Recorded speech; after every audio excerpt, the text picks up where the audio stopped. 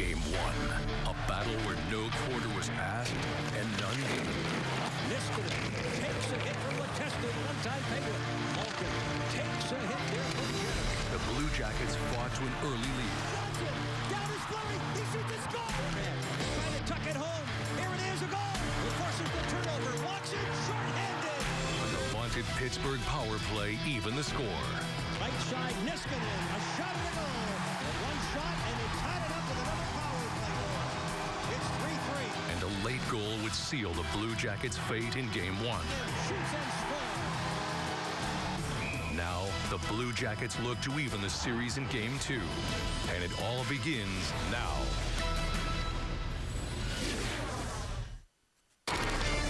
Welcome to Blue Jackets Live, Stanley Cup Playoff Edition, with your hosts, Brian Giesenslaw and Dan Kamal. Your first look at the Blue Jackets as they take the ice. Blue Jackets Live, presented by your Central Ohio Toyota dealers, begins now. Well, Game 1 has had sufficient time to sink in for the Jackets and Pens, but the wait is now over. Back on the ice at Consol Energy Center in Pittsburgh for Derek McKenzie and the Jackets for game number 2.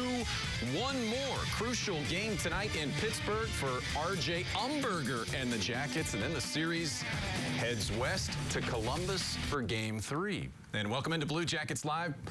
Brian Giesenslaw, Dan Kamal on hand for the Stanley Cup Playoff edition of the show. And you know, Dan, so many times an entire series turns on Game 2. And if the Jackets can earn that split in Pittsburgh, you know, the entire focus shifts and changes for Nationwide Arena for Game 3. Well, they'd make history, number one, winning the first ever postseason game for the franchise. But they played well enough, I think, in Game 1 to set the tone, set the foundation for a Game 2 win. We will see. We'll see. Getting closer and closer. Stick with us until the puck drops in Pittsburgh. Here's a look at what's on tap for the show tonight.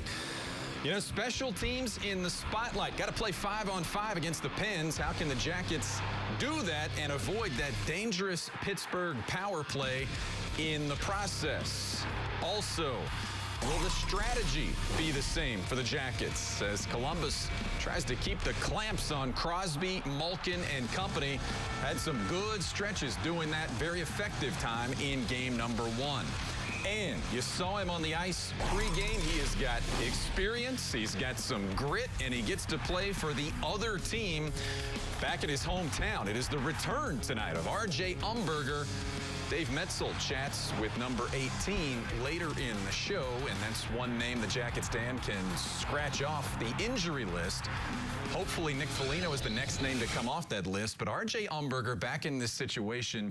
You love what he brings on the power play. You love what he brings in terms of net presence, and again, playing in front of his hometown. Big body, and he's got playoff experience, and he can score goals. So, you know, that's a pretty good addition to the lineup in R.J. Umberger. 19 points in 26 games. Let's bring in Dave Metzold. He's at the Consol Energy Center. And Dave, that first game, I thought very solid effort. Kind of got away in the third period, though. It wasn't quite Blue Jackets hockey, was it? Did they learn the lesson? Well, we'll find out tonight whether they learned it or not. I thought for the first 2 periods, the Blue Jackets looked pretty good and were really playing, as you call it, Blue Jackets hockey. It did get away from them, though, a little bit in the third. Puck possession was a big item there. But let's talk about that stretch early in the second period where the Blue Jackets, on this goal by Derek McKenzie, took control of the game at 3-1. The shorthander here by Derek McKenzie, and things look really good at this point for the Blue Jackets. But that power play continued for the Penguins, as you know. They scored on the redirected shot here, and then it's Matt Niskanen just 45 seconds later, making it a 3-2 game at that point, or a 3-3 game, I should say, at that point. So what did the Blue Jackets learn at that stage of the game? Well, they learned that penalties can be very costly, and they also learned that they have to keep their eye on the Penguins in every situation. Certainly James Wisniewski knows that. Here's what Todd Richards expects out of his Blue Jackets tonight. I think Pittsburgh's going to come out. I think they're going to be better tonight. I think they're going to be better. I think they're going to, I'm not saying the power play is going to be better. I think they're going to come out with a focus, and we have to be prepared to do the same thing. You got your feet wet, and there's some areas that we have to get better at that we talked about, systematic and just decisions. But as a group, we got to be better.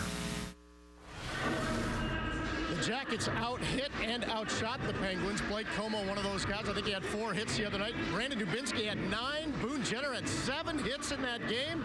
But those 3 penalties, yes, only 3 penalties, were costly. The Jackets know they need to tighten things up tonight.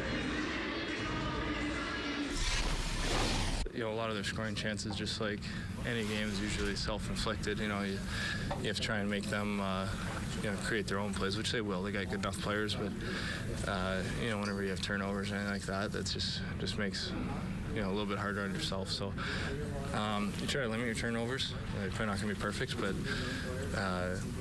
you know, overall though, I thought we played a pretty good game. Penalties to stay out of the box. Obviously, we know how dangerous they are. They got, you know, a lot of top end, you know, guys over there that are going to make you pay if you know, get undisciplined and get in the box. So, you know, do our best to try and, you know, stay out of the box the best we can, and again, just try and stick to our structure, stick to our game plan, and you know, the things that made us successful throughout the season. I think we had a few, you know, turnovers in the neutral zone that we can clean up.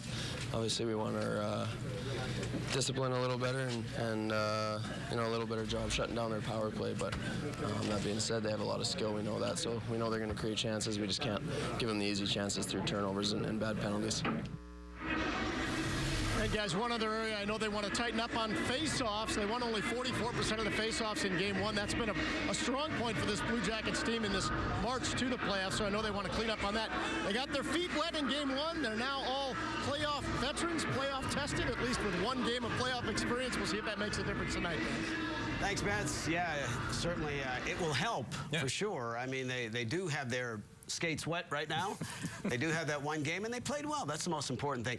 I don't think you're going to hold Pittsburgh to 0 power plays, though. No. But Game 2 has all of these intriguing angles for the Jackets and Pens. Stick around. When we come back, here comes the hit parade. Can the Jackets keep the pressure on Pittsburgh with that physical game they brought in Game 1? We shall see. Blue Jackets Live continues after this. People who know cars know Toyota's the most fuel efficient. And did you know Toyota Camry has better MPG than Honda Accord and more room than Nissan Altima? Now during Toyota's spring sales drive, get this 2014.5 Camry with 0% financing for 60 months, plus $1,000 bonus cash. Or lease this Camry for $199 a month with no cost maintenance included. For all Toyota offers, go to buyatoyota.com. Toyota, let's go places.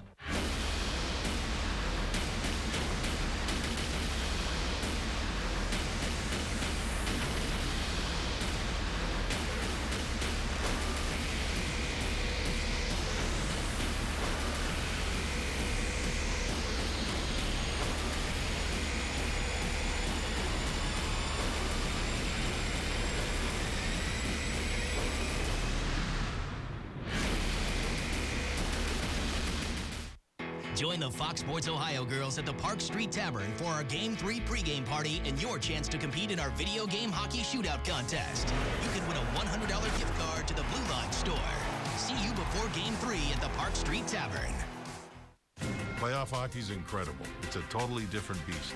The intensity, the atmosphere, the role the crowd plays, it's all at another level. You got to be a part of this. Every night means something in this league, and now we're in it.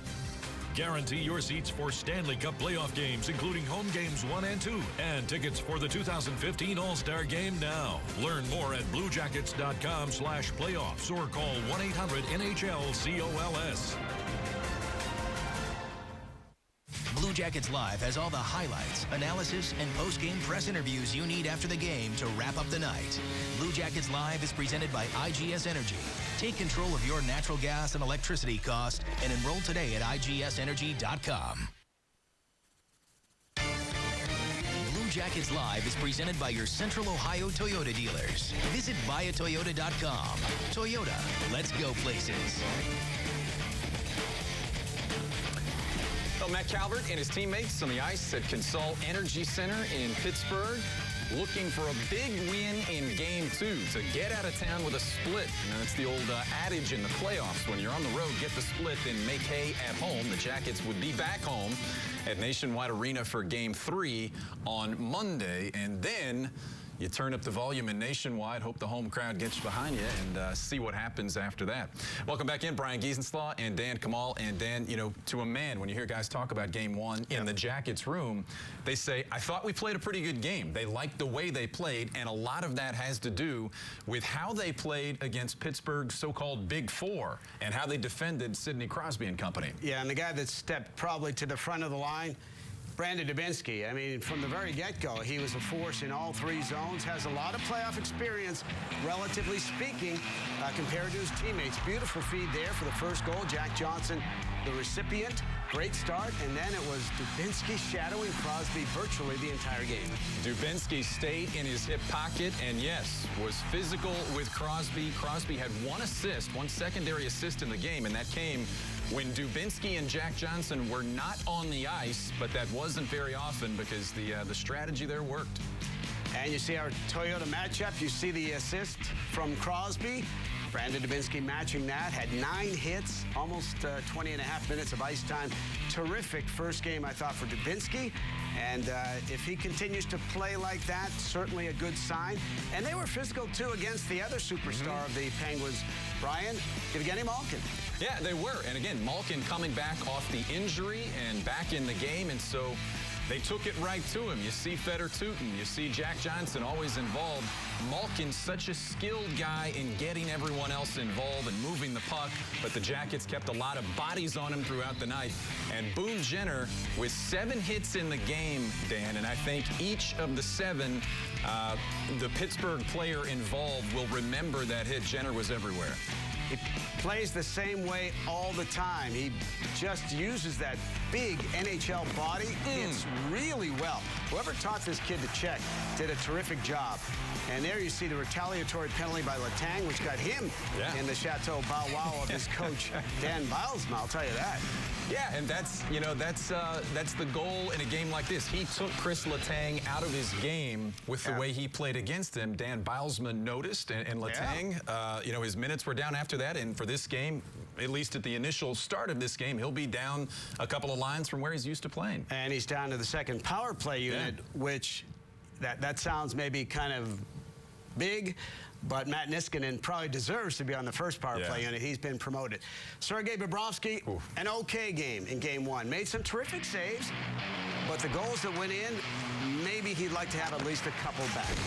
I think without question. And early on, as you pointed out, Dan, he did make some very good saves to keep this game tight, but one of the first or one of the last questions of Todd Richards' press conference after game one was, what about the Niskanen goal? And Bobrovsky, and he said, I've seen Bob make that save a lot, and I know he'll make a lot of those saves in the future. So Sergei Bobrovsky, no one knows more than he does that he has to be sharper tonight for the Jackets to come out on top. Yeah, Marc-Andre Fleury maybe a little more solid in game one, stopped 31 of 34, but Sergei Bobrovsky doesn't have a broad brush of playoff experience, so hopefully, you know, we talked about getting the feet or skates wet. Hopefully he has settled down now as well.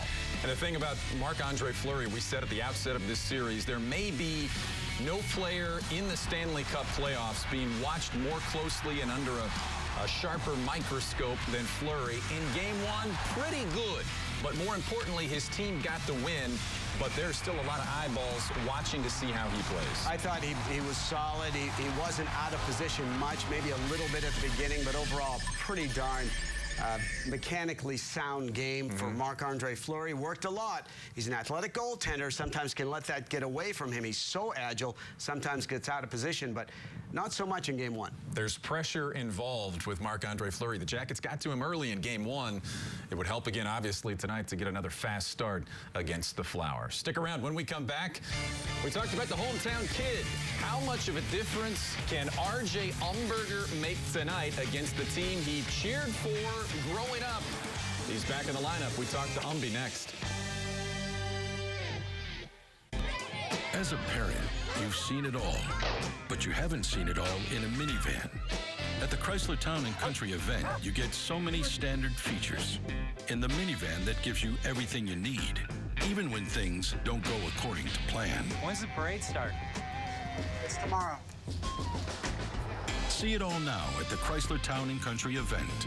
Get 0% financing for 60 months plus $2,000 total bonus cash on the 2014 Chrysler Town and Country Touring. I'm Ashley Collins. And I'm Steve Caminiti. Come join us and help our local sports fans win some beer money on Fox Sports Ohio. We're going around the tri-state area testing local sports fans on their favorite team. Answer our questions correctly and you walk away with some cash. But if you get them wrong, we're keeping this money. And beer plus cash equals beer money. Beer Money on Fox Sports Ohio is presented by Yingling. Credit problems? No problem. Why buy used when McCluskey Chevrolet can deliver you a brand new Chevy? Call our 24-hour approval center, 761-1111.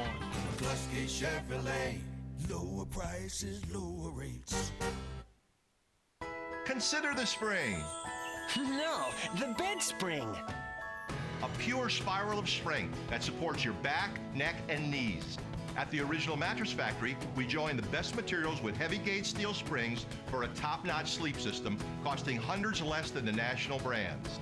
We add value to all we do, including the way we treat you, our customer. Consider the spring. Then consider the Original Mattress Factory. Genuine value from the inside out. Credit problems? No problem. Why buy used when McCluskey Chevrolet can deliver you a brand new Chevy? Call our 24-hour approval center, 761-1111. McCluskey Chevrolet. Lower prices, lower rates. Game over. Time now for Web Minutes, brought to you by FoxSportsOhio.com. Blake Como thinks his team needs to stay physical and clean up the penalty kill for playoff success. My partner Dan Kamal has that story. Also, Urban Meyer recorded a good luck message for the Blue Jackets. Check out the video from the Buckeyes head coach. And are the Cavaliers ready to make some major changes? It's a good question. Sam Amico takes a look at the team's potential offseason moves. All that and so much more on FoxSportsOhio.com. Beautiful arena, the Consol Energy Center. Some Blue Jackets fans hoping to celebrate tonight, perhaps the first win in postseason history for the franchise. Some Blue Jacket love for sure, downtown Pittsburgh. Yeah, you see it everywhere. And, you know, R.J. Umberger talked about seeing games in the old Igloo, pre-Consol Energy Center. He grew up a Penguins fan. Sure. His allegiances have since changed, obviously, but this makes for an interesting night for him. It sure does. He returns to the lineup and should be so motivated. He's healthy. He's a proven playoff performer, big body, can score goals. And if he's planted in front, taking the eyes away from Marc-Andre Fleury-Guise, he will be doing his job. I think it's a good way to view it tonight. You've got a player who's motivated not only coming off the injury, but also to be in this situation. And should the Jackets be fortunate enough to be on the power play, he's been key there all season. So, yeah, plant 18 in front of Fleury and look for good things. His playoff experience on this team is enormous given the youth up and down the lineup, but 14 playoff goals. Well, 19 points in 26 playoff games, that's very significant. Obviously, he doesn't wilt under the spotlight, and the Blue Jackets need guys that are hard to defend. He could be hard to defend and make it more difficult for the decor of the Penguins. Last time the Jackets were in 09, Umberger with 3 goals against the Wings. He's standing by now with Dave Metzel. Thanks, guys, with R.J. Umberger. And R.J., it's funny how things work out, that this is the game you come back in your hometown. You got to be looking forward to this one. I am. I'm excited. It was rough watching game one and from above and not being able to go out there and help your guys. But, you know, obviously there's a lot of focus on tonight's game. We need to come back with a win, and I'm anxious to be out there, part of it. No question about it. You scored the Blue Jackets' first ever playoff goal, so you've got a spot in playoff lore already with this team. I'm sure you'd like to add to it, especially here in Pittsburgh. Yeah, I'd like to be part of the first win, you know, obviously for the organization, but definitely for the series. And like I said, going back to Columbus with the 1-1 series would be a big thing for our team, our favor. You have rooted for the Penguins. You did when you were a kid. You don't anymore. Right. What are the emotions as you will take the ice tonight? What do you anticipate them to be? Well, you know, I'm sure it's going to be a lot. Excited, a little nervous, anxious, all those. You know, I know there's a lot of people here watching that I grew up with. You friends, family in the building, at home. Again, it's another playoff game. This is what we play for, and it's been a long time for me, a few years, and I'm really anxious to get out there and be a part of it. And you saw how close the game was in Game 1. When you're back in the lineup, what do you think you'll add? What do you think could possibly make the difference in this one? Well, I hope to bring a lot of energy and play down low, using the big size, and playing with Artie and Combs tonight. And it's a pretty big line, and hopefully we can get a lot of puck possession and get some traffic to the net and get some chances. I want to be in front of the net as much as possible. So if we have the puck, and I'll get there. RJ, good luck in this one tonight. Thank you. All right, that's RJ Umberger, guys. Nice to be back in his hometown. Would love to come away with a win in his hometown. Back to you guys. Mez, thanks very much. So this is what the return of Umberger does to the lines. You see he's on the third set with Anisimov and Como. That moves McKenzie with Letestu and Corey Trop. You see in the fourth line, the first two lines remaining intact from Game 1. And you see there Matt Calvert's senior picture from high school made it into our lines combos for tonight's show. But again, so you lose Jared Bull in his playoff experience, obviously, but you pick up an RJ Umberger and go from there. Yeah, and again, Umberger has the more significant experience. He's been a proven point producer in the playoffs.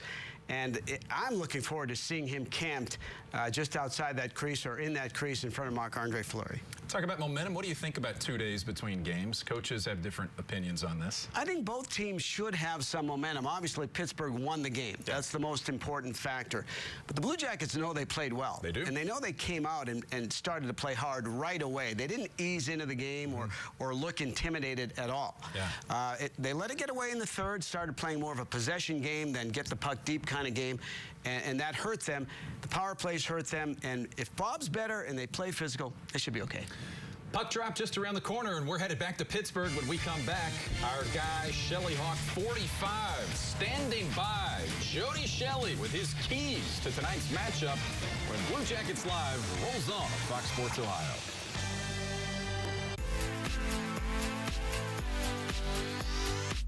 Conviction, creativity, courage. This is the Mazda way. It's why the IIHS named both the Mazda 3 and Mazda 6 a top safety pick plus.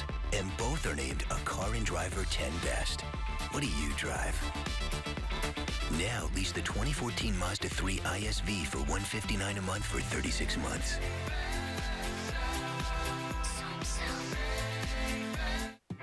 There's beauty in the sunrise of a brand new friend. Over Walking Hills. Every color, every memory brings you from Marblehead again. When I see your smile, I feel like I could fly. The world's so small. Ohio's too much fun for just one day. Say hi to your 3-day getaway at discoverohio.com. All the makings of dynamite.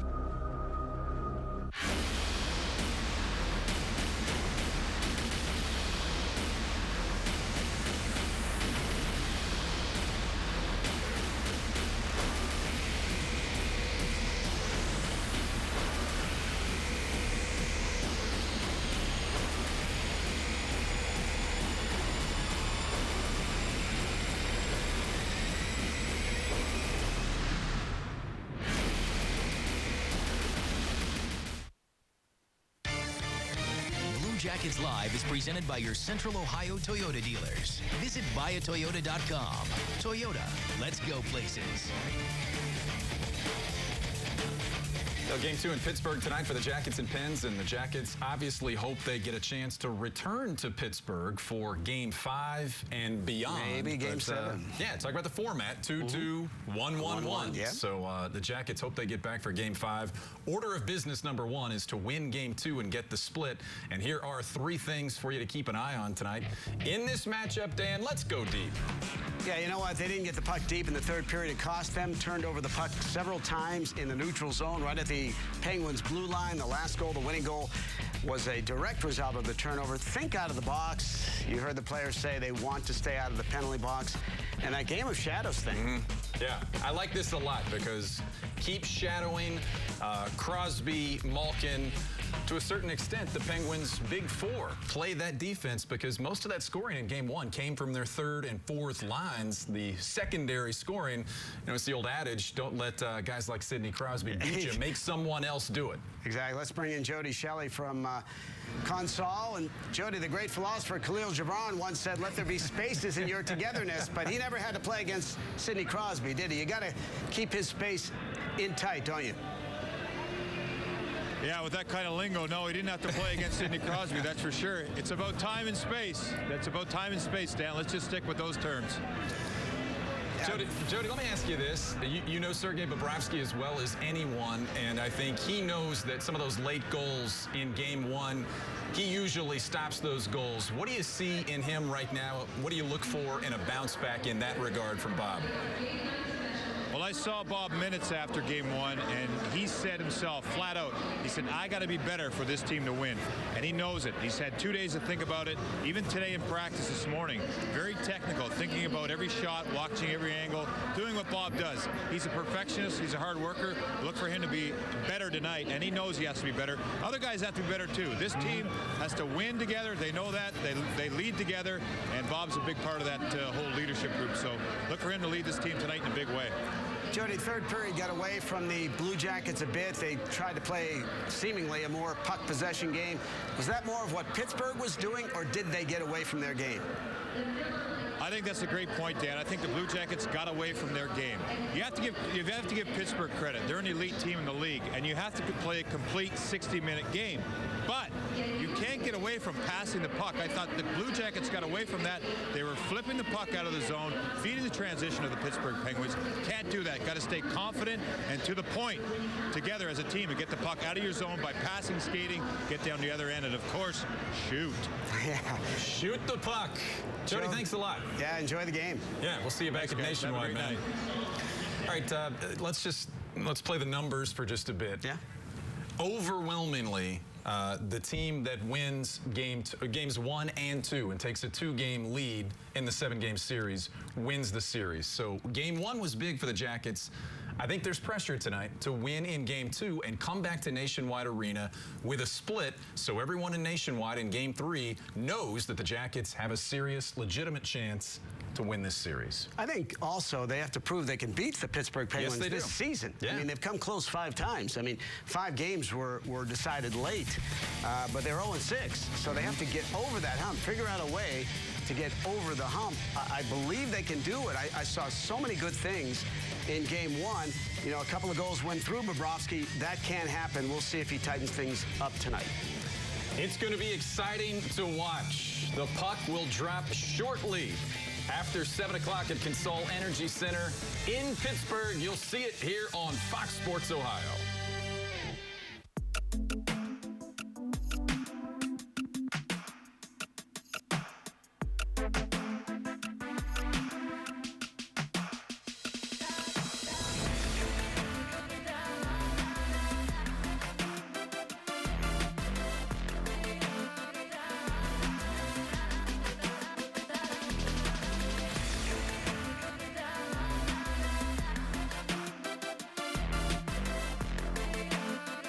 People who know cars know Toyota has the longest lasting vehicles.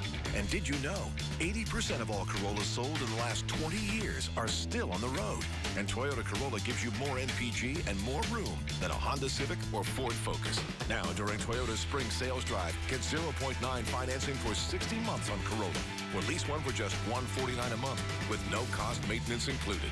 For all Toyota offers, go to buyatoyota.com. Toyota, let's go places. Make sure to tune in to Fox Sports Ohio when your Reds gear up for this next big game. Jay Bruce and the Reds are in the Windy City to show the Cubs how to hit the long ball out of the friendly confines of Wrigley Field. Reds, Cubs, immediately following Reds Live. Sunday at 1:30, only on Fox Sports Ohio. Brought to you by Miller Lite. It's not just a good time, it's Miller time. The U.S. president arrived today in London. Freeze it there. It's Bauer. Jack Bauer is a traitor and a psychopath. If an American president is assassinated on foreign soil, you're looking at a world war. There's no going home for me.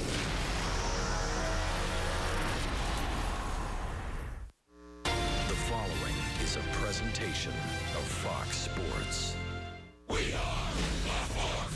We are Ohio. Game 1. Study all you want. Playoff game day is the true test. In front, Jeff Johnson. Down is Fleury. He shoots and scores. Jackets are on the board. And they get that all-important first goal here. The early questions were answered. Tang pressured. And it is McKenzie who forces the turnover. Walks it short-handed. He shoots and scores. High stick side. McKenzie all alone. The unassisted goal. It's 3-1 Columbus. For sure, a passing grade, but those in the other classroom have passed many examinations. They had the answers when it counted most. Lesson learned. Another playoff test tonight in Pittsburgh. Game 2, next.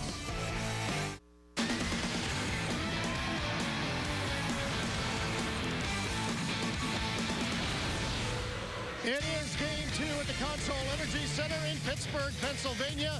The Blue Jackets against the Pittsburgh Penguins. Blue Jackets coach Todd Richards said after Game 1, they didn't come here to learn, they came here to win. Speaking of his Blue Jackets, so far the Pittsburgh Penguins have passed absolutely every test against the Blue Jackets this season. They've won every game. Will tonight be the night that the Blue Jackets go from pupil to teacher? We'll find out in just a couple of minutes. Right now, though, let's go to our professor, Jeff Rimmer. He's upstairs. He'll call this one for us. Jeff? Thank you, Dave, and good evening, everybody. Well, there's a big change in the Blue Jackets lineup tonight. The native of Pittsburgh, R.J. Umberger, has returned to his hometown, and he returns to the Blue Jackets lineup for the first time in 5 games. He missed the last 3 games of the regular season, and it was difficult to sit out Game 1. Again, the Pittsburgh native telling me this morning he hopes to bring, as he says, a lot of energy, puck pressure, and get in front of Marc-Andre Fleury and create traffic in front of that Pittsburgh net. He leads the Blue Jackets in power play goals over the course of the regular season with a total of 8. But right now, let's go downstairs and hear from Bill Davich, who's standing by with head coach Todd Richards. Bill. Well, thanks, Jeff. Well, Coach, one of the things in playoff cliches, they always say that the series doesn't begin until the home team loses. What's it going to take tonight to be able to get a victory here in Pittsburgh? Start is going to be important for us tonight. We're going to have to come out and play, be ready to play, manage the puck, make some good decisions, get everyone into the game, and then get into what we do best, is getting pucks behind their defensemen and forecheck. You draw in a player like R.J. Umberger tonight. What elements of his game are going to be beneficial for this team? Well, some fresh legs is one. Excitement to play the game because he's been out for a little bit, and his size and speed. We need his strength down low to control and handle the puck. And one thing he's done really well for us all year is go to the front of the net. You're able now to put 4 lines on the ice. McKenzie goes down with Letestu, and you'll have Trop on that right side. Get back to 4-line hockey again, which is really the element of the Blue Jackets? Well, it's you want to play that way, and it makes it a little bit difficult when you're here and they got the last change, and they got some pretty explosive stars over on that team. So we want to get everyone involved into the game. I think McKenzie and Trop and Letestu can provide some speed and some energy on that line, but we need all 12 forwards, all 6 defensemen going tonight. Good luck tonight. Thank you. You bet. Jeff, back to you. Thanks, Bill. Well, Jody Shelley again joins us tonight from Ice Level. And Jody, as you join me here right now, a lot has been said since the conclusion of Game 1 about the shadowing by Dubinsky on Sidney Crosby. Is that magnified, the fact that we're in the playoffs now? I think it is, and if you ask Sidney Crosby, he says it is. He said he's shadowed all the time. But I think if you talk to the Blue Jackets and the Blue Jackets fans, they're pretty proud of the job Dubinsky did here. Here he is putting Crosby down, getting a little cross-check here, making sure he's really taking away time and space, Jeff. This is in front of Bobrovsky. Get out of that blue paint, Sidney. And here's just a little reminder that Dubinsky's going to be there all night. Sidney, I'm sure, didn't appreciate that, but that's part of the playoffs. When you have that matchup, when you have key players, the best player in the world, a guy like Brandon embraces that role. He did a good job in Game 1. Pick it up in Game 2. Were you surprised that Dan Bilesma said that he really wasn't concerned so much about Dubinsky, more concerned about Jack Johnson? Well, here's what. There's gamesmanship in the playoffs. We hear what the coaches say. What they say behind closed doors is going to be a lot different. But, yeah, he's going to say that. Of course he's going to say that. I don't think Sidney Crosby likes the matchups.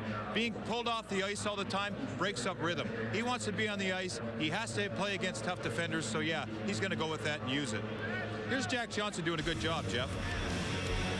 He came out in game one, and he blocked 6 shots. That's the first one he blocked for the whole game. Here he is putting players down, using that big body in front of the net, protecting the ice. And, oh, yeah, how about a goal from Jack Johnson? We spoke with Sidney today, and he said, yeah, Jack Johnson's not only a big, strong guy, but he's the guy that put the puck in the net, and we saw that in game one for sure.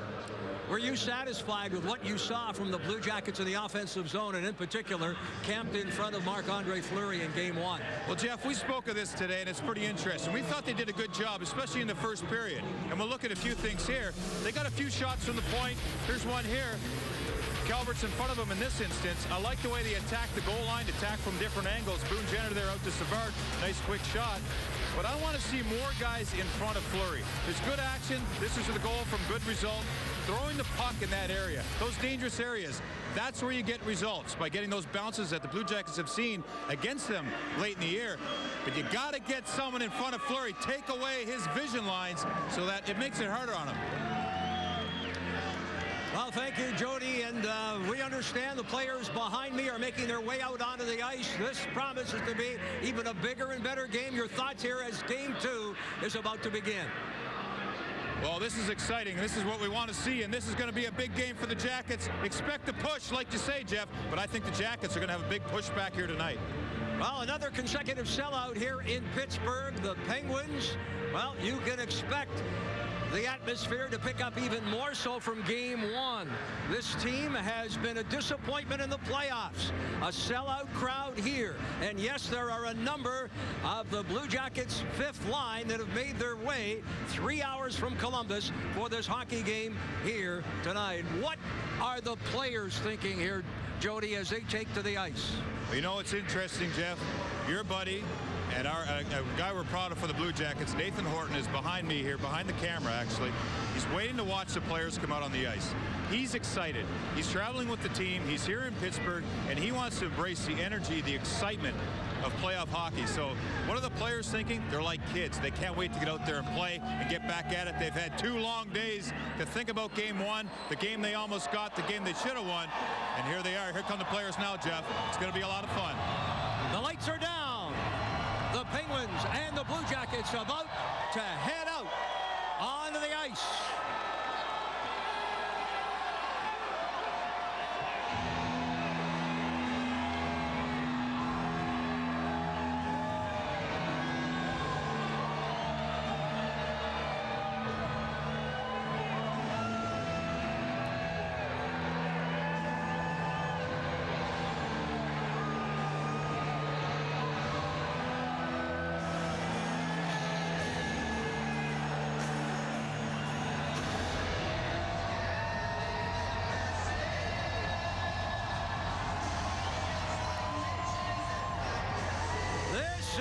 The Stanley Cup playoffs.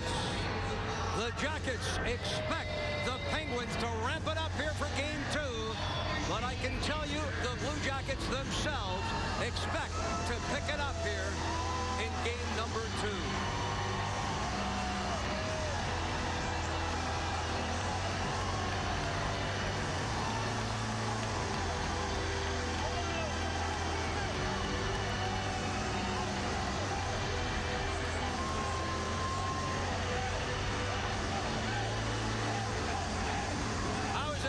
Level, Jody.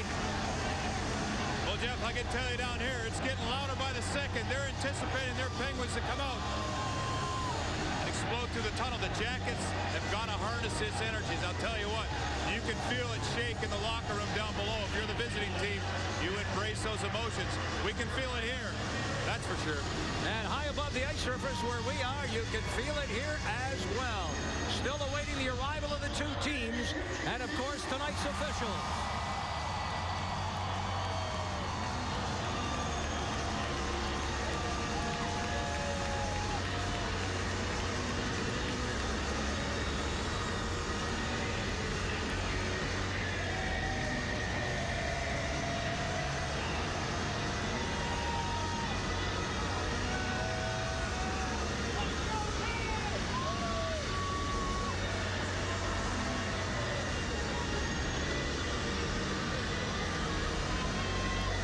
come the officials, led by the veteran referee Dave Jackson, who did not qualify for the postseason a year ago, but he's out there this season and happy to be involved in Game 2 of the Stanley Cup Eastern Conference quarterfinal series.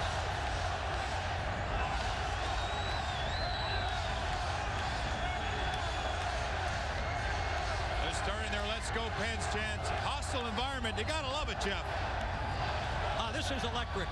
There's Dan Bilesma making his way out onto the bench. The teams again late arriving.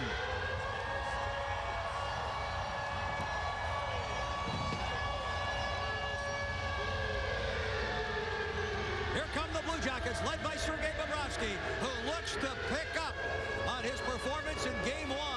He said it matter-of-factly, I can be a lot better, and he will be.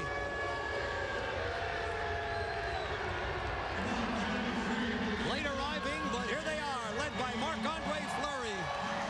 The Penguins make their way out onto the ice.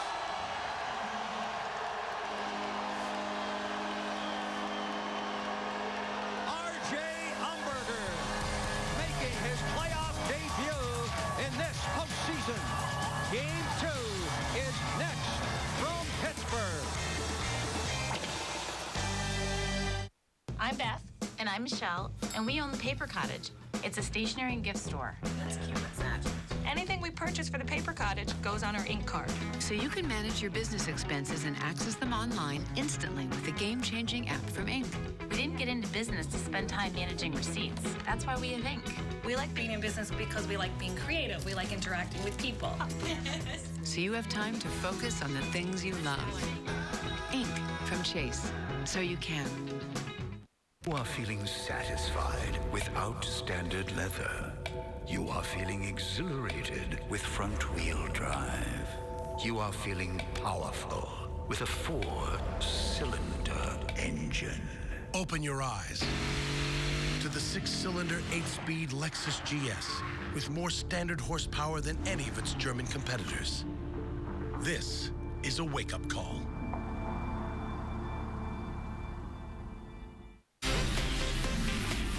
Get all your highlights, interviews, and analysis right here after every game. On Blue Jackets Live, presented by IGS Energy.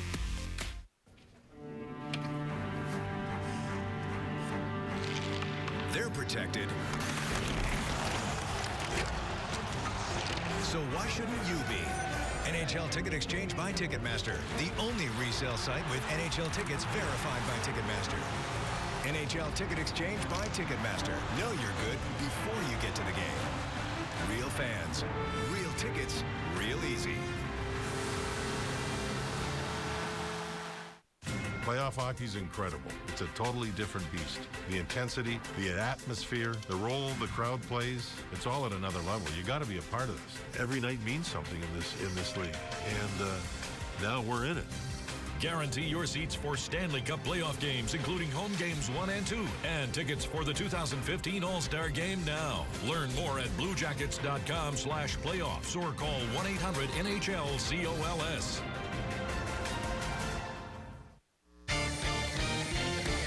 Columbus Blue Jackets hockey on Fox Sports Ohio, brought to you by IGS Energy. Take control of your natural gas and electricity costs and enroll today at IGSenergy.com. By Nationwide. Nationwide is on your side. Find a local agent on nationwide.com. Brought to you by your Central Ohio Toyota dealers. Visit buyatoyota.com. Toyota, let's go places. And by Huntington. At Huntington, you can bank like a real fan. Get your Blue Jackets debit card at bluejacketsbanking.com.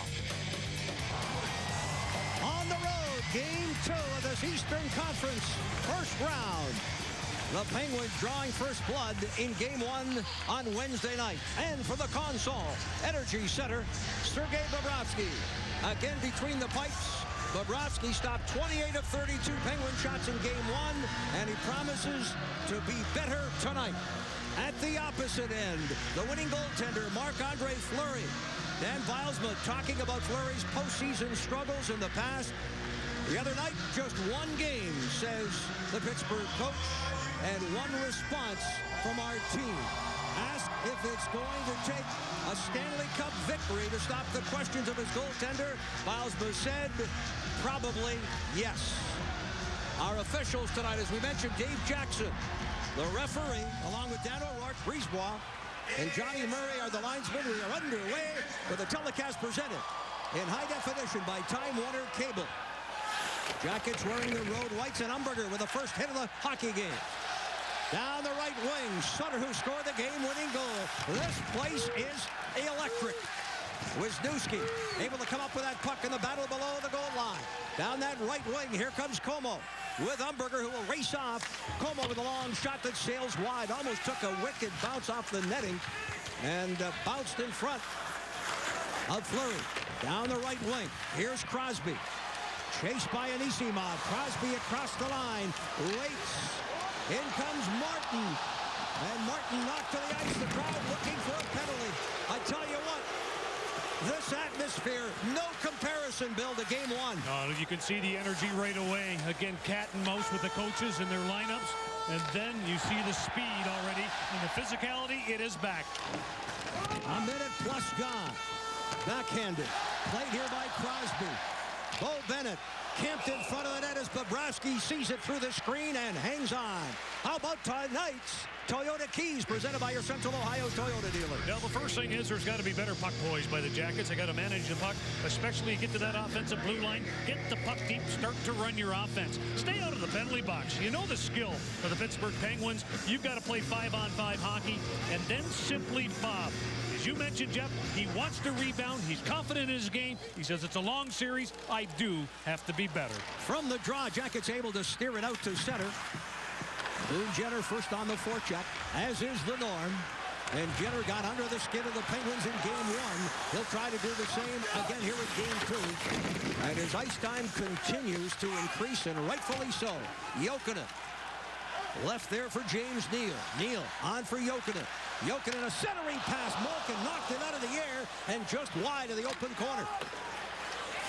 Good hand-eye coordination by the big centerman of the Penguins. Niskanen, who had a big game. That was about 3 feet in the air. He knocked that right in towards Sergei, who was ready for it.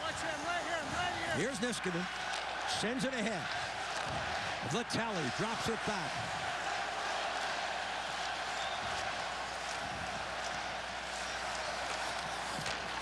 Lead pass, backhanded it by Stepniak. Moved by Savard. On that right wing, Stepniak knocks it into Heaton. A hit there by Vitale on Savard. Long shot, and it's deflected wide. Derek McKenzie, who scored the shorthanded goal in game number one. Offside the call, and we get a chance to take a look at the head coach of the Penguins, Dan Bylsma. Well, he talked the other night after the game about the game itself, and he said, you know what, that was a team win.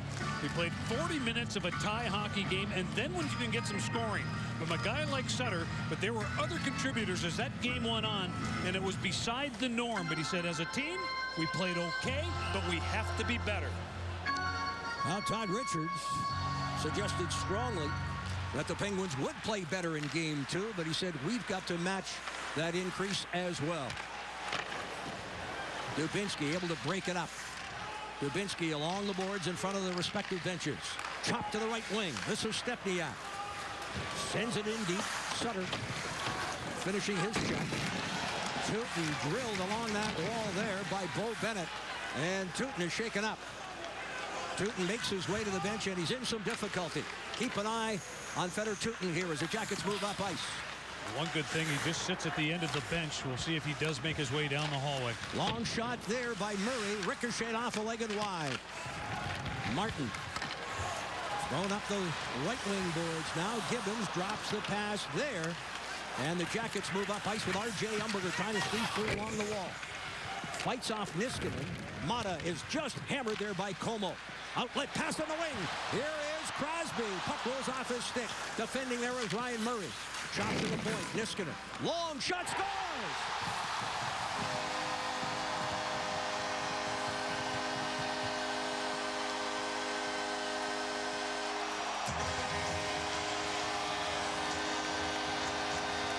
Well, when you're hot, you're hot. And that's Niskanen right now with with his game, and you watch this shot being taken from that right point.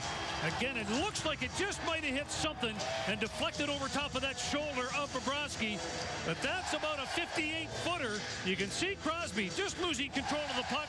He gets it high, tries to stretch out, and you can see Umberger. Like to be able to get a piece of that if you can, but it's that shot through traffic that ends up beating Bobrovsky, and this will be a better look at it right from your living room, and it might have hit somebody down in front of the net. Yeah, he fooled him with that shot, and Ryan Murray kind of came in his sight line there. Just a quick play by Niskanen to throw it in on Bobrovsky.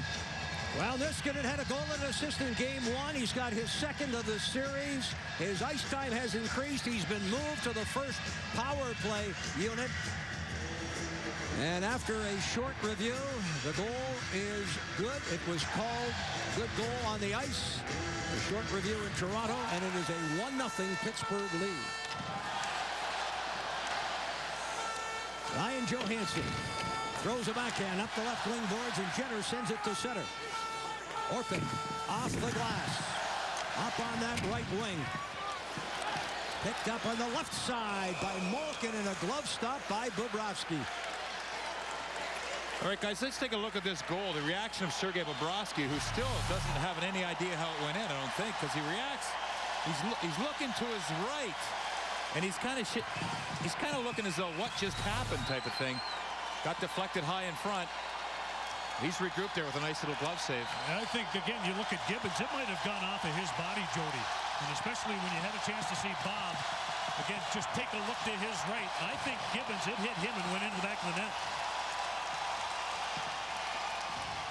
They've yet to announce the goal officially. And from the draw, thrown to the point. Vitale finishing a check along the wall on Teuton again. Teuton did not miss his shift after being shaken up. Back on the ice in front. Kick save. Rebound. And the Jackets are able to steer it to the corner. Letestu holds off his man. The net has been dislodged. And we're going to get a penalty here. I believe it's going to go to the Penguins here for interference. So you take a look down in front of the net, and you can see that shot being taken. Again, Teuton gets himself into a position. And then after the fact, there will be an interference call, and the Jackets will have an opportunity. Their first power play of the early period number one. Jackets went 1 for 4 in game one. Vitale for goaltending interference. Jackets have really turned it up in the power play department. They're 14 for the last 40. They have scored power play goals in 10 of the last 12 games, including game one of the Stanley Cup playoff series. Well, this is interesting down here, Jeff. The linesman put the net on, and Sergei whispered something in his ear. The linesman then knocked the net off. He just got some snow collected. And you can see him here. There was something in the net or something next to that insertion hole where that peg goes in to hold the net in place. Sergei wasn't happy about it. He mentioned it to the linesman, and the linesman immediately is taking care of it. Let's take a look at that last play. And again, you'll see Teuton down. Puck goes through. Bobrovsky's able to make the save. And then right here. Well, right behind the play, and you can see again the interference down in the crease areas. Joe Vitale just trying to get to the puck. Thought he had an opportunity to get behind Bobrovsky, but that was not the case. Incidentally, Gibbons does in fact get the goal. The assist to Niskanen and Crosby. Time to go, 3 minutes and 30 seconds. 3:30, the time of the goal. The Jackets are on the power play here now, looking for the equalizer. Artem Anisimov reaching for it. A hit below the goal line there by Dubinsky, short-handed. Here comes Vitale, scores!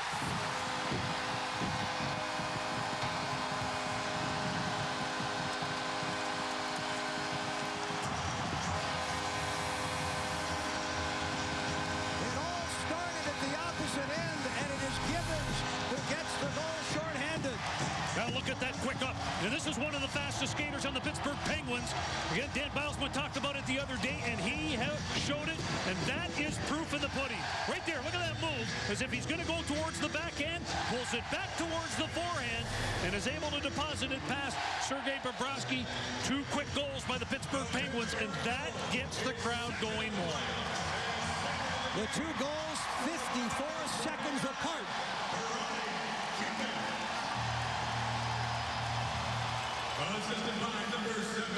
Gibbons with his 2nd goal of the hockey game. And number 44, and his 2nd of this playoff series. Martin and Orpik draw the assists. Gibbons, his 2nd of the playoffs. Now, I'll tell you what, Gibbons has had an opportunity to move up on that line, playing with Kunitz and Crosby. And I chatted with him the last couple of days, and the excitement is there. And the one thing that Sidney Crosby likes, he loves a winger with speed, and that's exactly what Gibbons brings to this lineup. The Jackets are under siege here, guys. They got to get on this power play, get in and get some good things going, some positive things, passing, shooting, get the puck, get some confidence in here right now. Puck moved quickly by Savard. Johansson, Savard lets one fly off the goalpost, right off the pipe.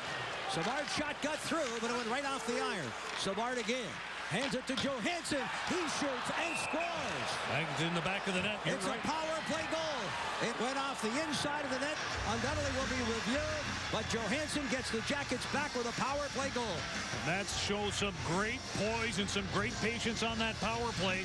Once they ripped it off the post, and then when Johansson gets it, you'll get an opportunity to look at the traffic down in the front of the net, and you'll see it go inside the net, right back out again, and he put everything on it from the tops of the circles to make this a 2-1 game. A power play goal by the Jackets. How about this, guys? The building is taking this team over. Who do you throw on the ice? Johansson, Savard, Jenner, Murray, and oh yeah, the calm president Letestu. They get out there, settle down the power play, get a goal. What a great shift by a young core of future Blue Jackets. It's going to be a bright future for these guys in this building. Great job getting that done. Johansson with his first of the playoffs. We've had 3 goals scored here in less than 2 minutes. Good job. Good poise by that guy right there, guys. Ryan Johansson.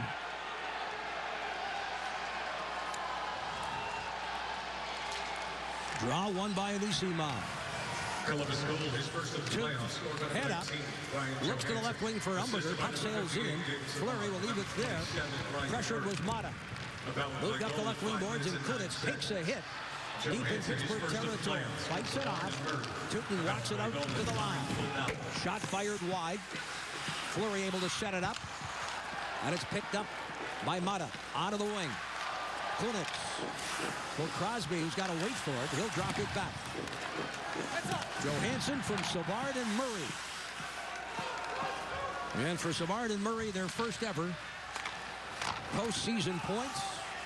We can say the same for the first goal in Stanley Cup playoff action for the Jackets' leading goal scorer and point getter, Ryan Johansson. Atkinson on the right wing. Martin, defender. Tossed by Stepniak behind the net. Stepping up there is Nikitin as Jokinen sends it to center. Savard. Far side of the ice. Chipped ahead and out. This is where the forecheck of the Jackets has to be better. Once that puck gets in deep, that first guy's got to get in. Then they've got to maintain a little offensive zone presence and be able to cycle and then take it to the net. Jokinen takes that pass on the right wing. Away goes Malkin, through and across the line. Malkin deals it on the wing. Orpik jumping up, kick, saving a dandy.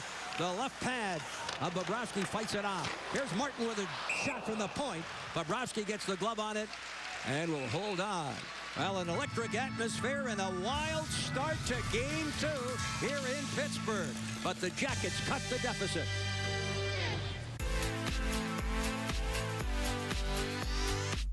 Conviction, creativity, courage. This is the Mazda way. It's why the IIHS named both the Mazda 3 and Mazda 6 a top safety pick plus. And both are named a Car and Driver 10 Best. What do you drive? Now lease the 2014 Mazda 3 ISV for $159 a month for 36 months.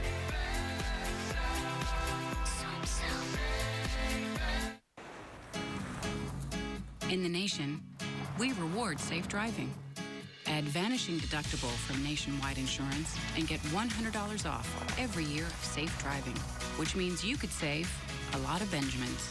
We put members first because we don't have shareholders. Join the nation. Nationwide is on your side. Nationwide Insurance is proud to be the official insurance provider of your Columbus Blue Jackets. Contact a local agent or visit nationwide.com. Better budgeting. One of the top resolutions for people at the beginning of each year. Here's one way to budget better with your electricity bill. AEP Energy saves customers money on electricity supply with real savings real fast. All you need is a phone or a computer and 5 minutes. Or you can look for this in the mail. What's the catch? Well, nothing. It's that simple. And it's all from a name you know and trust. AEP Energy, America's energy partner. The Penguins lead 2-1 here in Pittsburgh. 13:26 left in the first period. And in the first 6 minutes and 34 seconds, guys, a lot has gone on. Let's take a look here. Penguins come out quick here, Jeff. And Niskanen with that light shot, it looked like, but it went off Gibbons in the back of the net. And here's Gibbons short-handed. Nice little explosive start from the Pittsburgh Penguins. But hey, put some young guys on there. Here's Ryan Johansson. He knew it was in. And how about this? A nice little celebration. The guys are excited. They're calm. I love that reaction by these guys. And those 3 goals were scored in 1:39 seconds. Right side, Jack Skilly. Picked up here by Johansson. Walks in and tried to pass it cross ice to Murray, who had joined the rush. And it was broken up by the Penguins. Johansson again stands at center. Fights off the hit there from Neal. Carried in. Martin joining the rush. This is Malkin. Puck rolls off his stick. Skilly down that right wing will backhand it ahead. Skilly finishing his check on Orpik. Here comes Jenner to follow it up. The shot is blocked. Malkin up on that left wing for Jokinen. Neal on the right side. The 3 Penguins deep in Jackets territory, but the puck turned over by Malkin. He's able to recover as it bounced right back to him. Malkin on the half wall. Jenner tried to get a stick on it. Cross ice pass, and here's Letang. Letang the shot through the crowd, turned aside by Bobrovsky. Away goes Jenner out of the zone. Kunitz back, but it's picked up there by Scuderi on to Letang for Crosby.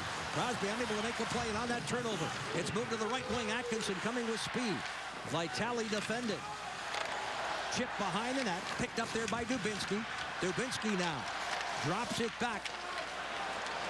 Crosby with Dubinsky and Johansson, the 2 guys that are primarily there to shut down number 87 of the Penguins, and they do a pretty good job right there. You know, he'll be wearing a shadow all night long. A nice job by Dubinsky to start this hockey game. He did a nice job in game 1, and Johansson and Dubinsky will see shared duties as the night continues. Right wing feed there for Bo Bennett. Bennett in deep. Taking defended. Jack Johnson taking a hit there from Stepniak. Loose puck. Picked up and quickly moved down to that right wing. Jackets. McKenzie coming with speed. Chips a backhand into the corner. Hustles after it. Mata will get there first. It's picked up here by Niskanen. Niskanen. Pass on that wing. Penguins move up ice. Mata has joined the rush. The young defenseman dishes there for Stepniak. Stepniak now throws it into the slot looking for Bennett. The pass behind him. Niskanen let one fly. Thrown back into the slot. The Jackets defend. And this is McKenzie. Stepping away. Had his pocket pick. Quick shot by Bennett over top of the net. Bo Bennett had a goal in game 1. Here's Niskanen again. And it's deflected wide. Stepniak tried to shovel it home and sent it off the side of the net. The pace terrific in this opening period. Much higher, I believe, than we saw at any point in game 1. No question about it. Right now, the Jackets got to find a way to suck that energy right back out of this building. David Savard right now without a stick. Yep. He broke his stick, and the Jackets were able to run it around the wall. It will not get there for icing, so Savard, and in fact, the entire Jackets hockey club switched up here as play continues. Right wing pass here for Adams. Sends it off into the corner. R.J. Umberger fights off a hit there from Tanner Glass. Puck played by Como. Into Pittsburgh territory. A 2-1 hockey game if you joined us late. The Penguins struck for 2 quick ones from Gibbons. The Jackets respond with a power play goal after a shorthanded tally by Pittsburgh. Approaching the midway point of this opening period. Up on that left wing. Backhanded head by Como and played by the Penguins. Oh, you can see right now, 10 minutes into period number 1, things are starting to settle down. The crowd, they're back down. They're sitting. They're watching. They wait for the next play. Malkin on the wing for Jokinen. Fires from a sharp angle. Glove and held by Bobrovsky. 9:47 left. Oh, yeah, the intensity is picked up, and the tempers are shorter. Looks like the Garcias got a new car. What'd they get? I don't know. Sure doesn't look like a Buick. Buick. I'm outside. Where are you? I'm right here. I'm in the Buick. I don't see a Buick. Take a fresh look at Buick. It just might surprise you. That's not a Buick. That's what I told him. Wow. This is nice. Oh, my. It's a great time to experience the new Buick, where you can lease this 2014 Verano for around $199 per month. Visit your Central Ohio. What do you think it would be like to teach? Chances are, you have no idea. Teachers today are breaking down obstacles, finding innovative ways to instill old lessons, proving that greatness can be found in everyday places, and that you don't need to be famous to be unforgettable. That's what it's like to teach. We're ringside, and Blake Maislin is ready to pummel another big insurance icon. You are right about that. This is not going to be easy for the caveman. The insurance company talks a good game, but if you have an accident, you need Blake Maislin in your corner to get the payout you deserve. Oh, there it is. Blake Maislin scores another knockout against Big Insurance. Blake Maislin is tough. The National Geographic Channel. A look at the respective coaches behind the Pittsburgh and Columbus bench. And now the Elk and Elk injury report. Well, in the playoffs, every play it is certainly critical and magnified. You look onto the Jacket side, Foligno, he is back skating and a possibility for Monday night. Nathan Horton around, as Jody Shelley mentioned. He is back and just joining his teammates. And there's one guy back after being out with a upper body injury. And some excitement and some emotion in number 18 already to start this game. Well, Umberger was beside himself having to sit out game number 1. He was up here in the broadcast area. We had a chance to talk to him.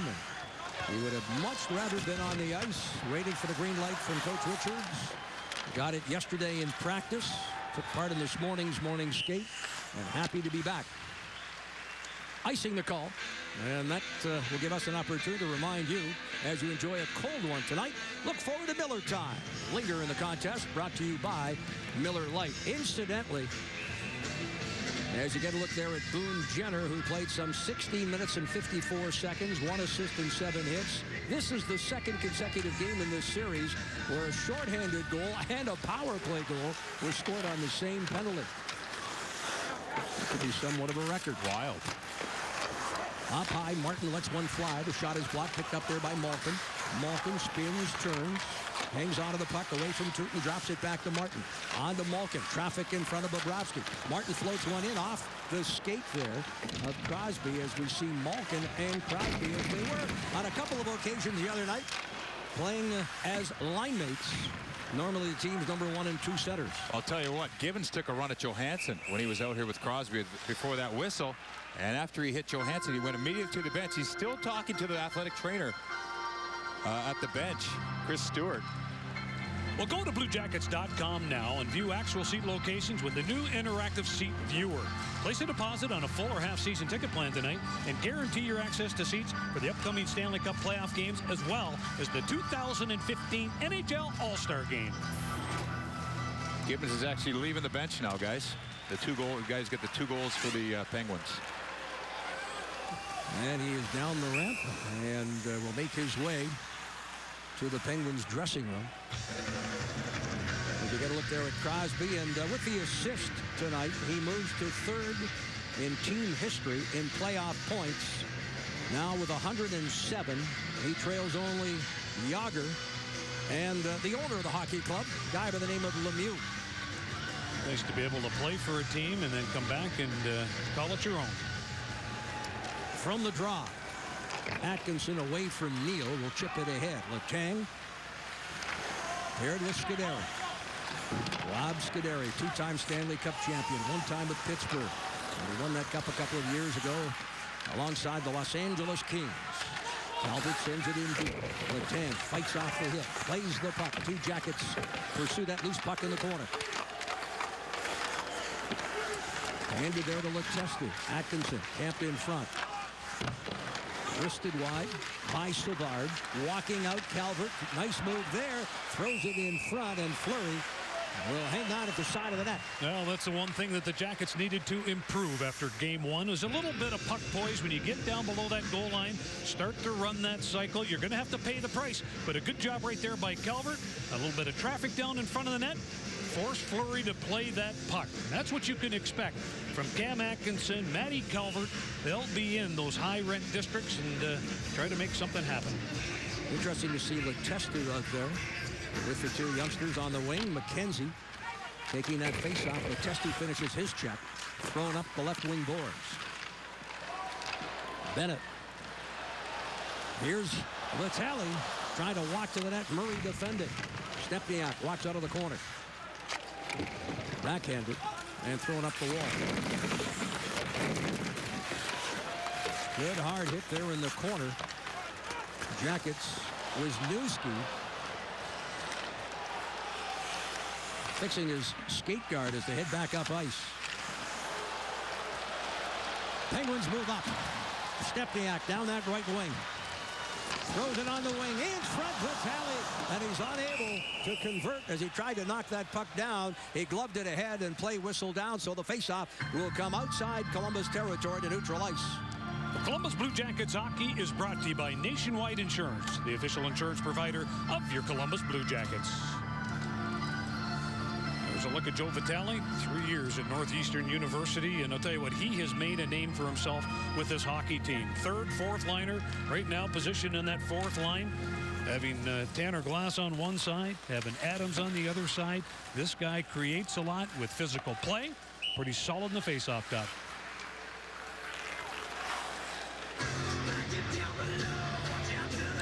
Now Derek McKenzie in on Blue Jacket history the other night. He became only the 8th player in the history of the National Hockey League to score that shorthanded goal in his first National Hockey League game. Chatting with him this morning, he really caught himself off guard. You know, when you play the game, and Jody, you can talk about this as well, sometimes you don't realize what you've just accomplished. And he said after the fact, he said, if I've got one, I know I can get more. But again, it's kind of surreal for a player like that. Oh, yeah, those moments like that. Delayed penalty upcoming here to the Blue Jackets. 6th skater on as Fleury makes his way to the bench. Umberger touches up. And the Pittsburgh Penguins will get a power play with a holding call. The first against the Jackets tonight. Well, watch what happens here. It's Dubinsky on Crosby early in the shift.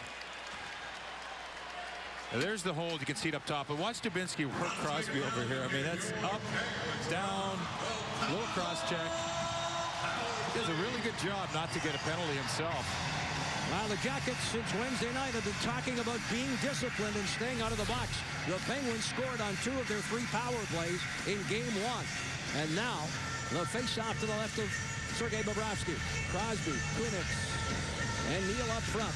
Malkin and Niskanen. The first power play unit for Pittsburgh. Niskanen has replaced Letang on the first unit blue line. They can run 3 or 4 different units. They'll use every one of their defensemen somehow, some way on that power play. Well, Letang in the doghouse for taking a couple of bad penalties. And, of course, he was victimized by that turnover we just spoke of. And a shorthanded goal scored by Derek McKenzie. Niskanen walking in, dropping it back. Kunitz to play. Kunitz on for Malkin. Niskanen tossing it back to Crosby up high. Lets one fly. That went off the leather of Bobrovsky, and the Jackets are able to clear. You know, you can see the rotation with the power play. You know, you'll have Malkin back on that point. They'll slide Malkin back, and then you'll see Crosby. He'll move up as well. Crosby, Neal moves, fires a shot. That's off the pad of Bobrovsky. Crosby picks it up in the corner. Up high here to Malkin. This power play, #1 in the National Hockey League in regular season play. Malkin, Crosby, cross ice. Jackets block it off the skate there of Matt Calvert. Picked up by Crosby again. Thrown to the point. Martin Malkin fans on that attempted one-timer. You don't see that very often. Moving in. This is Neal. Hangs onto the puck, showing patience on to Malkin. Crosby hangs on high. Malkin. The point for Crosby. Crosby, one-timer there by Letang, and he rifled it wide. Power play time down to 24 seconds. Malkin, they've been out there for the entire power play. Shot, pad save, Bobrovsky. Savard steers to the corner. Malkin gets it back. Handed here to Neal. Thrown in front of the backhand. Jackets are able to clear, and it's down to 10 seconds and counting. The Tooten penalty. And Fleury will leave it right there for Jokinen. Great job by that group. Dubinsky, Anisimov, Savard, Johnson. They were out there a while. But they stayed with it. They stay with it when they're tired. They break that play up and get it down the ice. Jackets kill it off. 3 shots on that power play. Penguins 0 for 1. Here a turnover. Skilly rips it wide. Gift wrap pass there. On that turnover, Skilly unable to hit the net. And that's one guy you want to have hit the net. Boy, it's got some weight on it. Force the goaltender to play it from 40 feet. Jokinen hustles in, finishing a check there on Wisniewski. Far side of the ice, that's Skillet. Backhands for Wisniewski in the corner. Fights off the hit there from Sutter. This is Orpik with a shot that's deflected off the mark. Scuderi steps up and in off the point.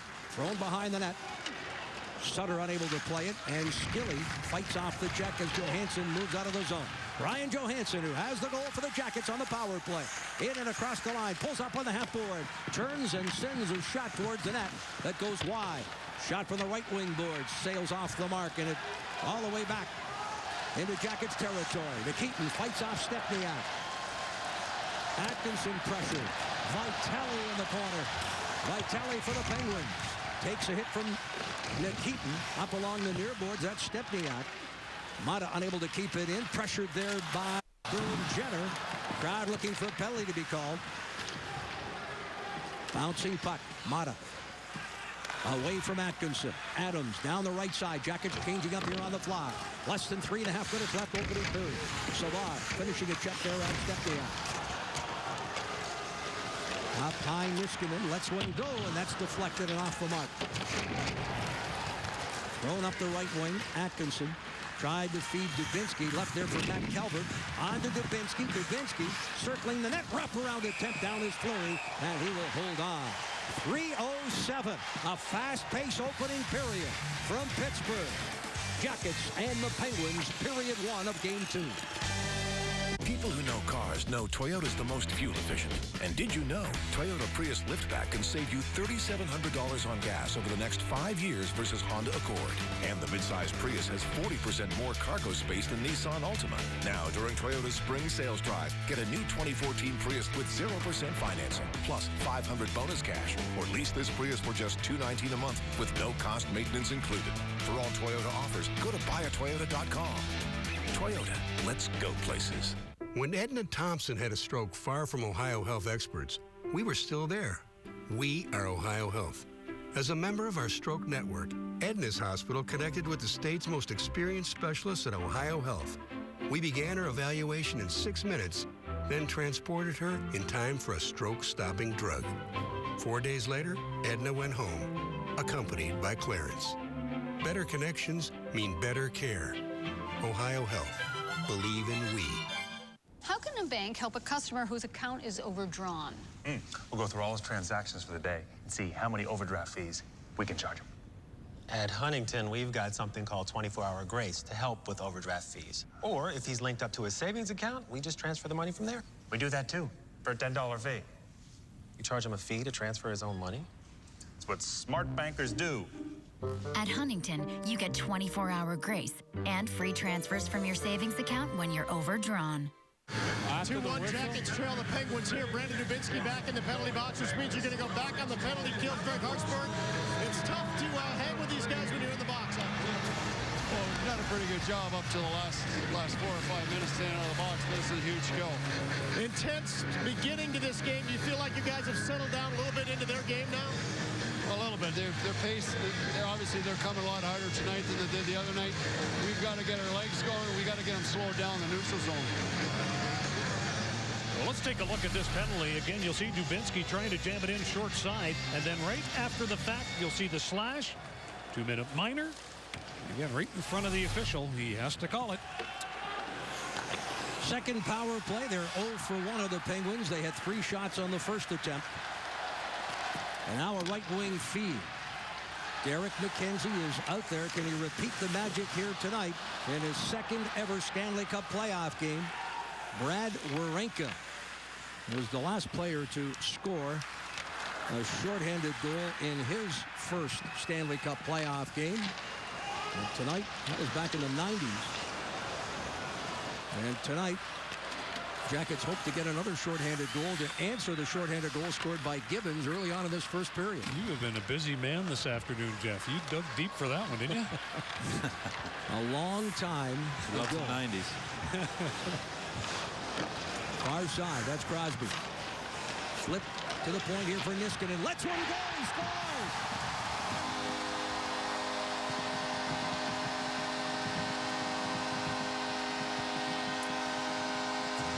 One constant that the Pittsburgh Penguins have on that power play, and that is that net front presence. And when that puck comes back to Matt Niskanen, who just has a howitzer, you'll see the eyes taken away from Bobrovsky, and from your angle right now, you'll be able to see it go high over top of that shoulder. That Niskanen had everything on it from that right point position to make this a 3-1 game. Niskanen's 4th point. And the face of Dubinsky certainly tells the story. Penguins 1 for 2. That was their 4th shot of their 2 manpower advantages. And the 4th point and 2nd goal for Niskanen in this playoff series. 1:50 left. Martin had it get away from him. Johansson attempting to play it briefly.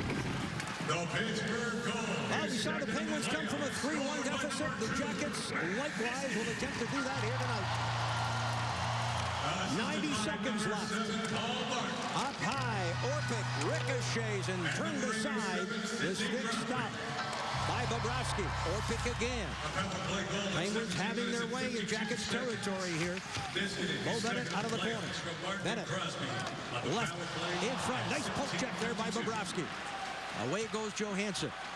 Ryan Johansson through the center. Gets away from Paul Martin. Long shot high and off the mark. Fedor-Tutin dropping it behind. Final minute of play. The Jackets have only had 3 shots on net, guys. They got to get more pucks at Fleury.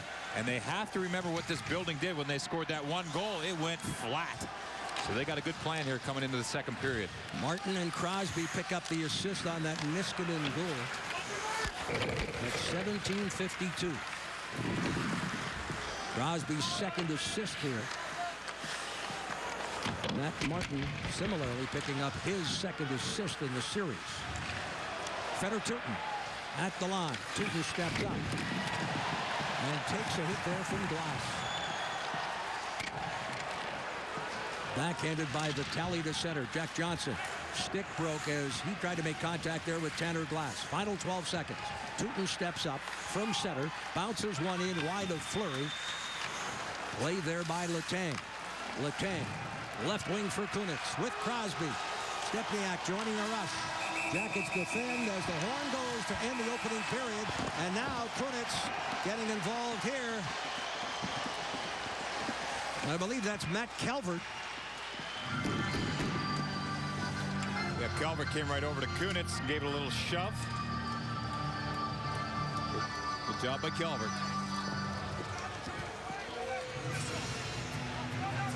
So, after 1 period of play, the Penguins outscore the Blue Jackets 3-1 while outshooting them 15-4. Enjoy the bittersweet chocolate coffee taste of Great Lakes Brewing Company's Edmund Fitzgerald Porter. It's time to trade in and trade up at Roush Honda. Late model Hondas are valuable, and if you got one, we want it. You may be able to get into a brand new Roush Honda for the same or even lower payment than your current vehicle. Trade in, trade up, and save money at Roush Honda. That's how we roll. You're injured in a car accident that wasn't your fault. Don't just hire anyone. Elk & Elk's strength comes from winning over $500 million, including the largest verdicts and settlements in many Ohio counties. Call 1-800-ELK-OHIO.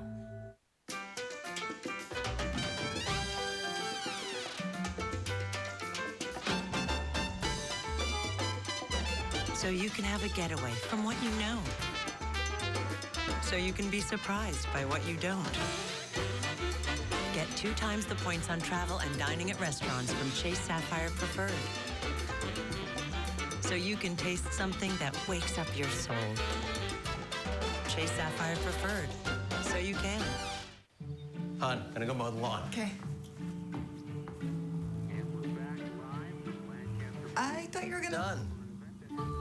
It's a phenomenon that's happening across America. Hey, buddy, I'm gonna mow the lawn, then we'll play catch, all right? Okay, I'll grab my glove. It must be the Toro time machines. The Get Trimmer Close Time Cutter Z with Smart Speed or the 30-inch wide Toro Time Master. Cut your mowing time by over 40%. Playoff hockey's incredible. It's a totally different beast. The intensity, the atmosphere, the role the crowd plays, it's all at another level. You got to be a part of this. Every night means something in this league, and now we're in it. Guarantee your seats for Stanley Cup playoff games, including home games 1 and 2, and tickets for the 2015 All-Star Game now. Learn more at bluejackets.com/playoffs or call 1-800-NHL-COLS. He grew up in a hard-working steel town on the Ohio River. It was here John Kasich's father carried the mail on his back 6 days a week. His grandfather worked in the coal mines. His mother was the daughter of immigrants. Here, John Kasich learned the value of a job, the dignity of work, and a passion for helping others. And when he stepped out on his own, those values went with him. Here, John Kasich earned a degree and graduated a proud Buckeye. Here, he led a team that balanced the federal budget and ignited an era of job growth. And here, he married Karen and became the father of twin girls. Today, as John Kasich leads Ohio to a new day of job creation, it's the values he learned here that guide him. Governor John Kasich. Channel.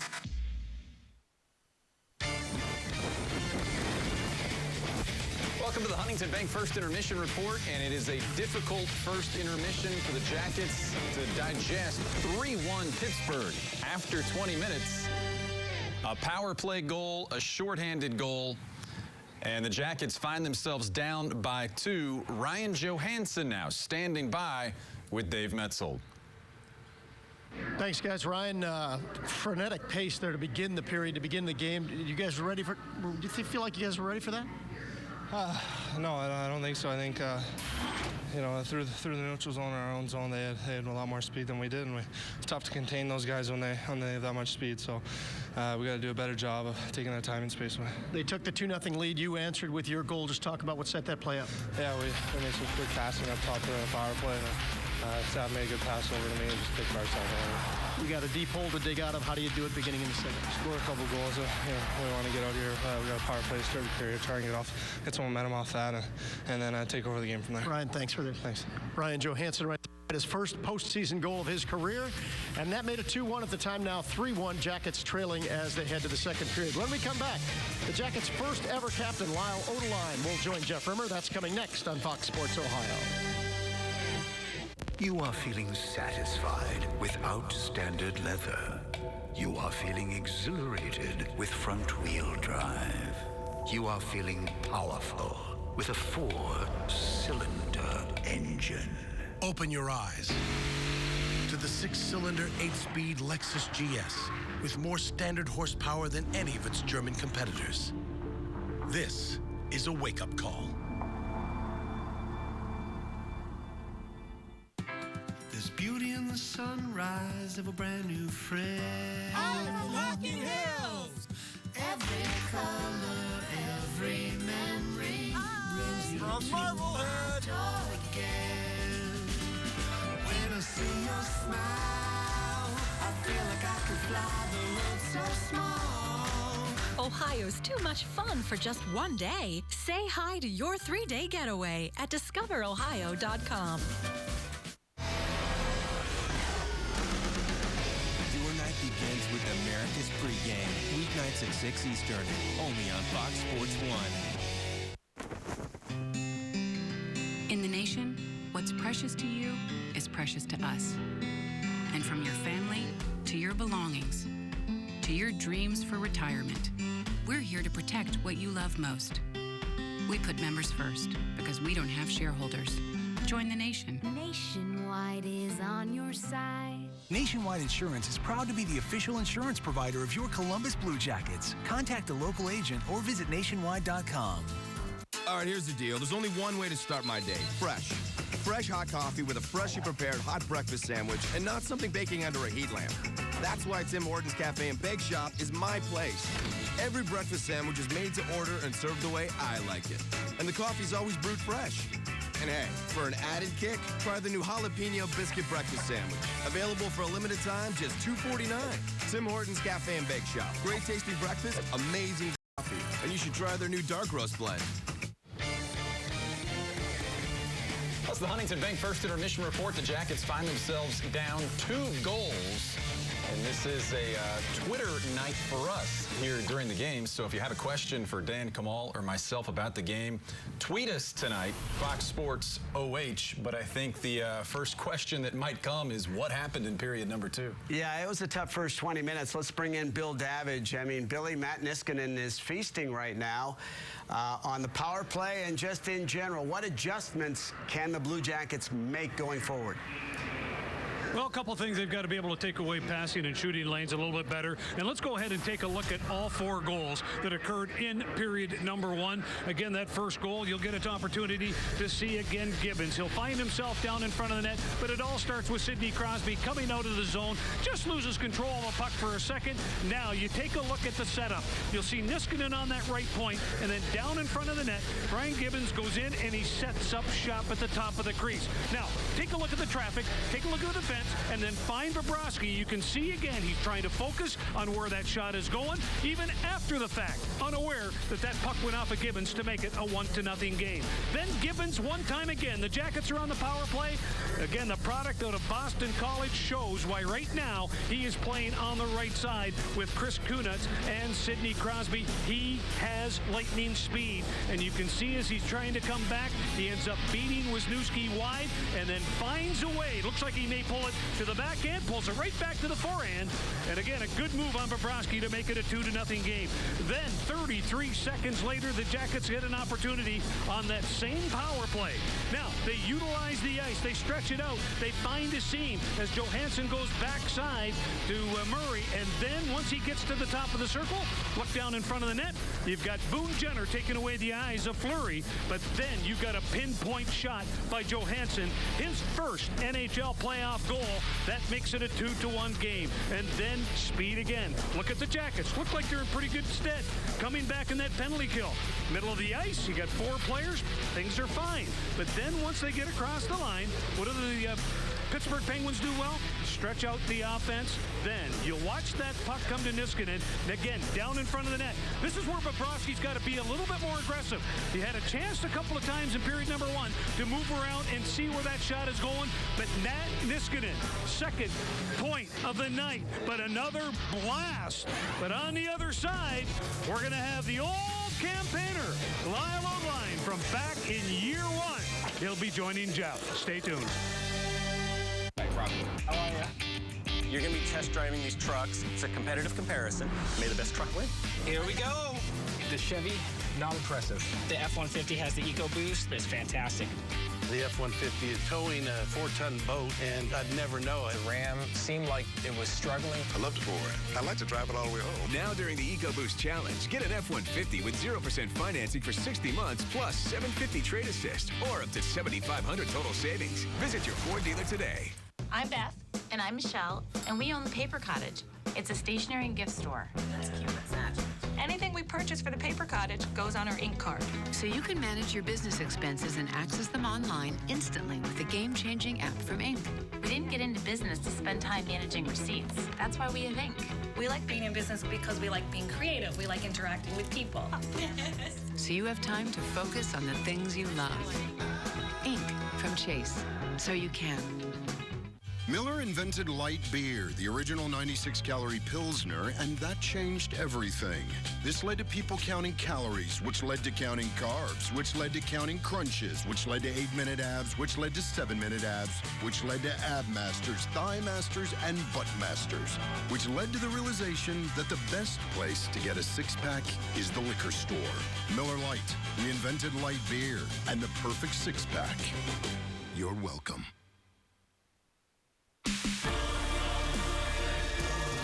Mark your calendar. It's time for the Harley-Davidson of Cincinnati Spring Open House and Bike Night, Saturday, April 26th from 11 a.m. to 9 p.m. Featuring the classic 70s rock music of Midnight Special. There will also be plenty of beer, food, fun, and of course bikes. Multiple vendors will be on site. You'll find great bike apparel, parts, and more. Plus, you'll receive Harley bucks on all your in-store purchases. We'll see you at the Harley-Davidson of Cincinnati Spring Open House and Bike Night, Saturday, April 26th on Tennessee Avenue, just off the Norwood Lateral. So who's going to do what? I'll pack the dead batteries. Great. I'll only put what I don't need into a duffel bag. Perfect. That's totally unhelpful. No problem. Meanwhile, I will try to comfort everyone by speaking in a calm voice. And who is going to handle supplies? I can forget to do a list for us. Thanks, pal. We couldn't be any less prepared. I'm proud of you guys. Talk to your kids about who to call, where to meet, what to pack. Visit ready.gov/kids for tips and information. Longer. Welcome back to the Huntington Bank First Intermission Report. Penguins leading here in Pittsburgh 3-1 after 20 minutes of play. Well, there is a look at the first ever captain in the history of the Columbus Blue Jackets, Lyle Odeline. And Lyle was actually scheduled for the previous segment, but he had to sign a bunch of autographs on his way through the crowd, so he was a little late on arriving. But better late than never. How are you, Lyle? Good. It's always nice to come to a hockey game, especially when the Blue Jackets are playing.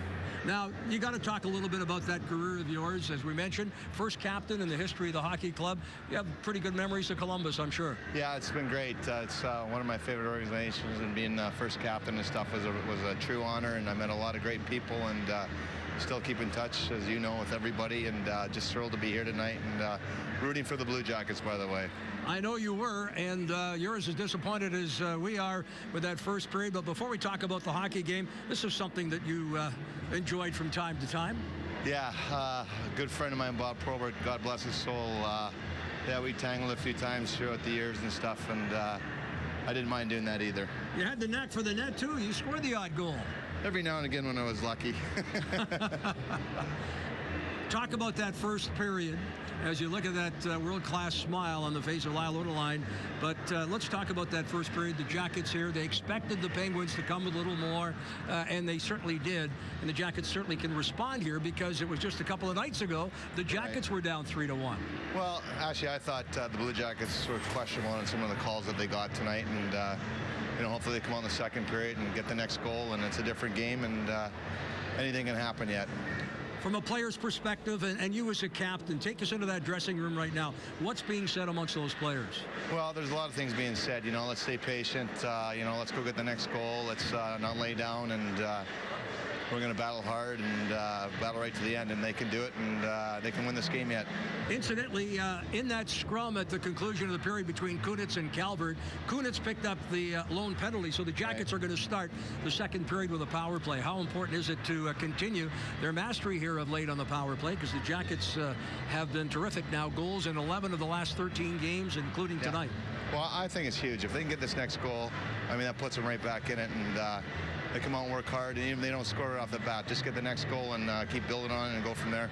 Lyle, great to see you, and I understand you're coming to Columbus for the next, Wednesday's game. Yeah, Wednesday, looking forward to it, bringing my wife and 2 kids, so gonna have some fun. It'll be nice seeing you guys again. All right, great to see you, Lyle. See you too, thank you. Lyle Odeline, first captain in the history of the Blue Jackets, and the second period begins with a Columbus power play. We're back after this.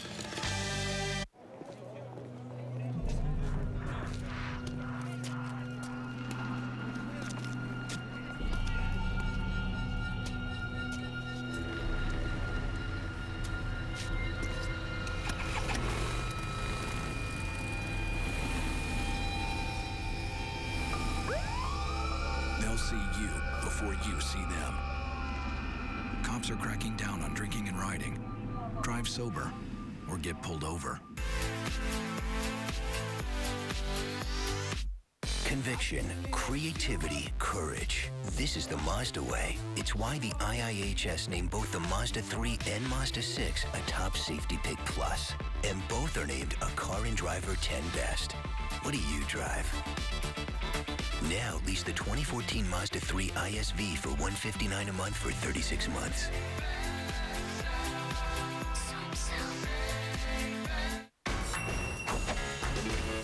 Just when I thought the blizzard couldn't get any better, DQ put the blizzard inside a waffle cone. This is mind-blowing. So when DQ asked me how I would tell the world, I said...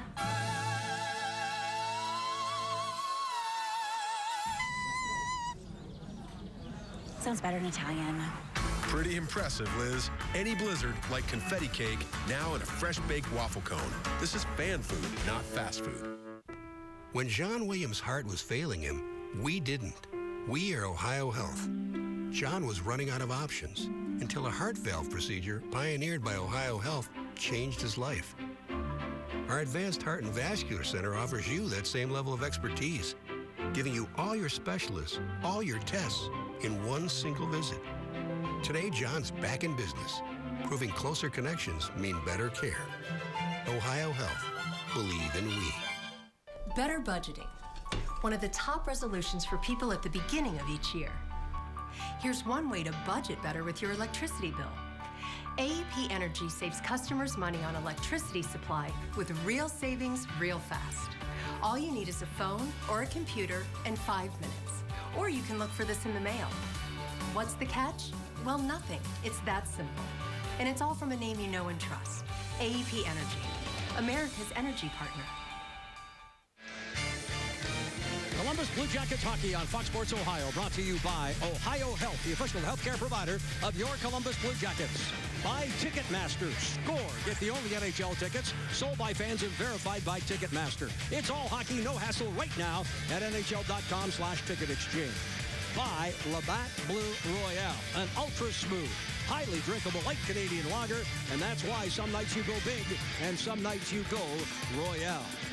And by your local Ford dealer. Ford. Go further. Jackets hope to do just that. Go further as they begin period number 2 with a power play. Set for second period play in Game 2 of the Stanley Cup playoffs. The Jackets 1 for 1.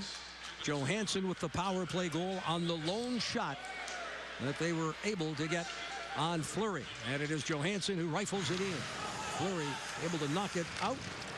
And as a result, a clearing pass on the right wing, shorthanded here for Sutter. Brandon Sutter off the glove there of Bobrovsky. Picked up by Johansson.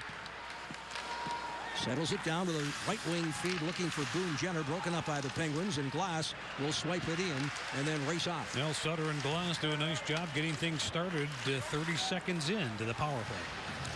Ryan Murray on there for Letestu. Murray follows it up, and Letestu fires it off the netting and up into the crowd. How about the IGS Energy performers? Well, when you look down the list, how about Brian Gibbons? 2 quick goals to start off. Again, that one shorthander. Ryan Johansson, power play goal. Boy, he left nothing but a stream to the net. He wants to continue that. And Matt Niskanen, another goal and assist to start the game. Atkinson throws it behind the net for Dubinsky. Up high, shot there by Jack Johnson. Redirected in front, and it went right off the post. Nice job by Anisimov to get a stick on that. Wisniewski on for Jack Johnson. Johnson with a goal and assist in game 1. Johnson on to Wisniewski. Or Johnson fires wide of the net. Dubinsky plays it back here for Wisniewski, and they'd like to let Wisniewski let one fly from the point. On to Dubinsky. Dubinsky, the goal line, and Anisimov spins, turns, a scramble in front. The puck in the paint now rolls out. Jackets can't get to it. Adams does for Pittsburgh, and he's able to rifle it on a backhand back into Jackets territory. Well, you hope for a little puck luck right there, Jody. Again, you've got all the bodies. The numbers are there. Love Anisimov taking that puck with direction, with attitude to the net towards Fleury. McKenzie drops it back. Johnson waits. He's been out there for the entire power play. Gets it ahead here. Matt Calvert. Final second. Down to 5 in the Kunitz penalty. R.J. Umberger, who led the Jackets during the regular season, 8 power play goals out there right now. A scramble in front again. Down is Fleury. Out steps Kunitz.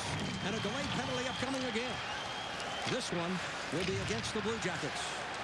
Fleury hustles out of the net. Jackets able to touch that puck.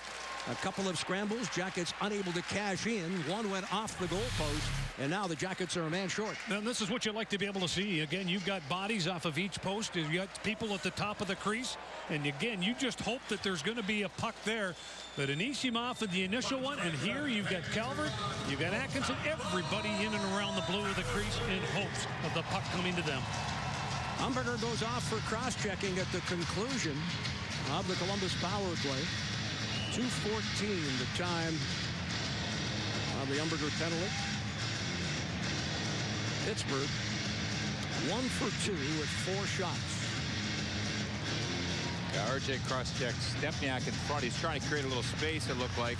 Stempniak went down in the heat. RJ Umberger, 2 minutes for cross-check. Jackets able to clear the length of the ice. Fleury will come back and tee it up. Umberger for Columbus for cross-check.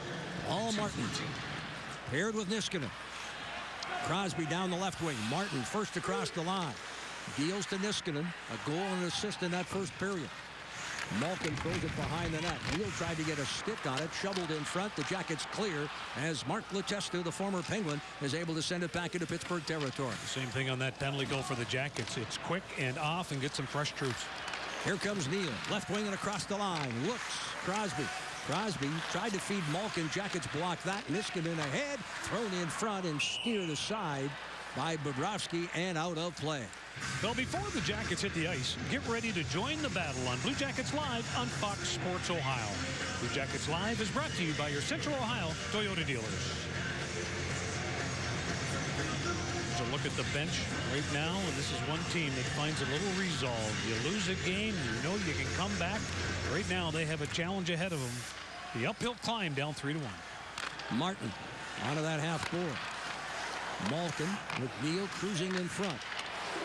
Niskanen unable to play it. That pass comes back, but intercepting there is Anisimov. Anisimov for Wisniewski, who's joined the rush. Shoveled ahead, and Dubinsky fires a shot that Fleury was able to turn aside.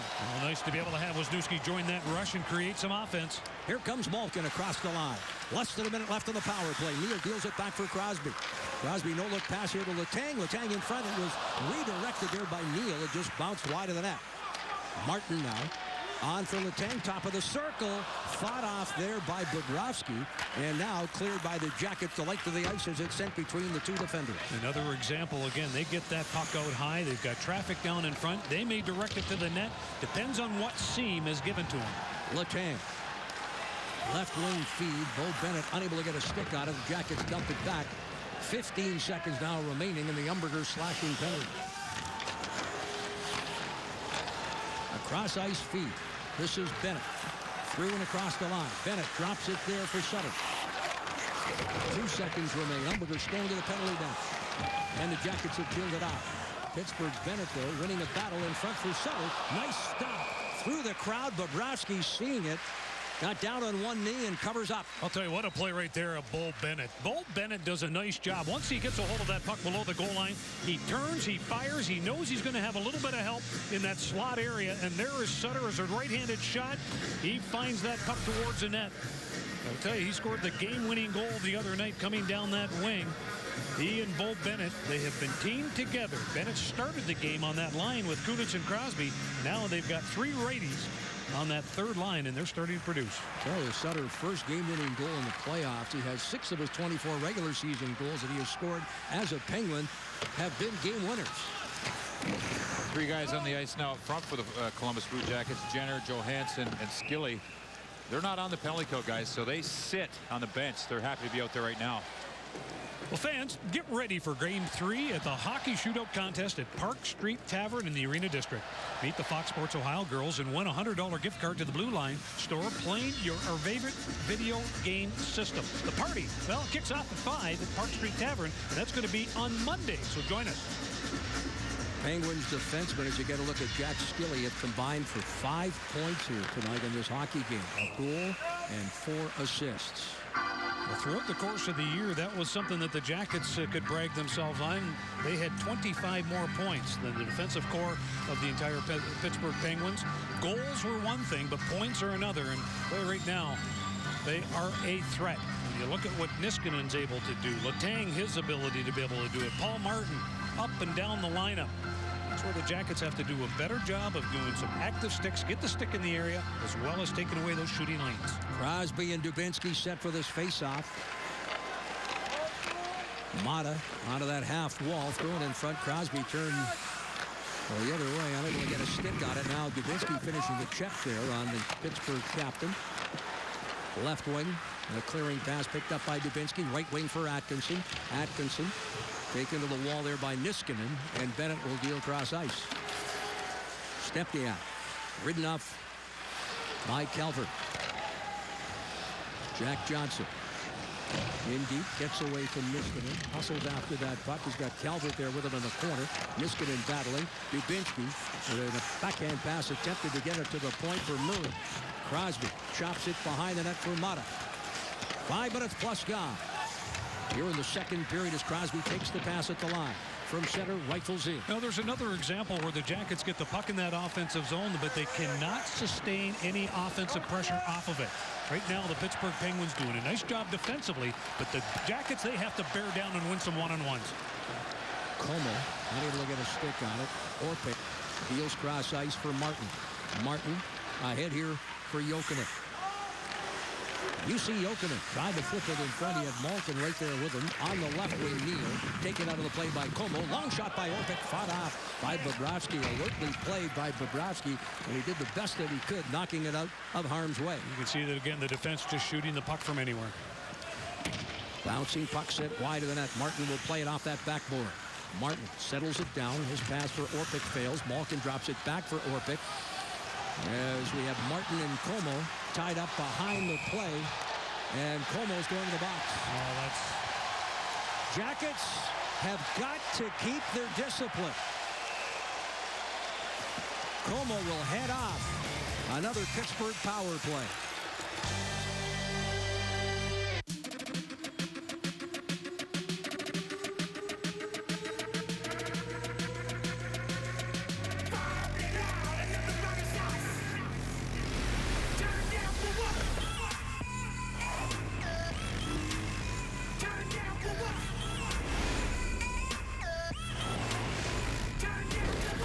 Get up, get out, get undomesticated. Labatt Blue. We compare Progressive Direct rates with other top companies, so you get a great price. Now you can compare your Progressive Direct auto rate bundled with home insurance, too. Easy. So then what does this remote do? You know, lo hemos intentado averiguar.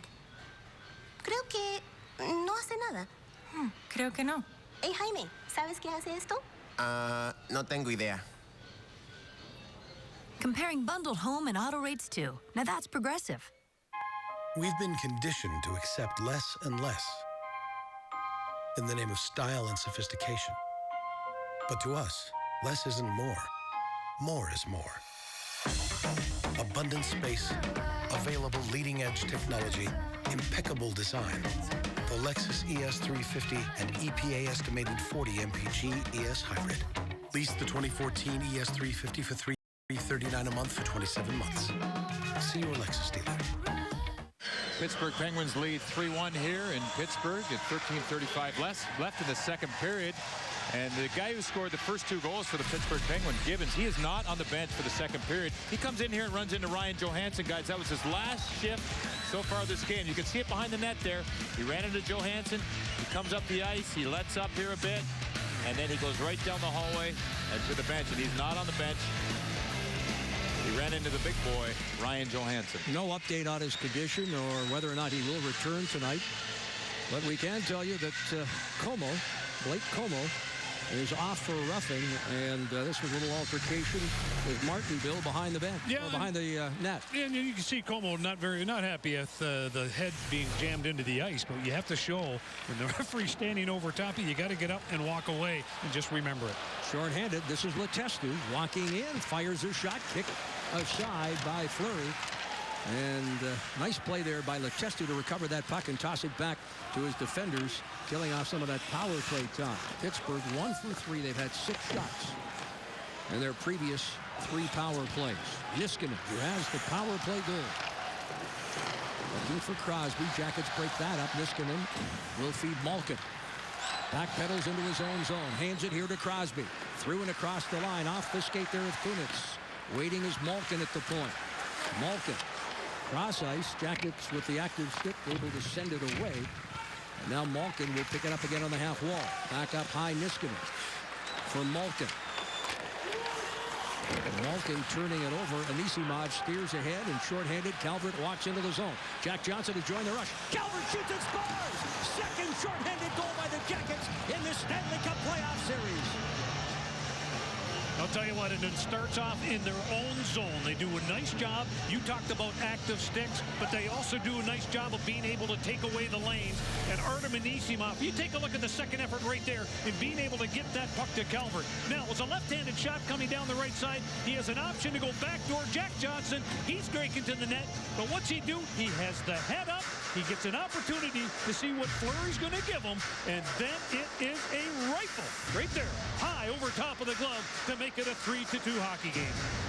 Great job by the Jackets to take advantage of the Pittsburgh Penguins. Only one defenseman on the ice, Matt Niskanen. The rest was Neil Kunitz, Crosby, and Malkin. And now 2 shorthanded goals in this hockey game, 1 by each side. Pittsburgh power play down to 41 seconds as they gain the zone. Letang on that half board. Dishes for Jokinen.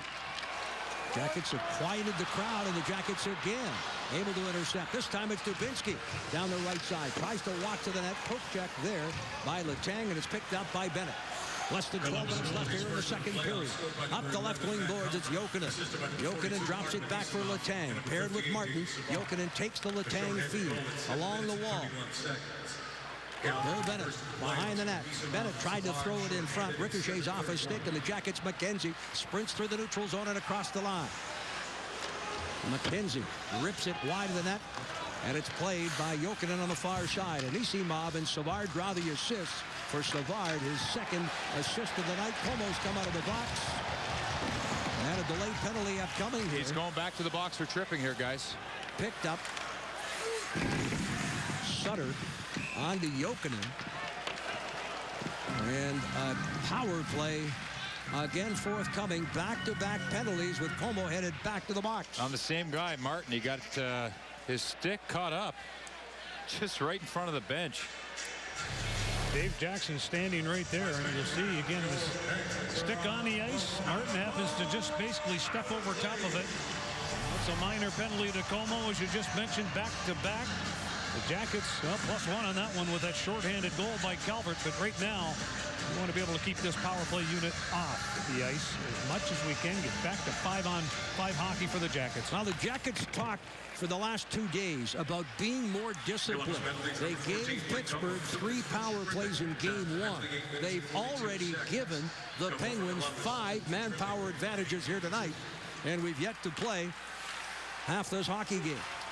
Dan Biles has gone back to 2 defensemen on the point, Martin and Niskanen. Anisimov reaching for it. Pope checks it away. Jackets, Calvert, who scored the goal, looked to rip it there. Glove side, didn't miss by much.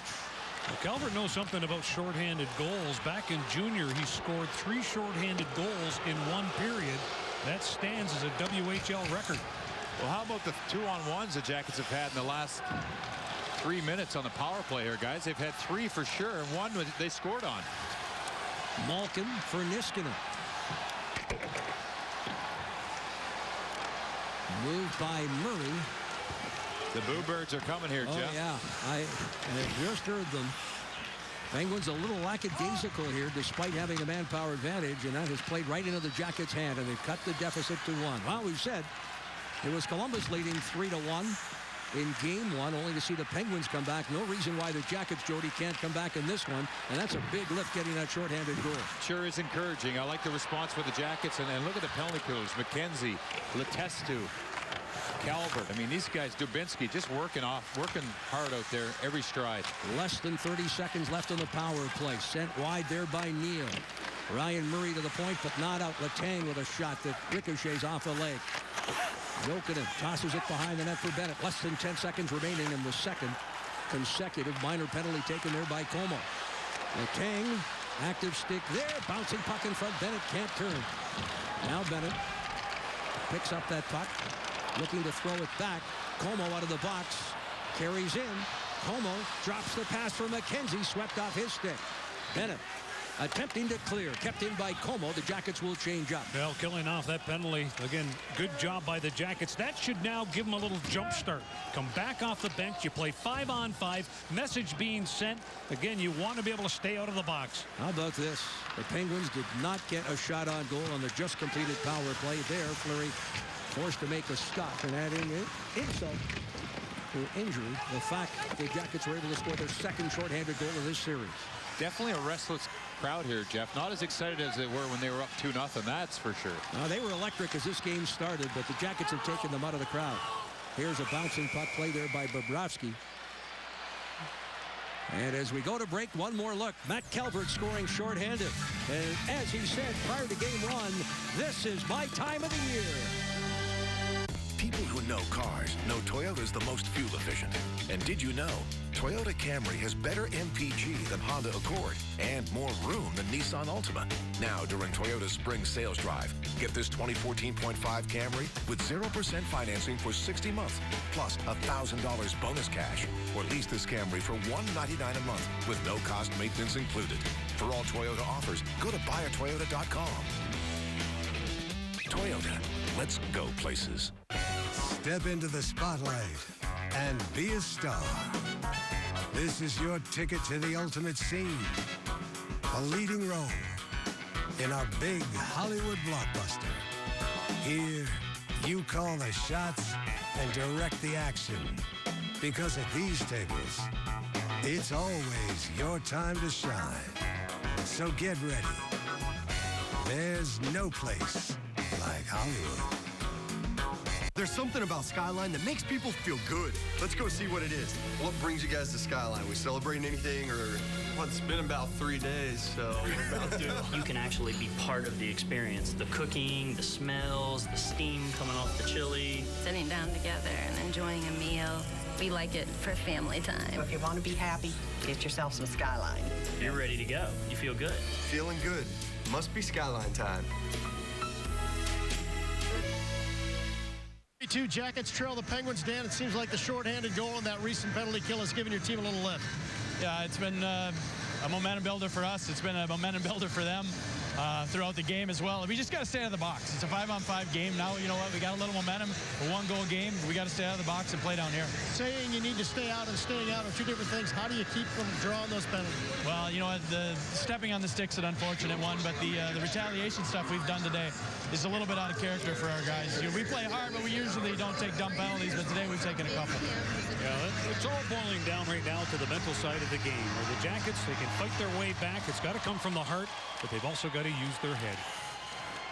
Candid conversation between Metzhold and, of course, Dan Heino.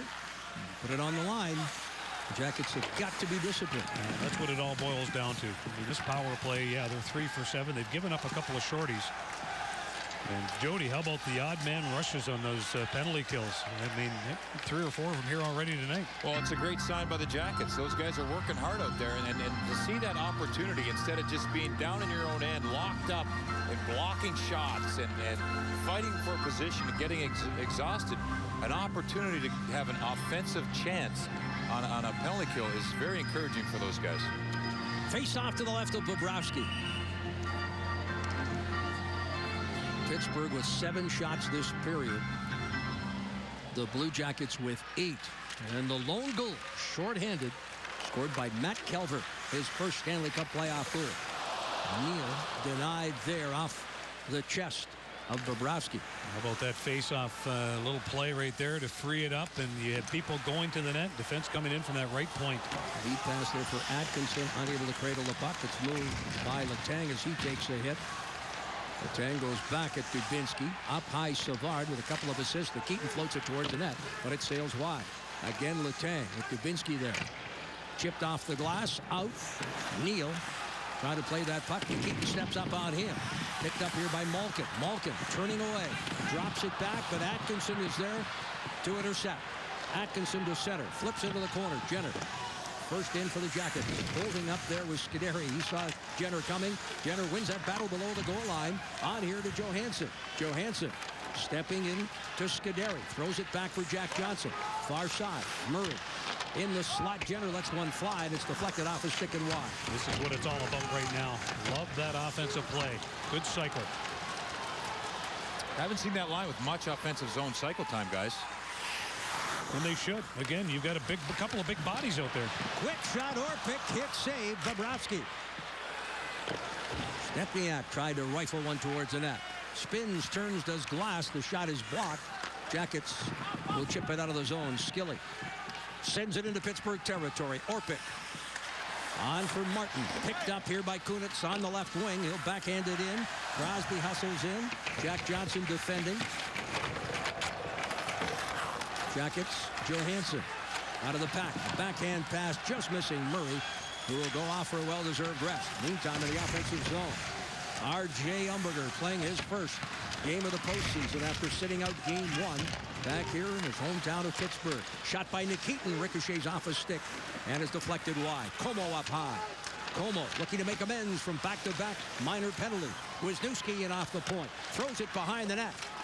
Jackets look to walk out. Again, it's a Nisimov with a wraparound attempt. Orpik stepping into Umberger, who's camped in front of the net. As promised, Umberger says, I'll create some traffic in front, bring some energy. Now heads off, but before he does, he'll sweep it behind the net. 5:40 left. Second period. Crosby will chop a backhander to the point, but not out. Nikitin able to keep it in. Jackets battle. Quick shot. Saved by Fleury. Thought he had it. McKenzie along the half board. McKenzie towards the net. Tied up was Anisimov by Orpik, who had his hand on his hockey stick. Well, it should have been a minor penalty right there, and I don't know if they're going to call it or not, but boy, I'll tell you, you have a hold of the stick like that, they're going to call an icing call. That's it. No penalty. Well, fans, go to BlueJackets.com now and view actual seat locations with the new interactive seat viewer. Place a deposit on a full or half-season ticket plan tonight and guarantee your access to the seats for the upcoming Stanley Cup playoff games and the 2015 NHL All-Star Game.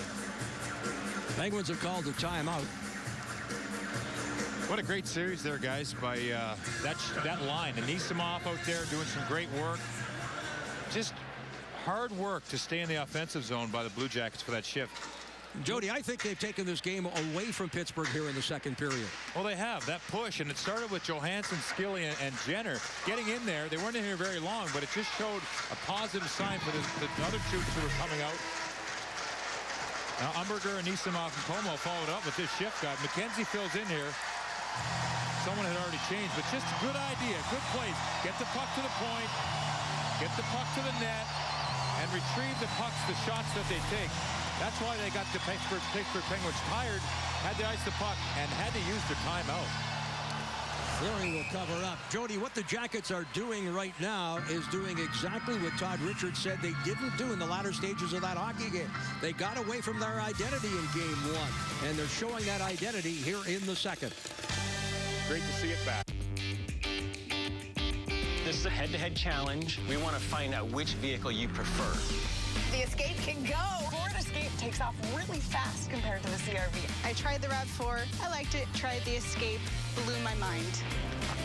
Wow, that's really cool. I don't know when Ford went out and just got awesome. Now during the EcoBoost Challenge, get an Escape with 0% financing for 60 months plus $500 bonus cash or lease for just $209 a month. Visit your Ford dealer today. How can a bank help a customer whose account is overdrawn? We'll go through all his transactions for the day and see how many overdraft fees we can charge him.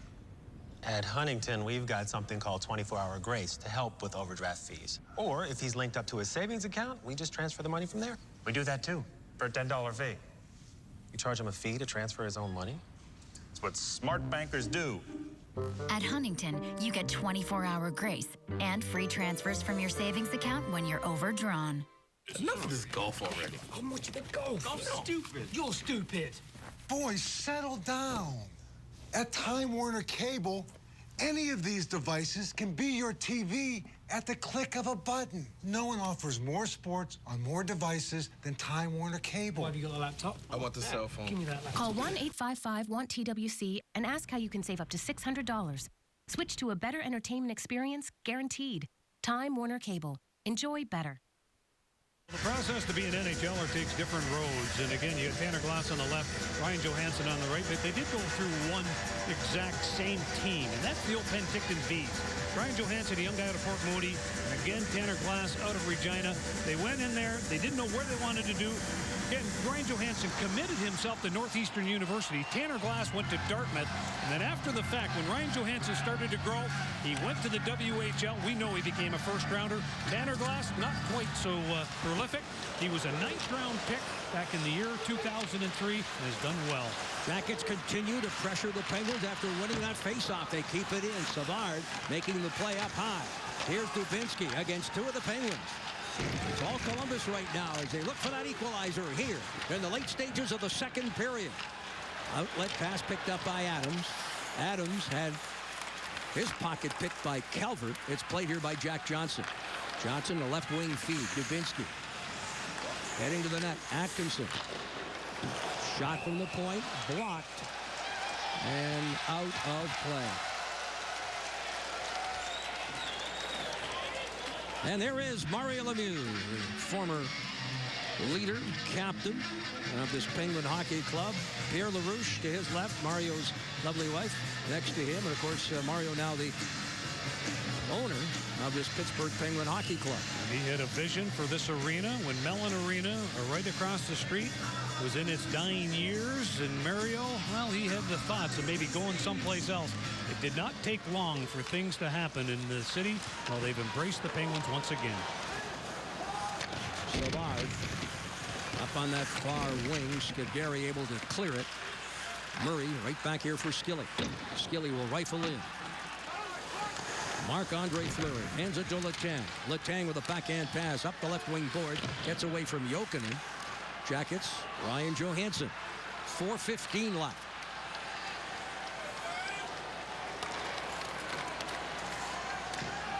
Wisniewski will flip it over the glass and up into the crowd. Right now, again, I believe the Jackets have got a little jump in their step. Pittsburgh sitting back, watching defensively, but it all boiled down to that one shift. When that line was out the last time, with Jenner, Skilly, and Johansson, they started to protect that puck. They ran the corners well.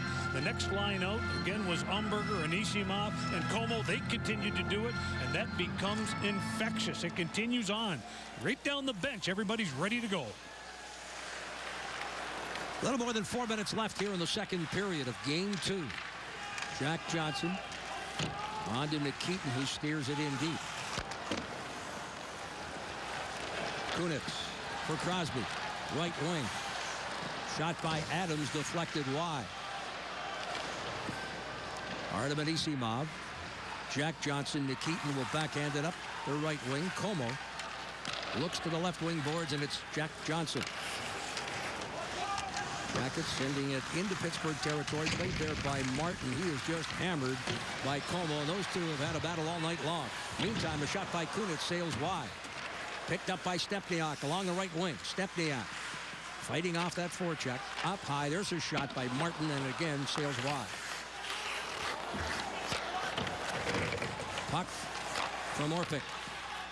Rimmed around the dasher, picked up on that right side there by Tanner Glass. Jack Johnson flips for Nikitin. Right side. Corey Trop. Trop at the line. Sends it by Mata. We have not seen Fedor Tutin for much of this second period.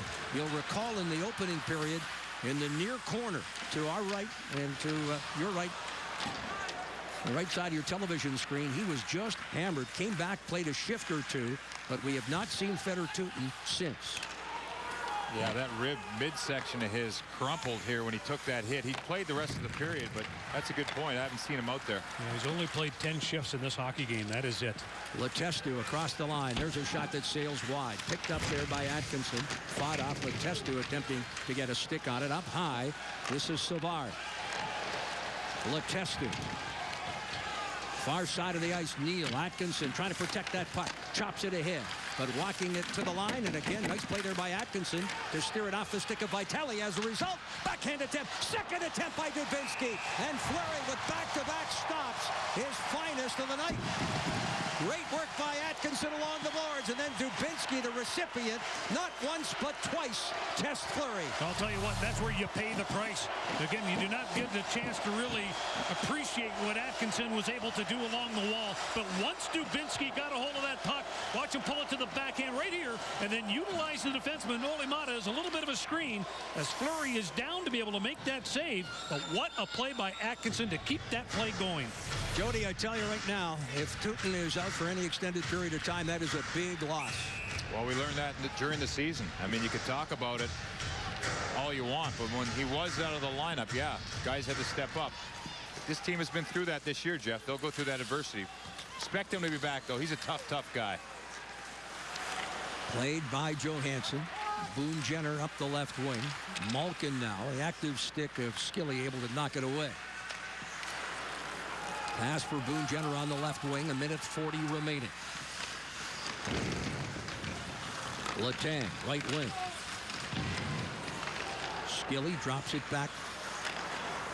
Wisniewski taking the pass from Jack Johnson. Redirected by Jenner. Fleury out of the net. And it's chopped into the corner. Letang taking a hit. Continues to battle against Skilly. Jackets fish it free. Johansson to the point. Wisniewski. Wisniewski sends it around the boards. Jenner winning that battle away from Scuderi. Jenner up high. Jack Johnson, Wisniewski. Traffic in front. Shot set purposely wide. Jenner tries to get a stick on it. Now battles there against Adams. It's moved up the right wing boards and flipped to the far side. Less than a minute to go, and Letang will send to the Jackets line. Wisniewski on for Matt Calvert. Calvert with a shorthanded goal. The only goal scored here in the second period. Atkinson, Calvert shoots, and it went off the side of the net. This line has been dangerous. On to Wisniewski. James Wisniewski floats one towards the net. Knocked down by Letang. They say it was not a high stick.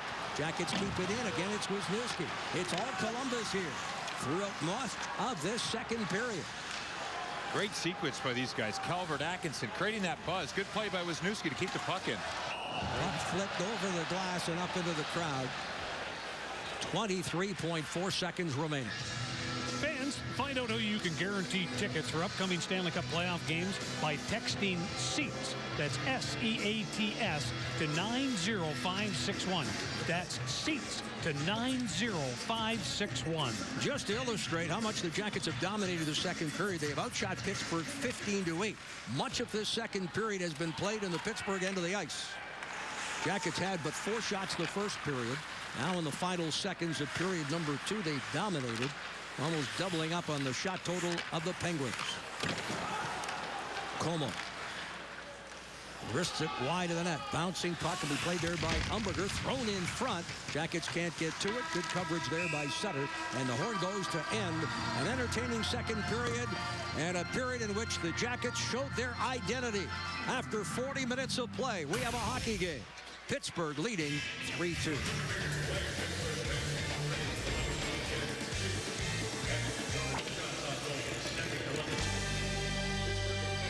I'm Beth. And I'm Michelle, and we own the Paper Cottage. It's a stationery and gift store. That's cute. What's that? Anything we purchase for the Paper Cottage goes on our ink card. So you can manage your business expenses and access them online instantly with the game-changing app from Ink. We didn't get into business to spend time managing receipts. That's why we have Ink. We like being in business because we like being creative. We like interacting with people. So you have time to focus on the things you love. Ink from Chase. So you can.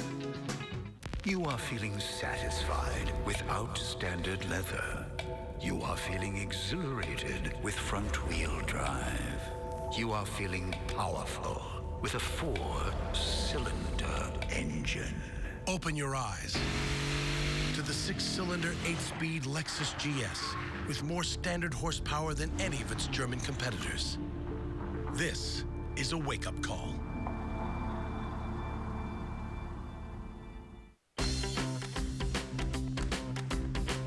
When you have a Chamberlain in your garage, you have a garage door opener with plenty of muscle and something more.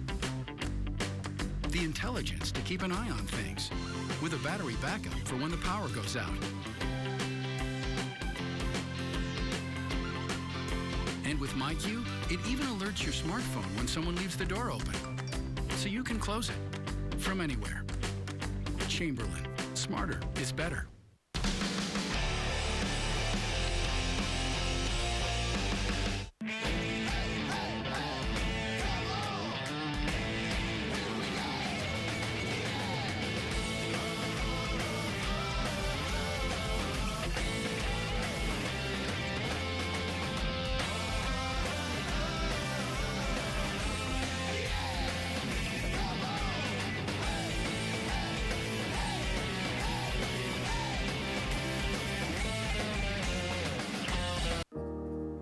He grew up in a hard-working steel town on the Ohio River. It was here John Kasich's father carried the mail on his back 6 days a week. His grandfather worked in the coal mines. His mother was the daughter of immigrants. Here, John Kasich learned the value of a job, the dignity of work, and a passion for helping others. And when he stepped out on his own, those values went with him. Here, John Kasich earned a degree and graduated a proud Buckeye. Here, he led a team that balanced the federal budget and ignited an era of job growth. And here, he married Karen and became the father of twin girls. Today, as John Kasich leads Ohio to a new day of job creation, it's the values he learned here that guide him. Governor John Kasich. It's Miller time. Well, another period down, another goal closer for the Columbus Blue Jackets. After 2 in Pittsburgh, the Pens still lead the Jackets by a count of 3-2. Brian Giesenslaw, Dan Kamal, and DK. A Twitter question for you from Scott. How can the Jackets take advantage of some of those second chance opportunities they've gotten late in this period? Well, skating the way they skated in the latter half of that period, they're putting some really strong pressure on the Penguins. Yeah. Fleury's been really good. Those 2 saves he made late were spectacular saves. If they keep that pressure on, they will, I believe they'll solve Fleury. David Savard very involved in period number 2. He's with Mets. Thank you, guys. David Savard has assists on both of the Blue Jackets goals tonight. And Savvy, despite the penalties and despite the deficit, you guys have battled back and really controlled things over the final moments of that second period. Yeah, I think we had a few huge kill, and it helped us out. And I think we just got to keep going, go get the forecheck going in the third. It's as though you've weathered the storm here, so that's got to bode well for what you expect for the final 20 minutes, I would guess. Obviously, I think the crowd was a little more quiet in the second, so it's good for us. But we got to keep going, get our forecheck going, and we'll get one. Do you feel like you've settled into your game? Because again, the last 10 minutes of that period looked more like Blue Jackets hockey. Yeah, I think the last 10 were better, and we just got to bring it for 20 now.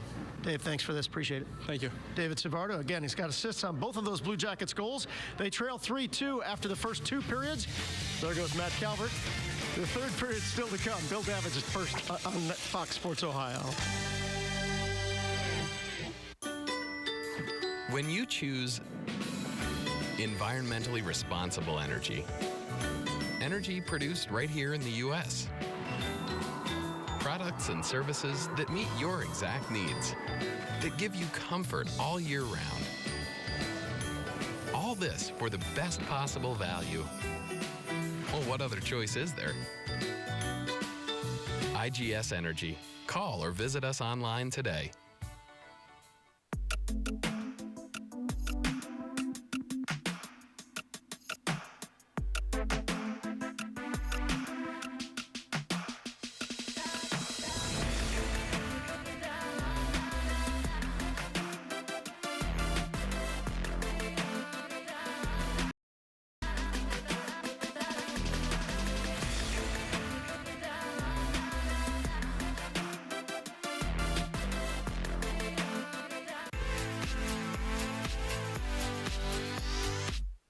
Conviction, creativity, courage. This is the Mazda way. It's why the IIHS named both the Mazda 3 and Mazda 6 a top safety pick plus. And both are named a Car and Driver 10 Best.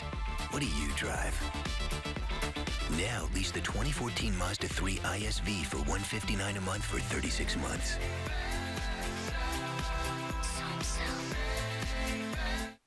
What is this we of Ohio Health? It's we the people, 28,000 strong. More experts in more specialties, seamlessly connected to each other and you. But that's not all we are. We are also 12 hospitals, more than 200 care sites. So, Ohio Health expertise is always nearby when you need it most. It's how we connect you to a healthier you. Ohio Health. Believe in we. Step into the spotlight and be a star. This is your ticket to the ultimate scene. A leading role in a big Hollywood blockbuster. Here, you call the shots and direct the action. Because at these tables, it's always your time to shine. So get ready. There's no place like Hollywood. Hey, Jackets fans, see the IGS Energy Blimp fly at Jackets home games, dropping cool prizes that fans love. IGS Energy, take control of your natural gas and electricity costs and enroll today at IGSenergy.com. The third period just around the corner in Pittsburgh, and the Jackets now trailing by a goal. Brian Giesenslaw and Dan Kamal back, and still down one, Dan, but the Jackets had the Pens on their heels at times late in that period. Yeah, they really did. Started playing much more like they have for the last couple of months. Let's bring in Billy Davidge. Billy, really good to see the Blue Jackets getting that forecheck going and that cycle going. They put a lot of pressure on Fleury. Well, the big key was they got back to 5-on-5 hockey, Dan, and once they were able to do that, they were able to get their game back in check, starting with skating, and then checking, and then chasing. Let's go ahead and take a look at, first of all, that shorthanded goal by Matt Calvert, and look at the work they do again below the hash marks against Savard. Good active stick to be able to free the puck up. Then Anisimov could have quit on that play. He doesn't. Now, you watch Matt Calvert. He does have a nose for the net. He's got himself into a situation right now. It's a 3-on-1. He does have options. The head is up. Jack Johnson, he can drive to the net. You've got a drop pass. It could be there for Anisimov, but it's Calvert with that good wrist shot to beat Fleury on that high glove side. Now, typical face-off. You watch the Pittsburgh Penguins and what they're capable of doing, and this set play allows them to create a little offense, and watch the end result. Yes, Malkin's got the puck, continues to go below the goal line, and then the switching of the forwards to be able to free up backside. And this, again, the Jackets have to be aware to make sure you take away passing lanes to that backside, because you can look, if that hits the net, that puck's in the back of the net. That has to be better by the Jackets, especially off of the faceoffs. Now, the one thing we just talked about is the Jackets, once they can get that puck into the offensive zone, they have to do the work and win those little battles. How about the job right now by Boone Jenner? And then take a look at Johansson coming in to help support. Watch the counter by Johansson on this play. He's got the option to go back to the points, but watch the play right here. Eliminate a player in the defenseman in Scuderi. You'll see Jack Johnson now. He tries to open it up. Now that allows for seams to take place either back door, back across the lane again, or even to the net. But look at that pass right onto the tape as, again, Boone Jenner comes out from behind the net to create a pretty solid scoring opportunity. And then the cycle begins again because they win the one-on-one battles. One of the keys right now, a little puck poise in period number 3. Stay out of the penalty box and come on, Bob. Get a car, get a truck, get an SUV at the Reichert Used Car Factory. Go online, find your car, come and get the keys at Reichert Used Car Factory. R-I-C-A-R-T, Reichert Used Car Factory. We've got cars as far as you can see. It's fast and easy and car buying fun. Just come to Reichert, you know we're dealin'. For a deal you can trust, we're the place to run. Motor Trend certified, graded #1. Visit us just off Route 33. Reichert Used Car Factory. We're dealing. This isn't a boat or an RV. Not once has it been a motorcycle, and it most certainly isn't your house. It's Lola, your car. Yet insurance bundlers keep trying to sell you house, RV, motorcycle insurance. Safe Auto gets it. You need the right car insurance for the right price, not more insurance for a more price. Because what drives us drives you. Safe Auto. Call, click, and enjoy the road ahead. People who know cars know Toyota has the longest lasting vehicles. And did you know 80% of all Corollas sold in the last 20 years are still on the road? And Toyota Corolla gives you more MPG and more room than a Honda Civic or Ford Focus. Now, during Toyota's spring sales drive, get 0.9 financing for 60 months on Corolla, or lease one for just $149 a month with no cost maintenance included. For all Toyota offers, go to buyatoyota.com. Toyota, let's go places. Mark your calendar. It's time for the Harley-Davidson of Cincinnati Spring Open House and Bike Night, Saturday, April 26th from 11 a.m. to 9 p.m. Featuring the classic 70s rock music of Midnight Special. There will also be plenty of beer, food, fun, and of course, bikes. Multiple vendors will be on site. You'll find great bike apparel, parts, and more. Plus, you'll receive Harley bucks on all your in-store purchases. We'll see you at the Harley-Davidson of Cincinnati Spring Open House and Bike Night, Saturday, April 26th on Tennessee Avenue, just off the Norwood Lateral. Think all home improvements are the same? Only Champion has the exclusive Comfort 365 system. They design it, build it, install it, and guarantee it. Never paint your home again with Comfort 365 siding. Protect your home with Comfort 365 roofing. Bring the outdoors in with a Comfort 365 sunroom. And lower your energy bills with Comfort 365 windows. All guaranteed for life and all on sale now. Champion premium quality, wholesale value. Sports Ohio. All right, this is going to be a fun third period in Pittsburgh. Jackets down a goal, but having some momentum from period number 2. Trending in the right direction are the Jackets, Dan. Yeah, I thought the forecheck and the cycle in that latter half of the second period very much like the Blue Jackets. Billy made a good point. Stay 5-on-5 in the third, see what happens. In case you missed the first 40, here it is. Outlet pass on the wing. Here is Crosby. Puck rolls off his stick. Defending there is Ryan Murray. Shot to the point. Niskanen. Long shot, scores!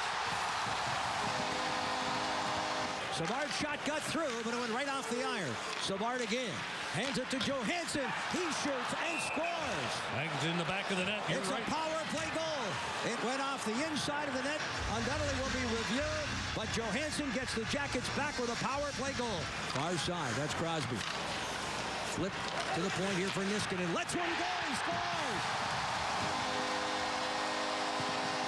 Malkin turning it over. Anisimov steers ahead, and shorthanded Calvert walks into the zone. Jack Johnson to join the rush. Calvert shoots and scores! Second shorthanded goal by the Jackets in the Stanley Cup playoff series.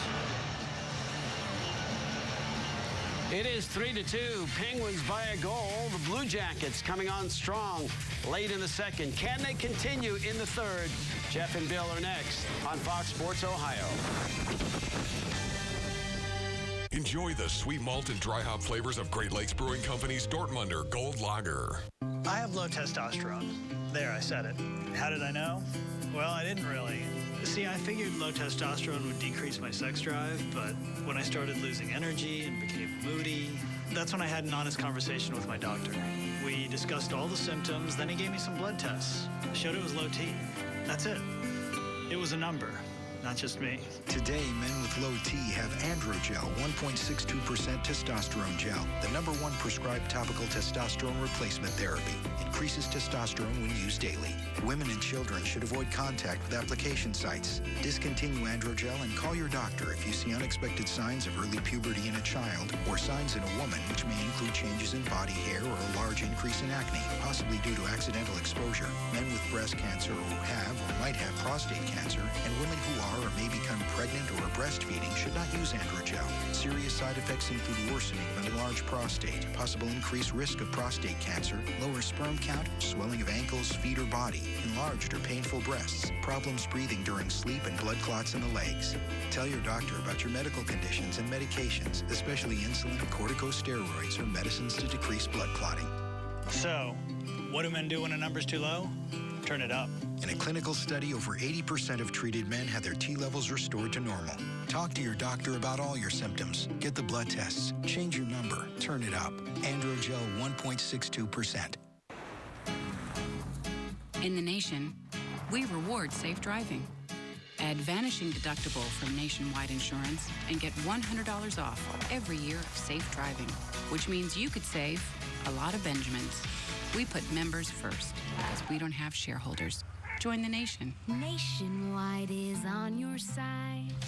Nationwide Insurance is proud to be the official insurance provider of your Columbus Blue Jackets. Contact a local agent or visit nationwide.com. Enough of this golf already. How much of the golf? I'm stupid. You're stupid. Boys, settle down. At Time Warner Cable, any of these devices can be your TV at the click of a button. No one offers more sports on more devices than Time Warner Cable. Why have you got a laptop? I want the cell phone. Give me that laptop. Call 1-855-WANT-TWC and ask how you can save up to $600. Switch to a better entertainment experience, guaranteed. Time Warner Cable. Enjoy better. Columbus Blue Jackets hockey on Fox Sports Ohio, brought to you by Roush Honda. For the best deals on new wheels, it's Roush Honda. Teams have returned to the ice. Set for this third period as you get a look at Todd Richards. And Jody, I started talking about Coach Richards, talking about the identity and not playing to their identity towards the latter stages of game number one. He says, we just didn't do it. Our forechecks were good. Our physicality was good. The commitment was there for that, but there were too many times we were trying to make plays off the rush, lateral plays, and it resulted in turnovers or didn't allow us to get in on the forecheck. What they did, I thought, in that second period as they took the game over was get back to that identity. You're right, Jeff. They used their speed, which is a big part of their identity, to get in on the forecheck, get the pucks, and then support each other. You guys talk about that all the time, but supporting each other, you haven't seen it in the second part of that first game. You're right, and that's a good point you bring up here tonight. We had a great example of that. Boone Jenner doing what he does well below the goal line, and then the big body of Johansson coming in, and he counters with a big hit. They hang on to it and get a scoring opportunity out of it. Draw one by Crosby away from Anisimov, and the Jackets will look to pick up where they left off in that second period. A 3-2 hockey game here in game 2. The series will switch to Columbus for games 3 and 4, Monday and Wednesday night. And if you thought that first period was electric from a fan's perspective, wait till you see Monday night with that fifth line and the entire Blue Jacket faithful filling up Nationwide Arena. It brings goosebumps to me, and I think back, guys, to 2009, the Jackets' previous playoff appearance, and the atmosphere for games 3 and 4 against the Red Wings. Well, they call it Battle On. It's a party on the plaza. It's just much more than a hockey game, but it all boils down to what they're doing on the ice. Jackets are going to be penalized again. Delayed call here, touched up by Dubinsky. And Dave Jackson will make the call here. And Dubinsky not happy at all. And it's Borden. As we get a look at the AEP power play summary to this point in time, bear in mind both teams have scored shorthanded goals. Well, that is, again, the second key of this hockey team tonight is to stay out of the penalty box. Again, be poised, be patient. Right now, they're going to have to kill off another one. Make sure, again, you're taking away the shooting lanes. The one thing the Pittsburgh Penguins have done a nice job in is blocking shots. The Jackets have blocked 10 in this game already. Dubinsky put Martin right into the boards. He wasn't facing him. 6 power play for Pittsburgh. They are 1 for 5 with 7 shots. They did not register a shot on goal in the previous power play. Now Calvert with a shorthanded goal to cut the deficit to 1. A nice play by McKenzie along the wall. Kunitz able to keep it in, but the second effort, and the Jackets clear the length of the ice. Good pressure there by McKenzie. Excellent job. Penguins possess the #1 power play in the National Hockey League during the regular season. They are 3 for 8 in this series. 2 for 3 in game 1. 1 for 5 here in game 2. Kunitz camped in front. Crosby right circle. Looks cross ice. Moving in. Quick shot. Scramble in front. Jackets ended up but not out. Martin. On to Niskanen. Malkin. Crosby. Martin Crosby with the one-timer goes off the side of the net. Malkin pressured there by Jack Johnson, who gets an arm around him. And the Jackets' Matt Calvert, who has a shorthanded goal, lifts it up and out. Fleury way out of the net. He'll steer it ahead as the Jackets get fresh legs on. Columbus able to get back into position. Cross ice pass picked off. Alertly read there by Wisniewski. Shorthanded R.J. Umberger out there with an easy mob. Umberger tries to steer it by Mata. Wins the battle along the boards, but the puck squirts free, and it's Malkin. Throwing it cross ice for Mata. Mata deals it back ahead. A drop feed from Jokinen. Mata the shot. Glove stop, and no further play. Well, right now on FoxSportsOhio.com, find out how the Jackets plan to pull off the upset. Watch Urban Meyer's good luck message and read about the potential changes coming to the Cavaliers. Get complete coverage of all of today's action involving Ohio sports. Brought to you by 1-800-SafeAuto.com. Drive safe, spend less. 17:26 left, third period, regulation time. Jackets try to kill off the remaining seconds of the Dubinsky penalty. Down to 15 and counting. Up high. Thrown cross ice on the near side. Letang steps up, looks to that far circle. Jokinen finding that pass a little hard to handle. Mata chips ahead. Off the point, Letang. Walking out in front, Neal. His attempt failed. Stepping out is Dubinsky. Jackets back at full strength. Letang rips one wide, and it ricochets all the way out to center ice. And a race for the puck between Mata and Dubinsky. Dubinsky winning that race. Dubinsky overskates the puck. It's played by Letang as Mata and Dubinsky get caught up. Penguins with 2 shots on that power play. Overall, they have 8. They're 1 for 6.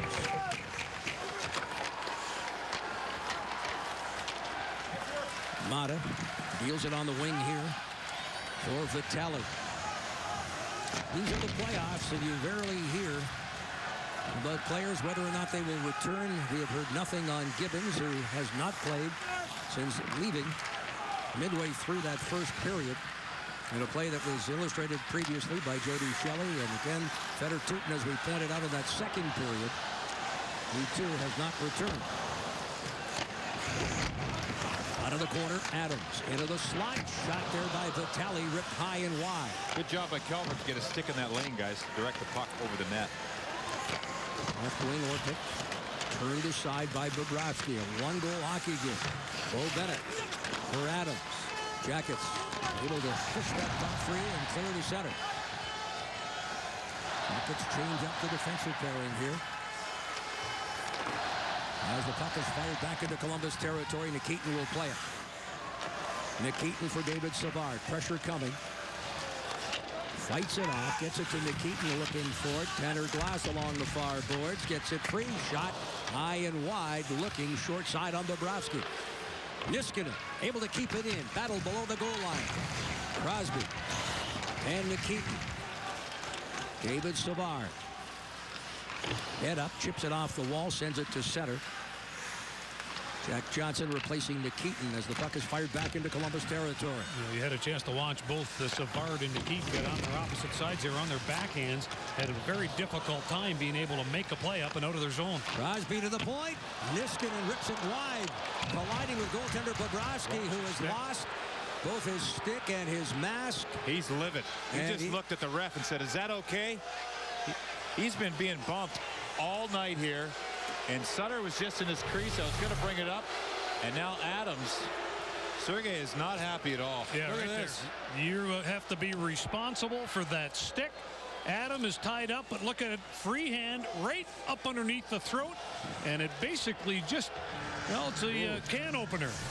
Popped open the mask, takes it right off the head, minor penalty. Now, in a 3-2 game, this is where you slow it down, good passing, and get things to the net. Jackets 1 for 2 on the power play. They've had 4 shots. The penalty comes at 5:07. From the drop, Johnson at the point for Johansson. Ryan Johansson with a power play goal. Jenner throws it in front on a backhand. Johansson's got to hustle to it and fight off the pressure coming from Sutter. Jack Johnson. Johnson onto that half board. Wisniewski towards the net, redirected off Jenner and into the corner. Johansson battling along the wall. Back here to Jack Johnson. Wisniewski waiting for it patiently. Moving in, looking for that backdoor play. Johansson hangs on, fires his shot. Gloved and held by Fleury. Well, our big lots, big play. We go back to the only goal of the second period. Matt Calvert, shorthanded. Well, 7:31 of that second period. He comes in. It's a 3-on-1 play. Johnson, he gets a chance to go to the net. And Isimov, he's in a position. But it's that good wrist shot by Matt Calvert to be able to beat Fleury to make it a 3-2 game. Minute 25 remaining in the Adams penalty. Dubinsky, Anisimov, Atkinson up front. Johnson and Wisniewski remain on the points. As the puck is cleared down the ice, Bobrovsky will leave it there for James Wisniewski. Steps away from Vitale. Dubinsky at center. Dishes to Anisimov. Fights off the Tanner Glass check. Anisimov rims it around the boards. Up high, Wisniewski. Wisniewski. Dubinsky. Jack Johnson lets one rip off the backboard. Anisimov trying to lift it. Down is Fleury. Dubinsky with a shot. He sends it over top of the net. Now Jack Johnson. Jackets looking for the equalizer. Less than a minute left on the power play. Dubinsky back here to Jack Johnson. Wisniewski will take it. Lets one fly. Save Fleury. Rebound. Dubinsky had it, but he couldn't pull the trigger. Now back to Wisniewski again. Wisniewski for Jack Johnson. Traffic in front of that Pittsburgh net. Johnson, Wisniewski, camped in front. The alert play there of Fleury himself to poke check it away. Well, they had some glorious opportunities. Again, Fleury was down. They had traffic in front of the net. Again, a little bit of puck luck goes your way, and you never know. Away goes R.J. Umberger. Again, 8 power play goals to lead the Jackets during the regular season. Umberger with a broken stick. He'll pick up the new piece of lumber. 7 seconds left. And the crowd, for the first time since the opening period, try to encourage the hometown Penguins as the Jackets continue to pursue that tying goal. Jackets had 3 shots in the just completed power play. 1 for 3 with 7 in the hockey game. And the puck fired up out of the Pittsburgh bench and out of play. 12:40 left. Third period here in Pittsburgh. Game 2. 1 goal difference.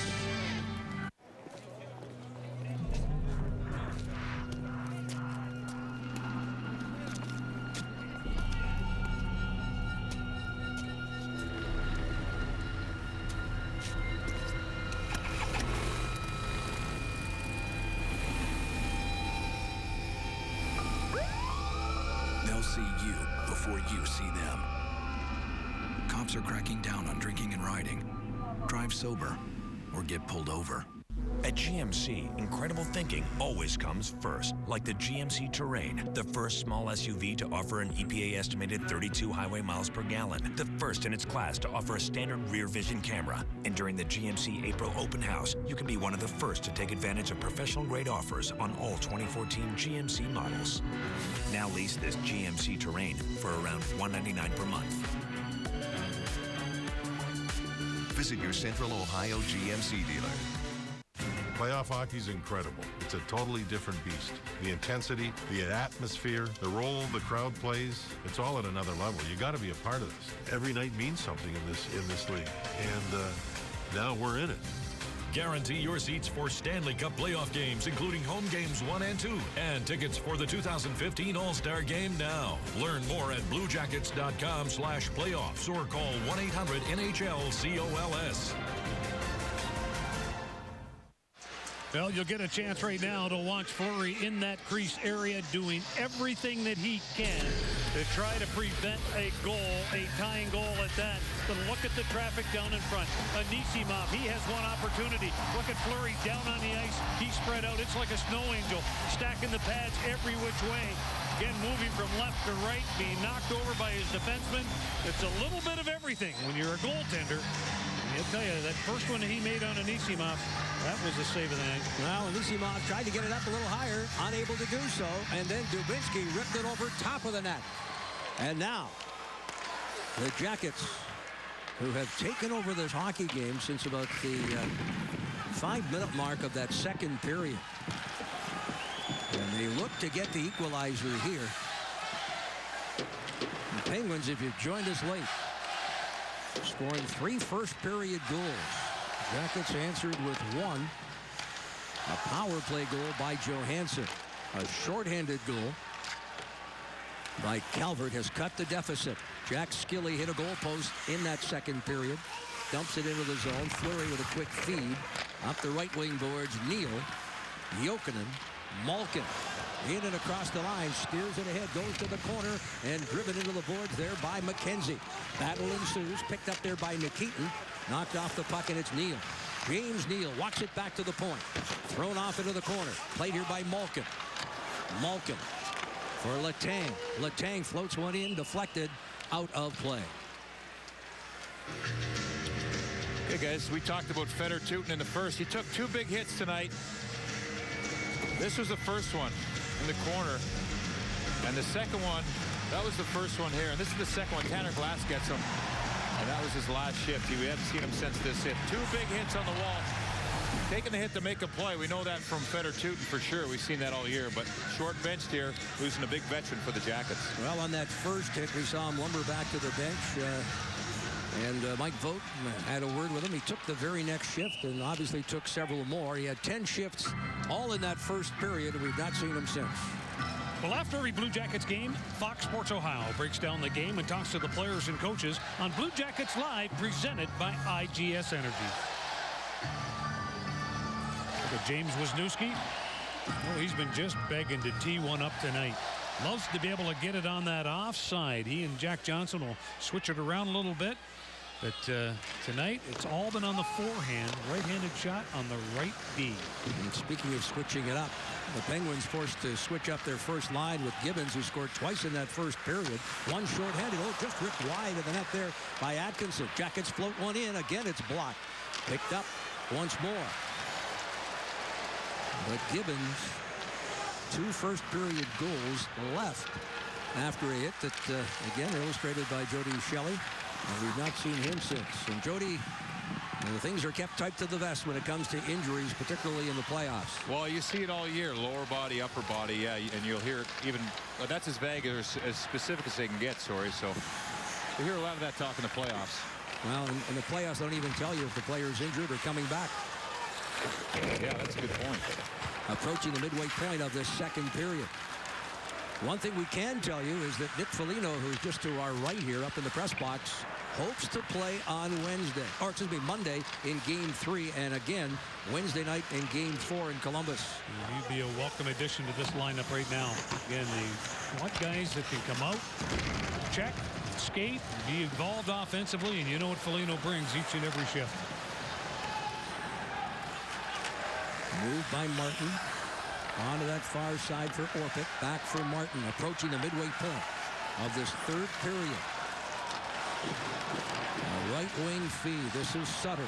Sutter moving in, defending there, making the play is Ryan Murray.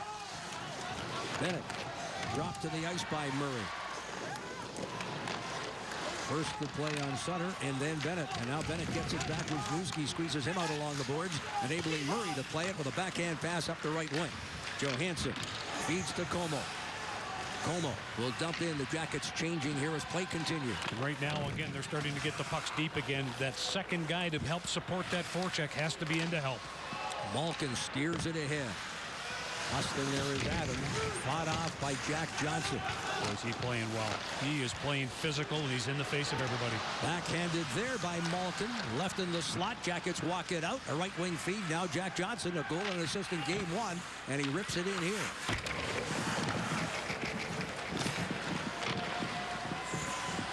Johnson. Here with Nikitin. Headmans that puck. Letestu will drop it back. Nikitin steps up. Throws it up the left wing boards for McKenzie. Derek McKenzie stepping away from Kunitz.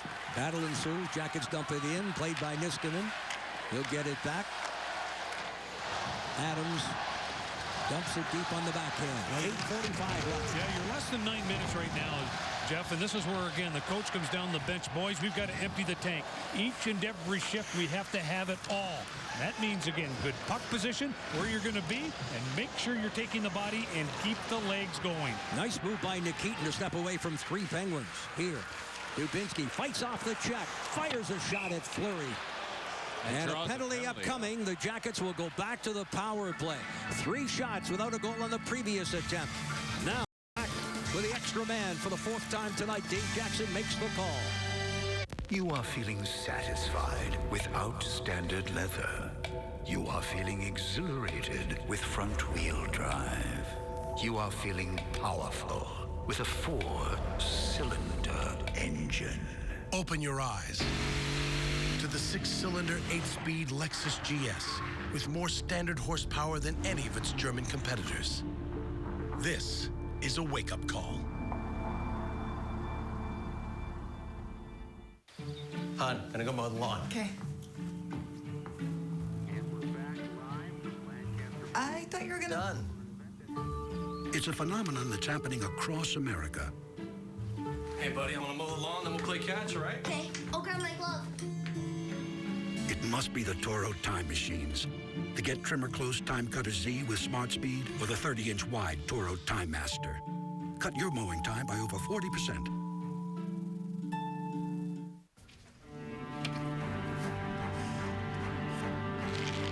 They're protected. So why shouldn't you be? NHL Ticket Exchange by Ticketmaster, the only resale site with NHL tickets verified by Ticketmaster. NHL Ticket Exchange by Ticketmaster. Know you're good before you get to the game. Real fans, real tickets, real easy.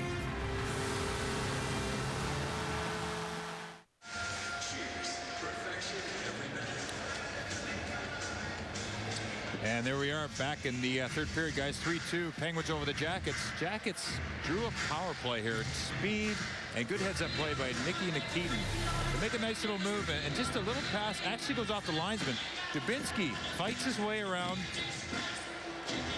and gets it to the net. I mean, just a great little attitude play, we'll call it, around Scuderi, who has no choice but to take him down. Good job by the Jackets. What you talk about up there, guys, is that speed by the Jackets.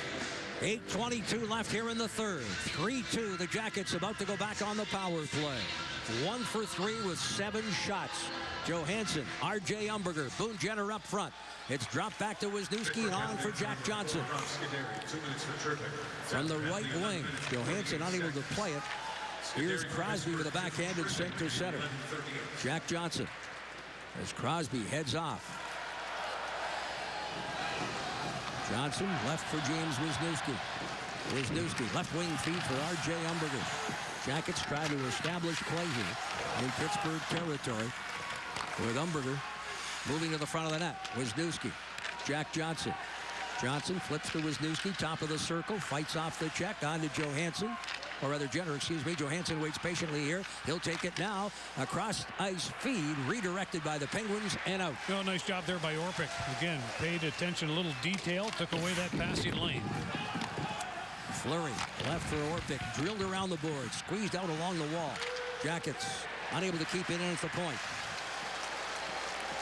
Artem Anisimov out there with Johansson and Jenner, and actually Jenner and Johansson now head off. And on come Atkinson and Dubinsky. Jackets power play, less than a minute remaining. Time becoming a factor here. 7:10 left. Dubinsky walks in and tries to pull the trigger. Stick broke as Letang stepped up on him, and Tanner Glass will rifle it back into Jackets territory. Dubinsky picks up a new stick, and he'll make the play below the goal line. They don't waste any time. As soon as the Jackets get inside that line, the defense close the gap, especially right there on Atkinson, and able to get the puck out. And it is Atkinson who sends in, only to see the puck cleared by Letang. And the Jackets will have to regroup again here with precious seconds remaining on the power play. Here's Matt Calvert waiting. Savard at the left point as Calvert is dropped. Another penalty upcoming here. Calvert was hit along the near boards and an interference penalty. The result, the Jackets will have a 2-man advantage for 7 seconds. Well, it's going to be Letang making his way to the penalty box, and he certainly wasn't the favorite of Coach Dan Bylsma in game number 1. He sat for the majority of period number 3 after he had pitched for Boone Jenner, and here he takes a minor penalty right there. Late hit. That's one you have to think about a little bit. Try to send the message. Well, right now the Jackets have to take advantage with 6.5 minutes to go. Letang for interference at 13:31. A two-man advantage for the Blue Jackets here in the third. 6:29 remaining. Dubinsky wins the draw. It goes between the two defensemen. Wisniewski and Jack Johnson have been out there for the entire first power play. A shot from the angle there by Jenner sent wide. Scuderi steps back on. Jackets with a one-man advantage here now as Wisniewski walks the line. Hands to Johansson. Right circle. Johnson rips it. Fleury makes the stop. Jackets had one shot on the just completed power play. Johansson in front of the shot and a goal. Jack Johnson with his second of the playoffs. Another power play goal. The Jackets' second of the night, and we are tied at 3. Oh, what a play right there by Ryan Johansson. Something you cannot teach, and that is reach. He does a great job on that play coming off of the wall. And you watch that one-handed tip backside as Jack Johnson comes in as a left-handed shot on that right side. You'll watch him right here being able to get into it right there on that backhand side to be able to get that puck to Jack Johnson. And he wastes no time whatsoever in putting it past Fleury. Dubinsky does an admirable job at the top of the crease. And the Jackets have tied it on a power play goal. Second effort by Ryan Johansson, and what awareness to know that Jack Johnson is sitting there on the weak side of the ice. Good job by these three right here, guys, and the defenseman. Jack Johnson and Wisniewski were out there for the entire first power play. The penalty to Scuderi, they remained out there as the Letang penalty began. And the Jackets have tied it up here in the third with a little more than 5 minutes remaining. Save Bobrovsky, rebound, the scramble in front. The Jackets bunt it out of the air and send it to the point and out. 5:41 left. Third period. The Blue Jackets have tied it up.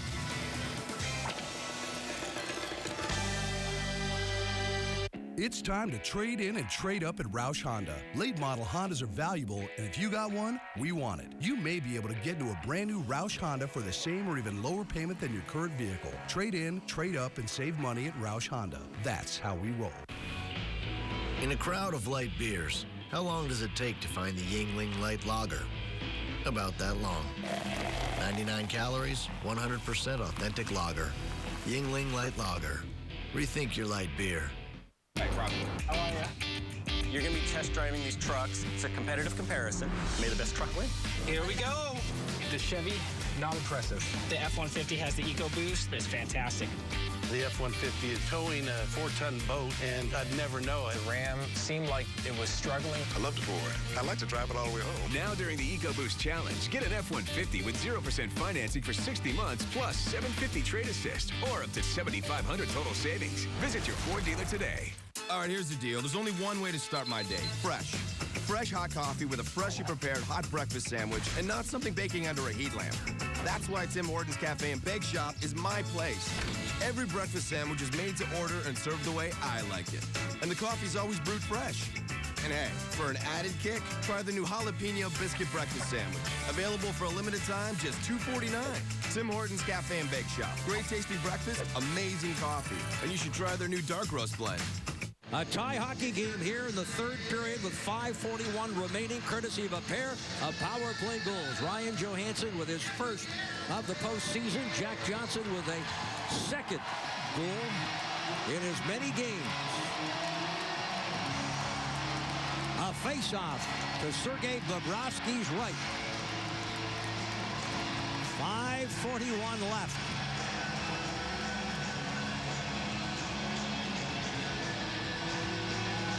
Letestu, Malkin set for the draw. Won by Letestu, played here by Savard. David Savard with a couple of assists tonight. An icing call.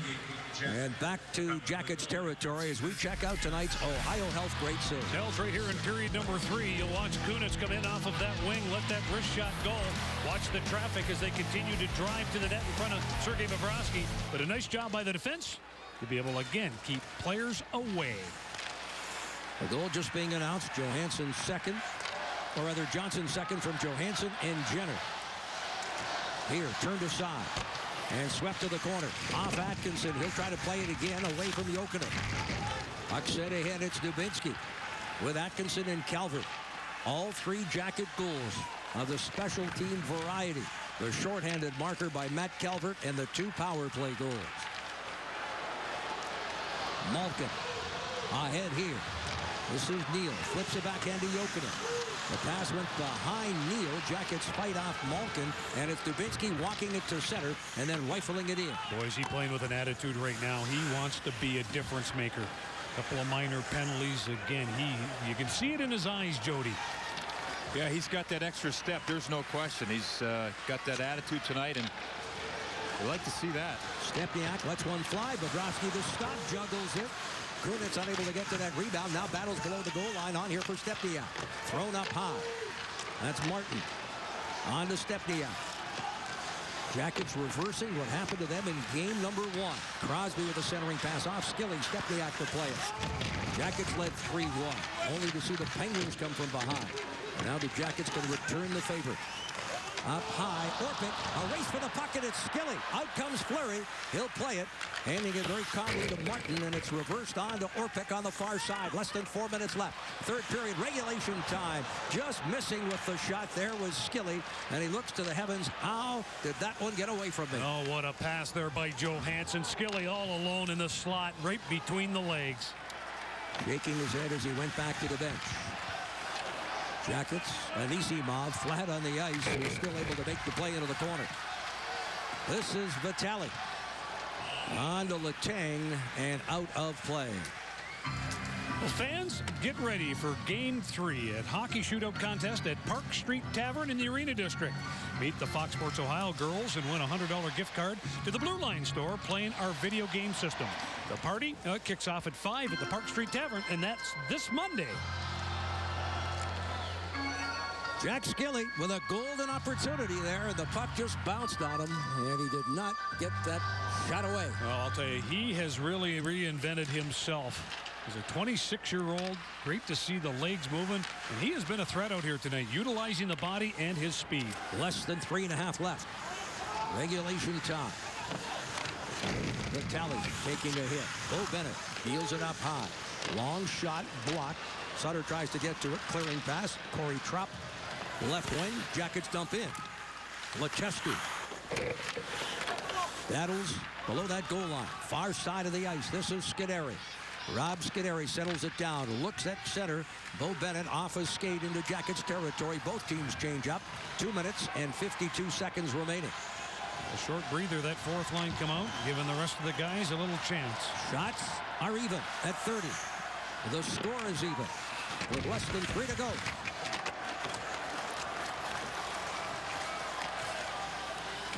Right wing. Not getting away from James Neal. Ryan Murray flips a backhand to the left wing. Atkinson dumps it the length of the ice. This is Mata. Carries to center. Dumps it wide of Bobrovsky. Ryan Murray to play. Brings it around the boards. It gets away from Skilly. Mata handing it near side. Martin drills it back in. David Savard can't make the play. Malkin into the slot. Comes to the point. Ripped wide. Malkin off the backboard. Again in front of the net. Anxious moments around that Jacket net. Bobrovsky on the edge of the paint. Steers it wide. Malkin. Good reach there by Johansson, and the Jackets Skilly is able to send it back into Pittsburgh territory with less than 2 to go. Crosby turned around on the play. Jack Johnson jumping up. His goal is tied it up here in the third via the power play. Crosby steps into Wisniewski. Stepniak steps up. And play is called. A minute 33 left, third period regulation time. And a reminder, our next telecast will come your way Monday night as the Blue Jackets and the Penguins play Game 3. Our coverage will begin with Blue Jackets Live pregame. And a special pregame it will be as we join you with a special 1-hour edition of Blue Jackets Live pregame. It all gets underway at 6. The opening face-off shortly after 7, Monday night at Nationwide.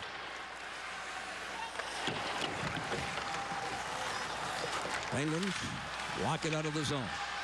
Waiting is Kunitz. He'll backhand it wide of Bobrovsky. Jack Johnson on for Como. Crosby able to throw it in front.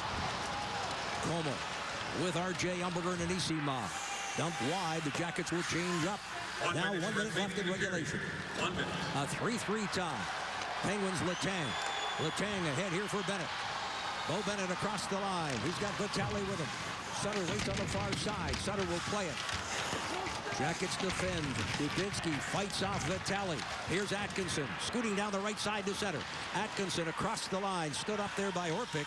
Played by Sutter. Up that left wing. Turned around on the play there is Orpik. Gets a little physical there with Atkinson, and it's at center now with less than 30 to go, and Sutter just dumps in. I'll tell you what, a subtle play by Dubinsky on that last breakout to get out of the zone and create something in that offensive zone. Ryan Johansson, a flair for the dramatic 5 game-winning goals all late in the season. And all key, he's out there here in the final minute. Orpik. Puck played ahead, stolen by the aforementioned Johansson. Johansson walks in, shoots, and a glove stop there by Fleury with 3.1 seconds remaining. Well, he tried. We talk about Ryan Johansson, 5 game-winning goals all late in the year. Well, he's right on cue. Again, you want somebody to be able to turn it around. What a job he does coming back. A little back check. Look at this. And then that pressure, it turns into an opportunity right there. Again, nice job defensively by the Pittsburgh defenseman.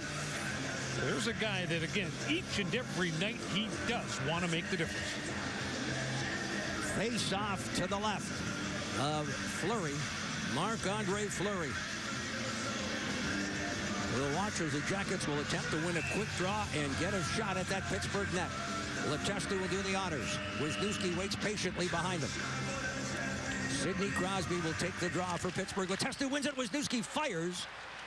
But it went off the skate of the Jackets player, and we have overtime for the first time here in the Stanley Cup playoff series between Pittsburgh and Columbus. We will have an intermission and then sudden death overtime. Gary Galley of Hockey Night in Canada will join me with his impressions through regulation time. The full 60 is over, tied at 3. I was feeling so alone. I was going through a really difficult time. I was embarrassed and a little scared. I didn't want to bother anyone. I didn't think they'd understand.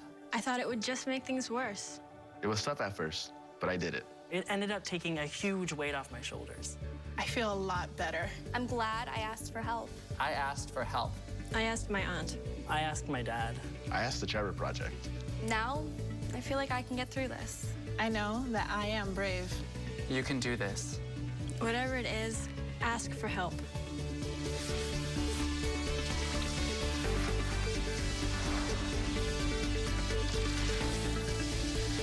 If you're thinking about suicide or need support, call the Trevor Lifeline at 1-866-488-7386. Trained counselors are there to help 24/7. Ask for help.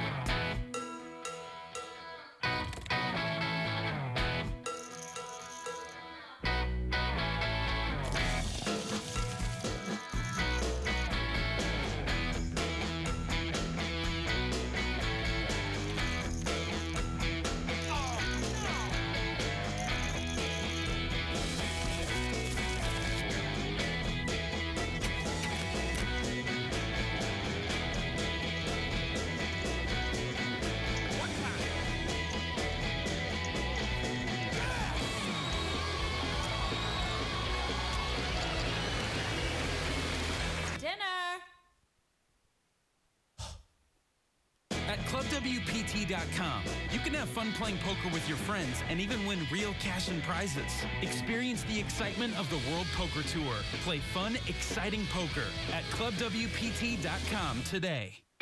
At Habitat for Humanity, we build. We build because we believe that everyone, everywhere, should have a healthy, affordable place to call home. More than building homes, we build communities. Hope and opportunities for families to help themselves. Come build with us. Habitat for Humanity. We build.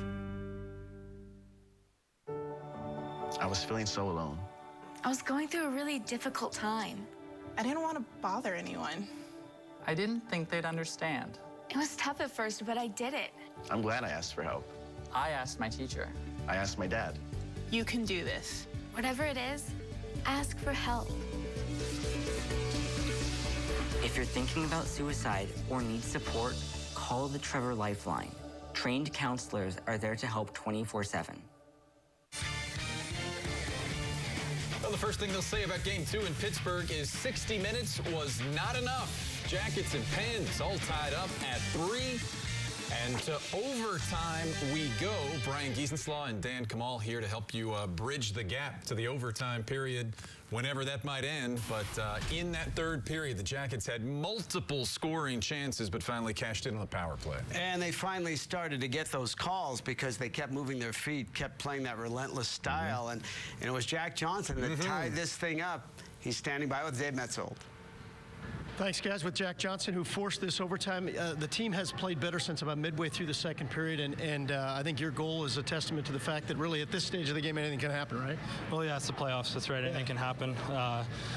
You know, we had some good power plays, some great chances, and we got a great group of guys in there that never get discouraged and never get down, and we knew we'd break through sooner or later. Well, and talk about that resolve, Jack, that has allowed you to get where you are right now.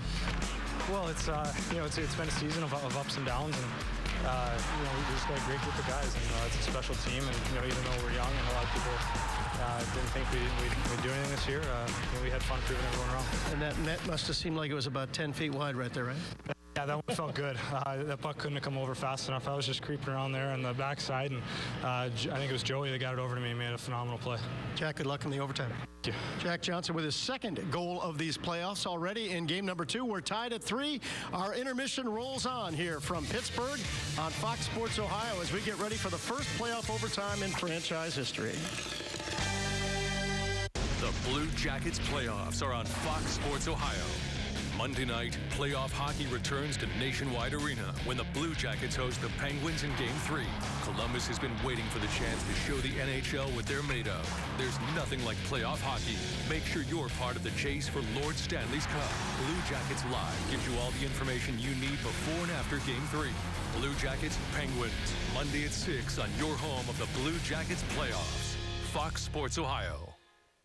Get ready for Blue Jackets hockey before every game with Blue Jackets Live. Dave Metzold, Dan Kamal, and Brian Giesenslaw break down the upcoming game and take you inside the glass 30 minutes prior to every Blue Jackets game. Blue Jackets Live is presented by your Central Ohio Toyota dealers. The all-new Toyota Tundra. More truck than you'll ever need.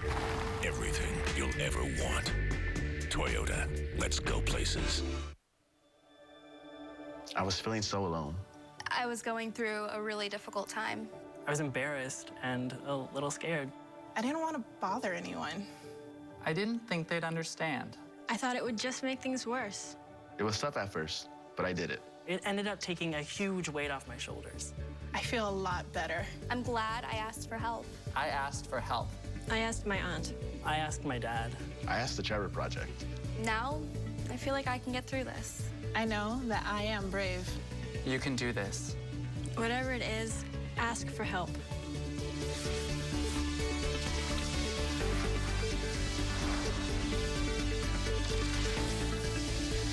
If you're thinking about suicide or need support, call the Trevor Lifeline at 1-866-488-7386. Trained counselors are there to help 24/7. Ask for help. We are the Fourth. We are Ohio.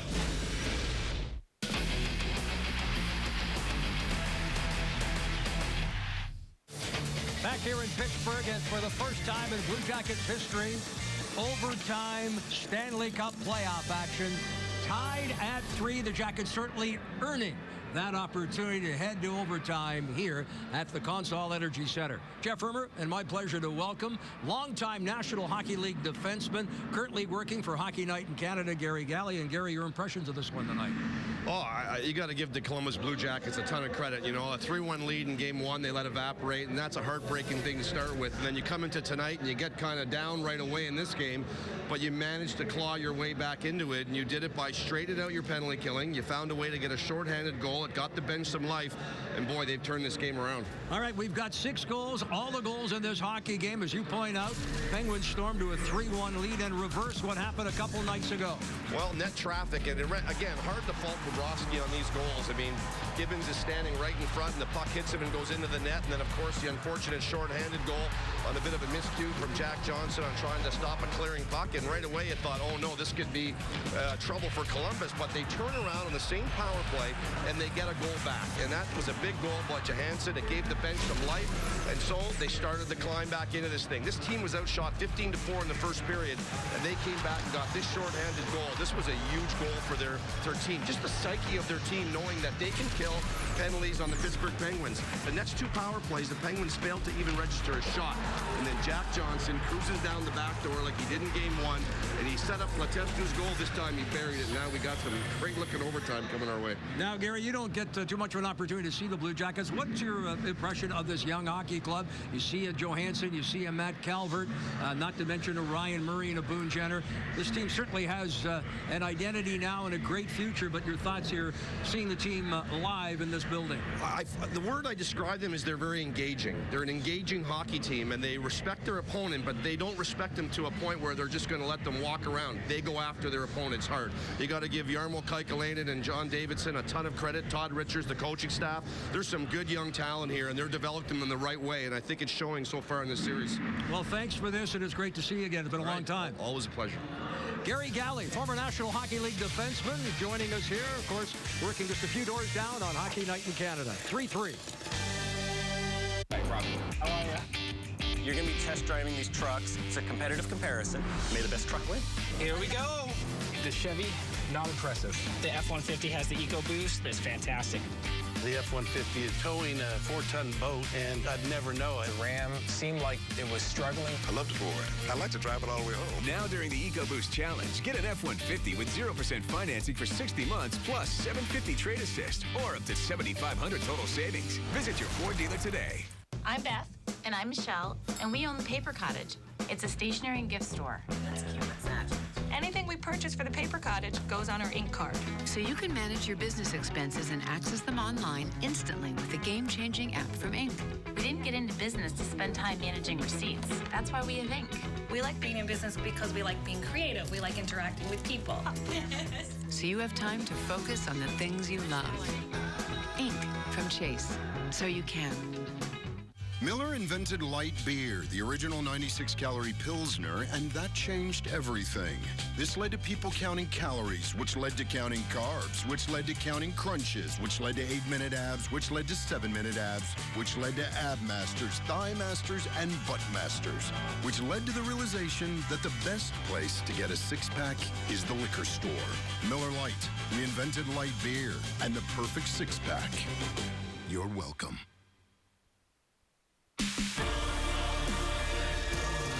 Ortho Crime Files, illegal hostage-taking, voluntary plant slaughter, evidence submitted.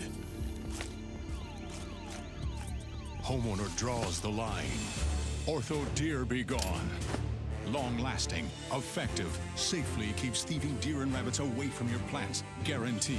Smells good to you, but to them, it smells like justice. Deer Be Gone, part of the Ortho family. Get Order, get Ortho. La Rosa's, what's it to you?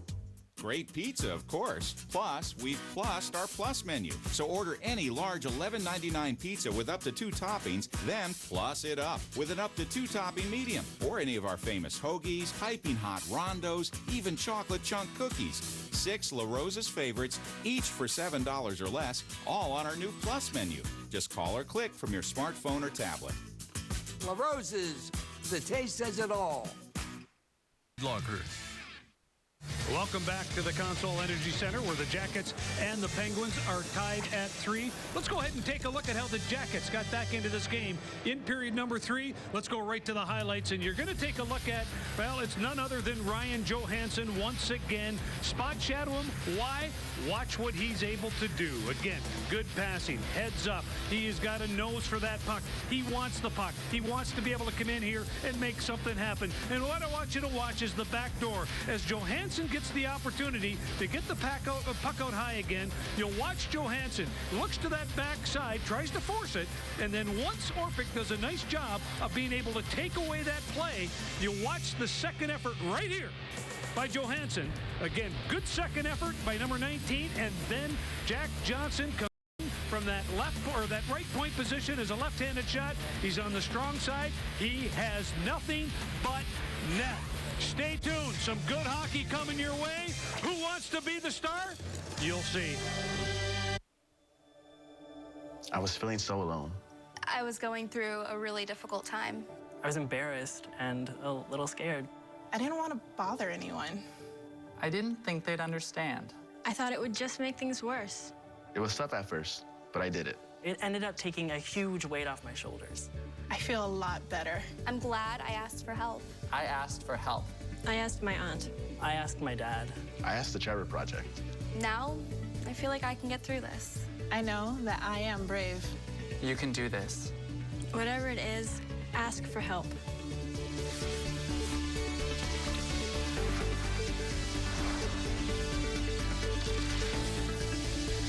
If you're thinking about suicide or need support, call the Trevor Lifeline at 1-866-488-7386.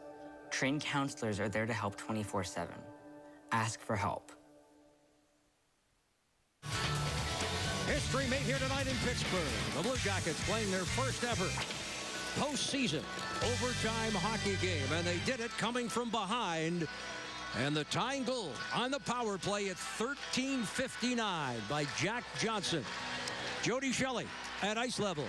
Jody, as we mentioned, first overtime for this Young Jackets hockey club. What are your thoughts? Well, I think they're right where they want to be, Jeff. They battled back. They're earned their way to be in the playoffs. They earned their way to be in this series, and here they are.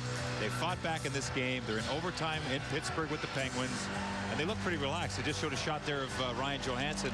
Calm, cool, and collective. I think they're embracing the moment. Jack Johnson has been a pillar of strength on the blue line.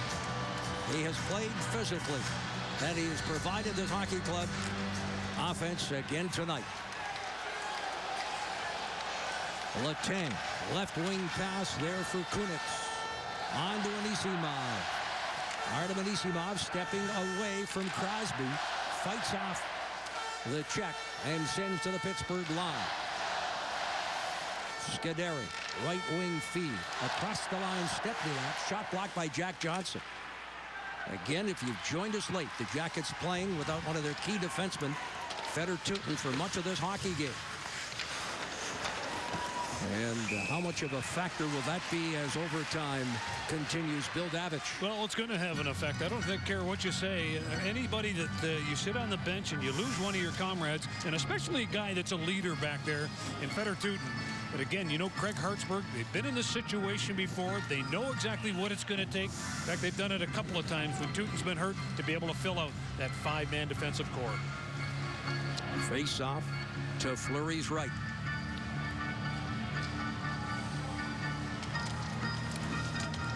From the draw, Niskanen chops it ahead. It gets away from Vitale, all the way in on Bobrovsky, and he will leave it right there for James Wisniewski. A left wing feed for Matt Calvert, who had that shorthanded goal in the second. Ali Mata will touch it up, and it is an icing call. 53 seconds in. Back to Jackets territory they head, and we'll remind you that all rights to this broadcast are reserved. And any rebroadcast, recording, retransmission, or other use of the broadcast without the express written consent of the Columbus Blue Jackets is expressly prohibited. So Calvert got a change here. Sorry, Billy. He had something wrong with his skate on the icing, so Boone Jenner gets to come out for the faceoff. Dubinsky and Malkin. And Dubinsky wins it cleanly. Jackets' first attempt to clear by Wisniewski. He recovers and sends it out of the zone. Mata able to keep it away from Dubinsky on to Malkin. Left wing. Malkin with Jokinen. Malkin across the line. Feeds Jokinen. Gets through to Bobrovsky, who's down, and he'll cover up. Well, it's what they say right now when you're looking at the playoffs, and any time when you lose a game at home, that is when the series begins. That's where the Jackets right now, they would love to be able to get this game. You have worked so hard to be able to get to that point. Danny Bilesma, his team has been there before, and for the Jackets, yes, uncharted territory. Up along the wall, Malkin with a shot. Down. The right pad of Bobrovsky turns it aside. R.J. Umberger able to flip it out of the zone. Here comes Johansson. The flare for the dramatic. On to Skilly, and it was knocked away. That was a rolling puck, guys. As Skilly got it, was on edge. He just couldn't corral it. Johansson winning that battle. The puck rolled off his stick. This is Nikitin in off the point. Backing him up is Boone Jenner. Johansson fighting off the check. Not once, but twice. Continues to protect that puck with a big body. Stepping away despite a hook. And there'll be a penalty. The Jackets will get a power play. Johansson earning it with that hard work and the board battle behind the net. And it will be Paul Martin heading off. The call is hooking. Well, Dave Jackson, he makes the call, but let's watch the work of Johansson. Again, when you're 6'3", 225 pounds, again, he protects the puck, shows great patience, and in the meantime, Paul Martin gets the stick up and around that facial area, and the Jackets will have an opportunity to go on that power play tonight. They are 2 for 5. 10 shots for the Jackets on their power play. The high sticking call, and Letang was able to send it the length of the ice. 150, the time of the Martin penalty. Wisniewski, left wing. Artem Anisimov, dumped in. Fleury trying to steer it away. Retreats to the net. A scramble in front in that blue paint. The Jackets battle. Fleury without his goal stick here. Wisniewski handing it to Dubinsky. Retrieving the goal stick and back on his feet as Fleury as play ensues along that far wall. Wisniewski, Jack Johnson. Johnson had the power play goal to send this one into overtime. Wisniewski deals it cross ice. Dubinsky hangs on. Throws it in front. Down is Fleury. Jackets jam away at it. Puck comes loose. Played by Dubinsky. Up high Wisniewski. A little more than a minute left on the power play. Walking the line onto Jack Johnson. In that right circle. Wisniewski flips far side for Dubinsky, reaching for it. Adams can't clear. Cam Atkinson looking, fires a shot. That is blocked and then cleared by Stepniak. Nice series there by the Jackets. Good job in front of the net, trying to get the puck in there. Long lead pass there for Letestu. Boone Jenner hustles into the zone. Jenner rims it around the wall. Stepniak camped along the near boards. And the puck stopped on the ledge on his side. And play whistle down by the alert Dave Jackson there. Dave Jackson's been around the play all night, as is this guy. Killing penalties. Letestu doing an outstanding job, being involved in the face-off circle as well. 6-1 on the night for 55. You like to see that? Can Letestu be the hero? He's got 5 goals in his last 6 games, including 1 in game 1 here in Pittsburgh. Long shot, save Fleury, and he'll cover up with 16:36 left here in this first overtime and 26 seconds in the penalty to Paul Martin. Now the battles begin in that face-off circle, and the Jackets win that draw. A good second effort by Johansson, and then Ryan Murray smart. Just get it towards the net. Boy, you never know.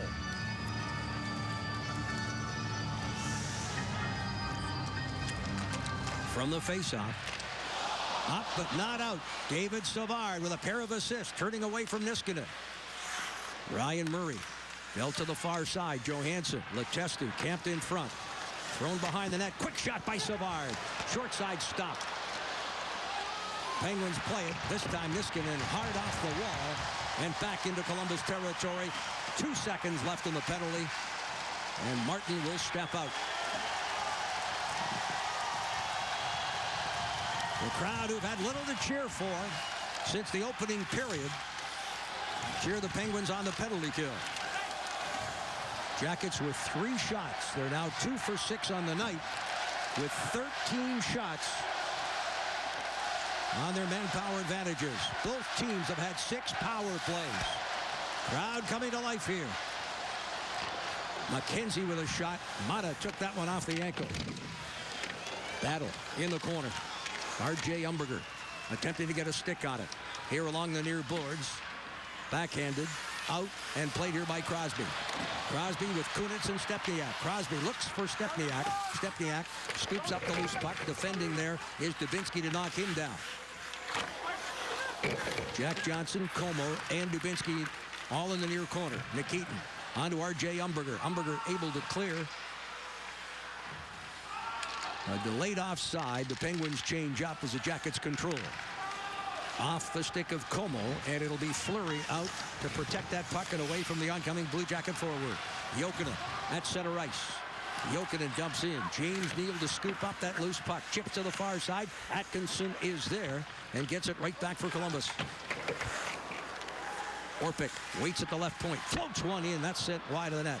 Matt Calvert can't clear, but on the second effort, backhands it out of the air. How's that for hand-eye coordination? That's pretty athletic, Jody. Yeah, that's a little behind the back. Blade down, knock it out. Good play. Good second effort. No TV timeouts in overtime. Well, these players play for, with the exception of a break to shave the ice, continuous action without a TV timeout. Sudden death overtime. 5 minutes plus gone. Nikitin, right wing feed, and Johansson will steer it in. Well, right now, again, the Jackets want to continue to do what they have done for the last period and a half, and that is continue to skate. Sutter held in check by Savard. Nikitin now battling Brandon Sutter in the corner, and the Jackets, as a result, able to walk it out of the zone with a pass here on the right wing for Skilling.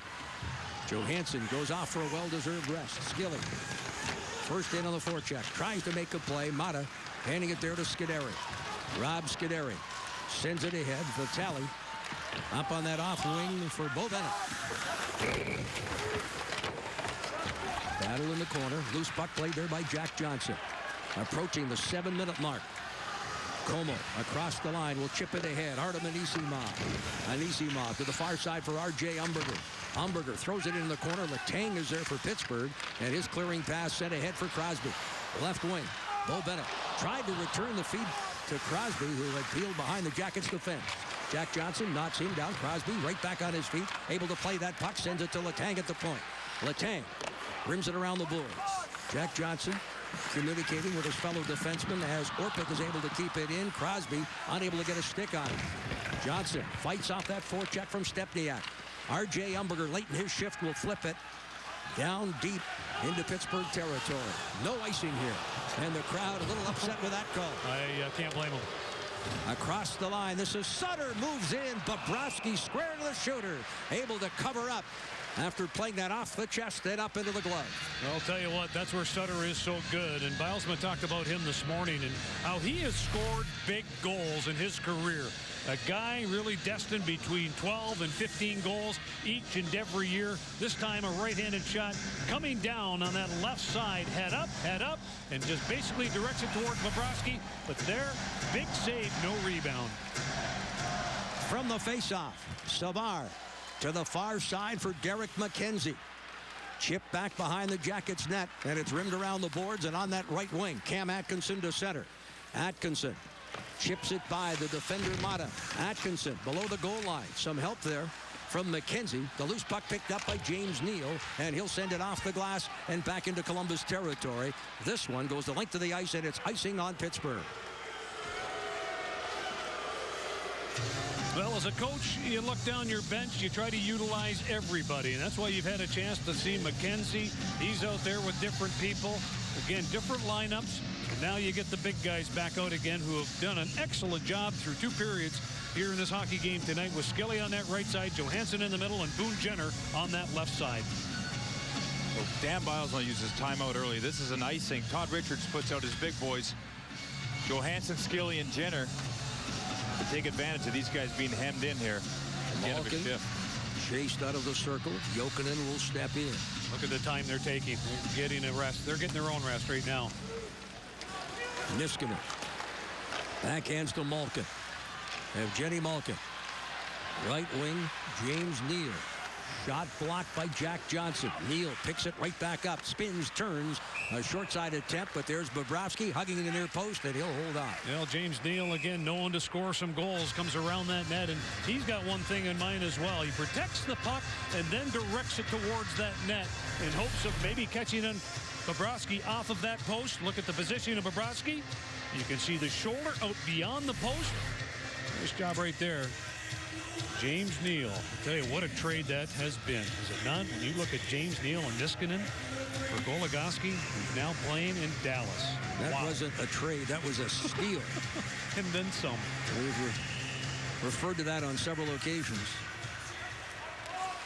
Orpik into the slot. Stepniak. Back at the point. Long shot, sails wide. Crosby threw it back in front. But the Jackets defend and effectively send it out of the zone. Approaching the 9-minute mark of overtime. Martin takes a hit.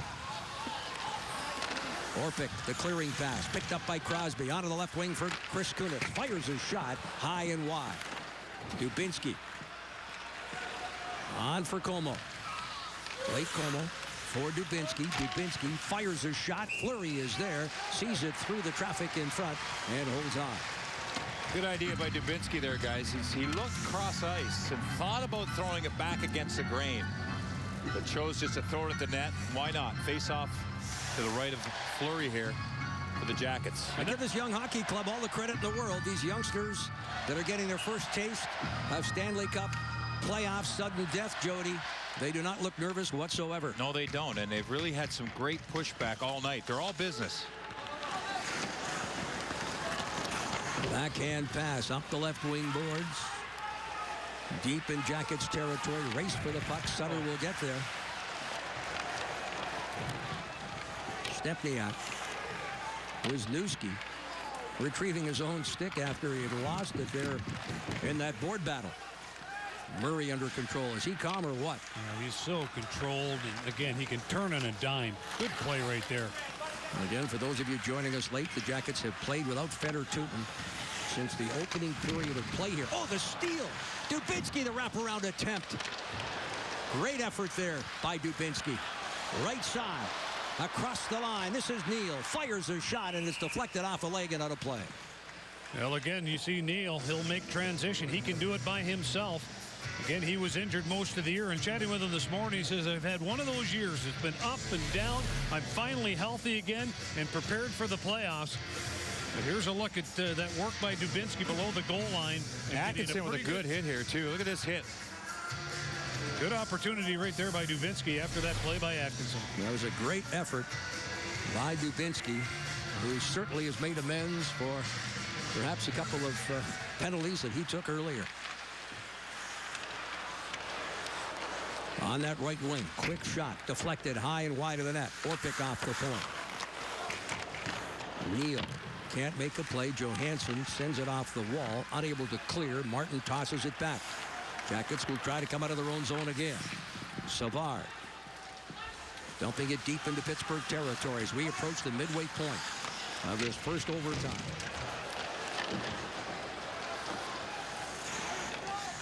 Kunitz off the board. Ryan Johansson battling. Malkin knocked to the ice. Johansson gets it to Jenner. The corner there for Skilly. Jenner and Orpik get tied up with one another. Jokinen. The hook there. And Jack Johnson's calling it a dive. A power play now. And it may have been embellished. I'd like to get another look at that one.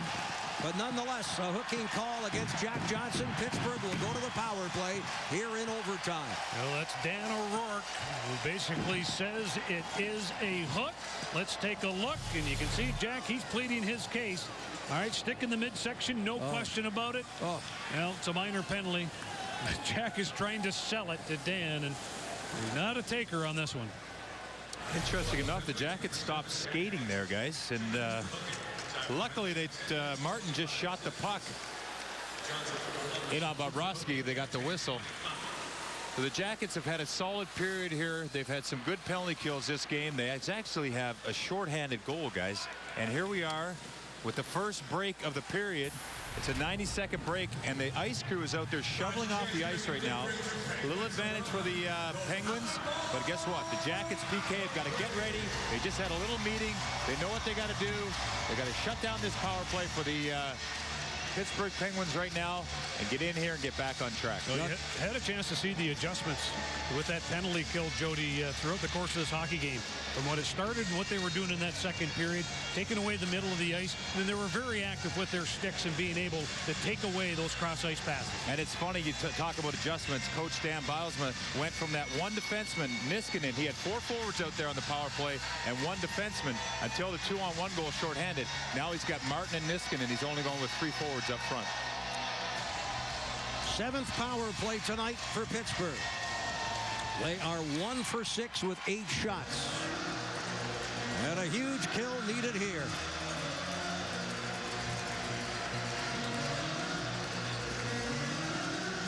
Faces tell the story. The intensity. McKenzie. Previous to that, Sidney Crosby, who will take the draw. And Letestu wins it. Penguins will play it in the corner nonetheless. It's Kunitz tossing it back here for Martin. Far side, Niskanen. Niskanen, Martin. Back for Niskanen. One-timer by Malkin. Stopped by Bobrovsky. And the Jackets are able to clear the length of the ice. Fleury out to set it up here for Niskanen. Martin will carry up ice. Approaching the 11-minute mark of this first overtime. It's Malkin with a right wing feed. Niskanen in off the point. Niskanen protecting that puck with the body. Deals it off into the corner. Malkin walks out. Up high. Martin lets one fly. And that one deflected high over top of the net. Niskanen tried to hustle to it at the right point. Unable to keep it in. The power play down to 1:10. Nice job by Como. Coming out, again, laying out, forcing that defenseman to shoot that puck over top. Puck deflected out of play here to give the Jackets a chance to change. It's tough to change, guys. They switched, the goalies switched in, so it's that second period scenario where it's a long way for the defenseman to get to that bench to get a clean change. Great point. 8:38 left, 1:03 with a neutral zone faceoff. 1:03 remaining in the Jack Johnson penalty. Now there's a guy that could turn the game around with one shot, and that's Nikita Nikitin. He gets a chance to see a little bit more ice with Tutin being out of the lineup, and you can certainly utilize that. Just get the thing through to the net. 8.5 minutes left. First overtime. Less than a minute left in the Pittsburgh power play. Neal sending it in. Jokinen cuts it off on the right wing boards. Tosses it behind the net. David Savard trying to fight off the Penguin forwards. This is Mata on to Letang. Letang deals. Dropped in front of the net was Sutter. In front. Jackets will clear. It's Calvert rifling at the length of the ice. See that play by James Neal. Protect the puck and then find himself into that slot area in front of the net looking for the one-timer. Less than 8 minutes left. Final seconds ticking off of the Jack Johnson penalty. James Neal on that left wing fires a shot. Oh, nice glove stop by Bobrovsky, who had the angle and stuck out that quick left hand to make the stop. Well, there's a good look at it. Again, James Neal, I haven't mentioned his name a whole lot tonight, but as that third period began to wear on, and then here in the overtime, he has been around that puck. Again, the product of Plymouth, he and Jared Boll, great buddies. Tonight, he wants to be a difference maker. Crosby from the draw, losing it to Johansson. Down to 6 seconds. Jack Johnson getting ready to head out of the penalty box.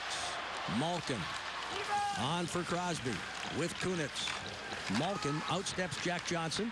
Kunitz attempting the short side attempt that the Jackets were able to turn aside. 2 shots on the just completed power play. 1 for 7 on the night are the Penguins. The Jackets, after giving up that early power play goal, have been solid. Niskanen, who had the power play goal late in the first period. His second of this postseason series. Up along the near boards. This is Jack Skilly overskating the puck. Kunitz holding him at bay. And it's Stepniak getting it ahead. Walking in. Vitale kick save and a dandy. Great job there by Bobrovsky. Stayed right with it. That right pad. Able to make that save. Jackets, Boone Jenner down the right wing. Sweeps it by Orpik. And called on the offside. Dubinsky lobbying, but to no avail. Well, let's take a look at that last save by Bobrovsky. Again, you'll get a chance to look at Joe Vitale coming in, and he just tries to snap it off right there. And you can see Bobrovsky as he comes across. Top of that pad, able to make the save. It's a good effort by Vitale. You definitely sense a certain level of caution here, guys, as this overtime goes on by both teams. Well, do you call it sudden death or sudden victory? Sudden victory if you win it. 6:25 remaining. The puck hops over the stick of Savard. Battle in the corner. Sutter trying to hold off Savard. Penguins, Stepniak stripped of the puck by Atkinson. Here comes Matt Calvert. He's got the wheels going tonight. Calvert going wide. Calvert throws it in front. And Atkinson unable to get a stick on it as he was muscled in front, and it's Sutter. Away with Stepniak. Penguins change up as play continues. Jack Johnson taking the hit, fights it off from Stepniak. Swept up, and now Mata in off the corner. Far side, Kunitz. Sutter looking to get off, and on will come Sidney Crosby. Mata drops it behind the net. Cut off there once more by Savard. Calvert able to clear the center. Great counter right there by Calvert, being able to help his defenseman get the puck out of the zone. Jack Johnson fights off the Kunitz on the forecheck. Jackets dump it the length of the ice, and it is icing. There's a look at Olli Mata. Tell you what a year he has had. 19 years old for the youngster. Took a chance coming over from his homeland of Finland. Spent a year in London. Certainly had some success there. All rookie team. Played for the Finnish Olympic team. Won a bronze medal at the 2014 Olympics. He is growing in his own skates as we speak. Well, the Jackets, who kept their timeout, will use it here on that icing call to give the troops a well-deserved rest. Todd's just going over his basics. There's the Zen. Yeah. There's the Zen master. He's sitting on his bench there. Good for Sergei. Todd's going over the basics there with the guys. Just a little refresher. You know, tired minds sometimes need reminders, and that's what he did right now. Give him a little breather and just say, hey, you know what your assignment is off the face-off if we win, and know what it is if we lose. And it's getting on the same page. So the centerman will tell them, hey, if we win it, we're either going to rim it around the far side and counter pinch, or go up the strong side. The centerman will make that call, and then they know what to do on the losses. So the group is focused right now, and you're exactly right. Those little details can make such a difference, especially off of a face-off win. And after that well-deserved rest, the Jackets will battle on. Draw one by Crosby. Jackets move it out of the zone, chopping it away from Letang. They now are able to change things up, and fresh legs come on. Letang sends it back to Martin at center. Martin rifles in wide of the net, and offside the call. Oh, you talk about cautious, Jody. It's down to just like a snail's pace here through the neutral zone. Again, the Jackets backing off. They commit one guy. That is it. They want to play him at that blue line, but an offside call. Well, there's not a lot of space out there, and a couple of the Penguins I spoke to this morning, Vitale and I spoke with Crosby, mentioned there's no room in front of the net the way the Jackets defense box out. And there's really no room, so they're not opening up for it. And the Jackets don't need to open up anyways. They can play this game. Seems like both teams are waiting for someone to make a mistake. Brooks Orpik said this morning, he says, you know what, the team with the most poise will win this hockey game. The guys that have been there before, got nothing to do with it. Letestu in front for Umberger, denied. Fleury with a big stop from point-blank range. And wouldn't that have been fitting? R.J. Umberger coming back to Pittsburgh and made a good backhand attempt that Fleury was able to stop from point-blank range. Jokinen takes the hit there from Boone Jenner, who continues to get under the skin of this Penguin hockey club. Letang off the wall and out to center. Driven back in by Murray. The long shot played there by Fleury, and he's going to cover up. Well, that line back out again. Again, you look down that line with Jenner that you just mentioned, Jeff Johansson, and the job that he's been able to do, and Skilly. And let's go ahead and take a look at that last play. Jody, what a play by Umberger down in front of that net. He picked up this puck. Well, how about this pass by Letestu? Picked up the puck in one motion. Threw it on Fleury. Beautiful attempt. Watch this play by Letestu. He goes, gets the puck, and just barely has it on his stick. Backhand pass is not easy, and he made that look very easy. One, a former Penguin, the other, a Pittsburgh native, and they almost combined for the game-winning goal. 4 minutes, 15 seconds left. Puck squirts free. Jenner spins and turns, and Fleury, the short side attempt, is stopped. Kunitz on to Crosby. Crosby with the left wing feed, stepping up. A nice defensive play there by Savard. But the Penguins get it back. Crosby sends it in front in the active stick of Ryan Murray. Murray was able to steer that puck away on the cross-ice feed. Yeah, something to be said about having your shoulders up ice and your stick on the ice. Here's Crosby. Kick save. Rebound sent wide. Off on that right wing. Some anxious moments around Bobrovsky there. Stepniak. Able to fish it free, but it's played by Savard. Savard and Stepniak both go down. Jackets moving up the right wing boards. Kept in at the point there by Orpik. Bobrovsky just got bumped again. He just whacked Crosby. Crosby out of the corner. Crosby hangs onto that puck. Throws it up high. Quick shot, Stepniak. Johansson stepped in front of it, took it off the ankle, and now will race off to the bench. On comes Dubinsky. Left wing feed, Adams, a right-handed shot on the off wing, gloved in. It'll be held with Sutter cruising in front. Well, let's take a look at that last opportunity. Again, Kunitz showing some patience coming in, and then Crosby, again, in that position. He's a left-handed shot on that right side, so your angle's going to be a little bit greater. Look at that pad save. Flush to the ice. Excellent job by Bobrovsky. Is he battling right now? Heads-up play by Crosby, too. He passed that off the pads. Just a nice little pass. We talked about it earlier in the year. Play it off the pads for that rebound. Stepniak just missing that far post. Ooh, high stick there on Malkin. Crowd looking for a penalty call, as is Malkin. And the officials certainly hear from the amateur officials on hand. Artem Anisimov losing the puck there to Neal. Jackets gain the zone. Dubinsky fires from a sharp angle. Oh boy, Anisimov was going to the net looking for the rebound there, but it was kicked aside by Fleury. Good example of that play. There's Dubinsky. Rims it around the board. Stepping up and in off the point is Wisniewski. He throws it back alertly to Atkinson, who can't keep it in. Atkinson trying to fight off Neal. Steered to the corner. Evgeny Malkin tying up Atkinson. Getting some help now from Jack Johnson, who walks away from difficulty and deals it on the right wing. Here comes McKenzie. Derek McKenzie with the shorthanded goal in game one of these playoffs. Looking for Matt Calvert, who got tonight's shorthanded talent. Letang looking right side for Sutter. At the line, Matt Calvert drops the pass for Como. A shot by Murray, drilled wide of the net. All kinds of traffic in front of Fleury on that attempt. Letang for Sutter. Sutter's pass to the left wing for Bo Bennett. Bennett trying to cut in. Nikitin takes him wide.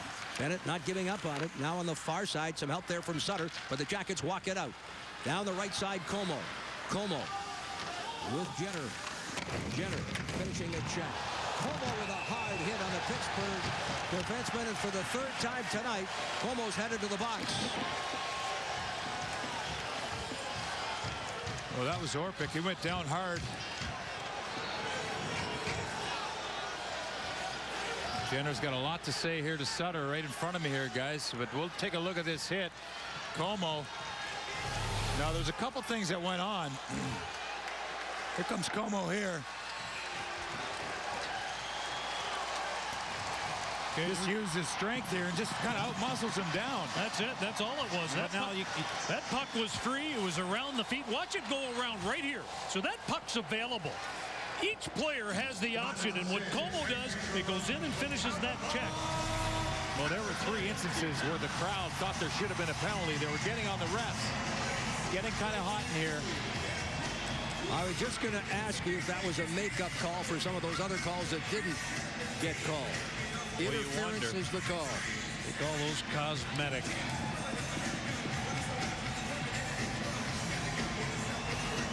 Eighth power play tonight for Pittsburgh. From the drop, Jack Johnson keeping it away from Kunitz, but Malkin will play it to the point.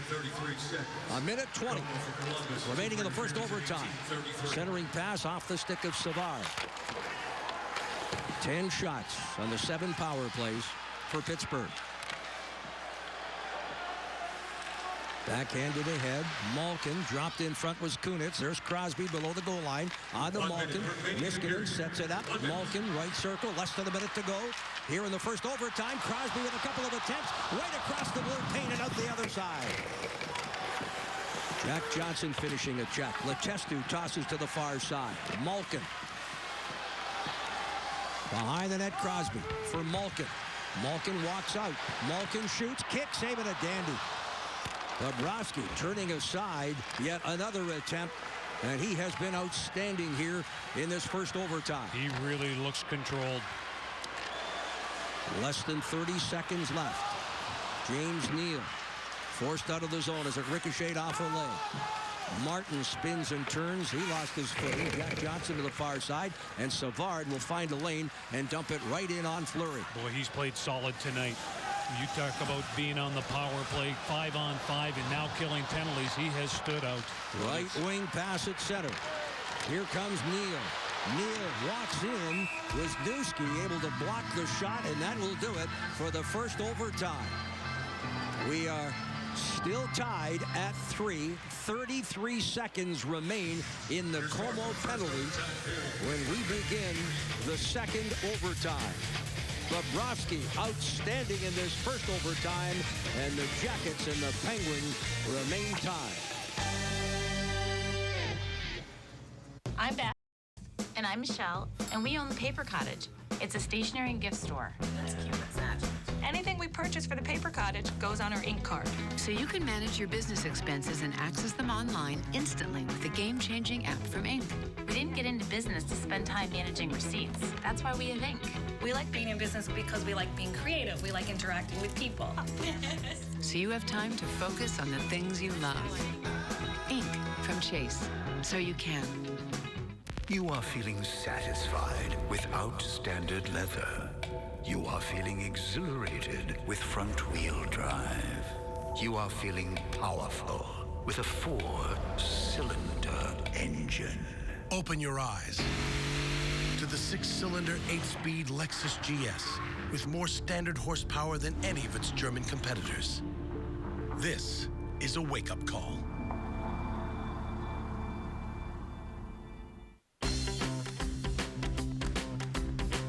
When you have a Chamberlain in your garage, you have a garage door opener with plenty of muscle and something more.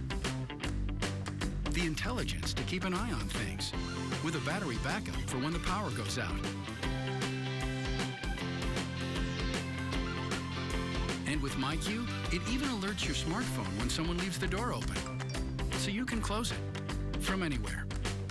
Chamberlain, smarter is better.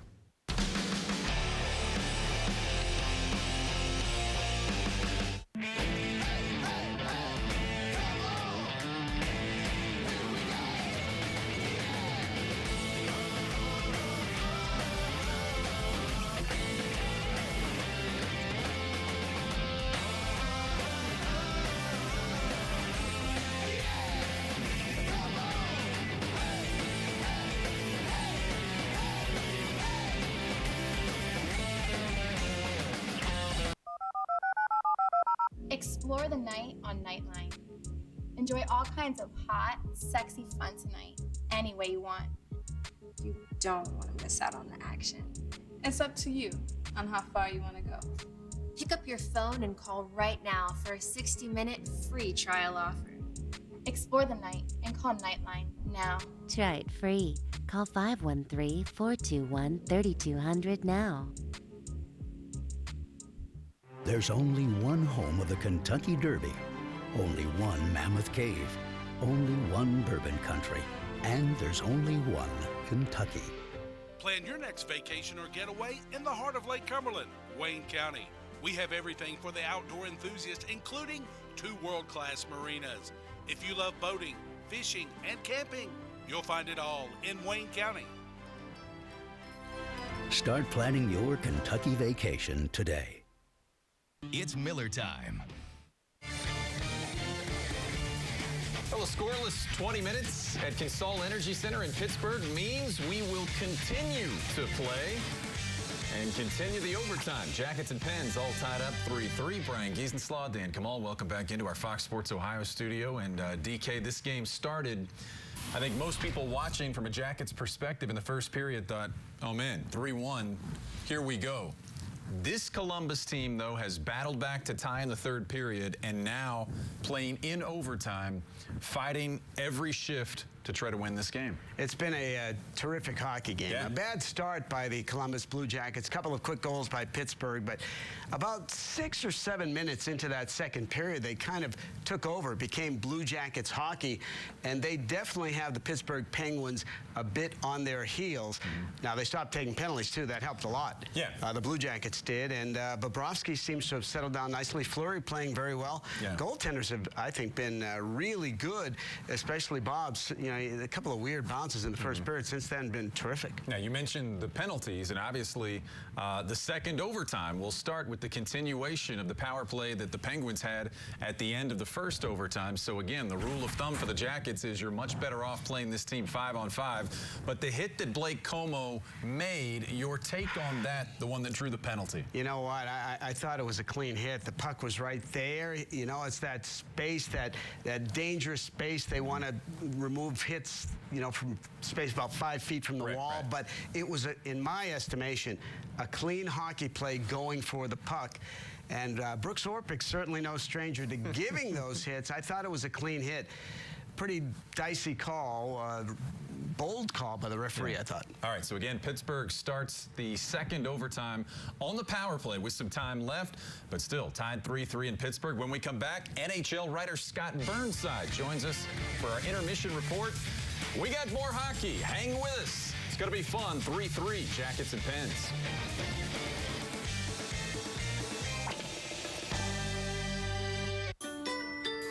When you choose environmentally responsible energy, energy produced right here in the U.S., products and services that meet your exact needs, that give you comfort all year round. All this for the best possible value. Well, what other choice is there? IGS Energy. Call or visit us online today.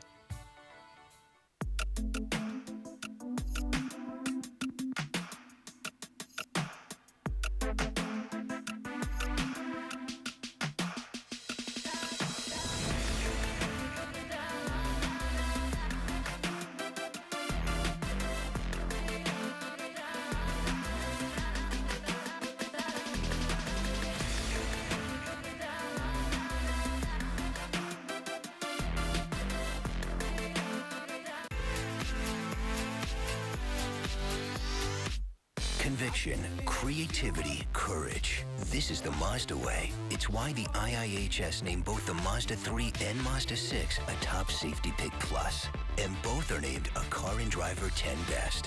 What do you drive? Now lease the 2014 Mazda 3 ISV for $159 a month for 36 months.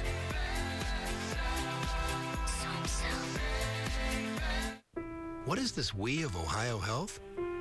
It's we the people, 28,000 strong. More experts in more specialties, seamlessly connected to each other and you.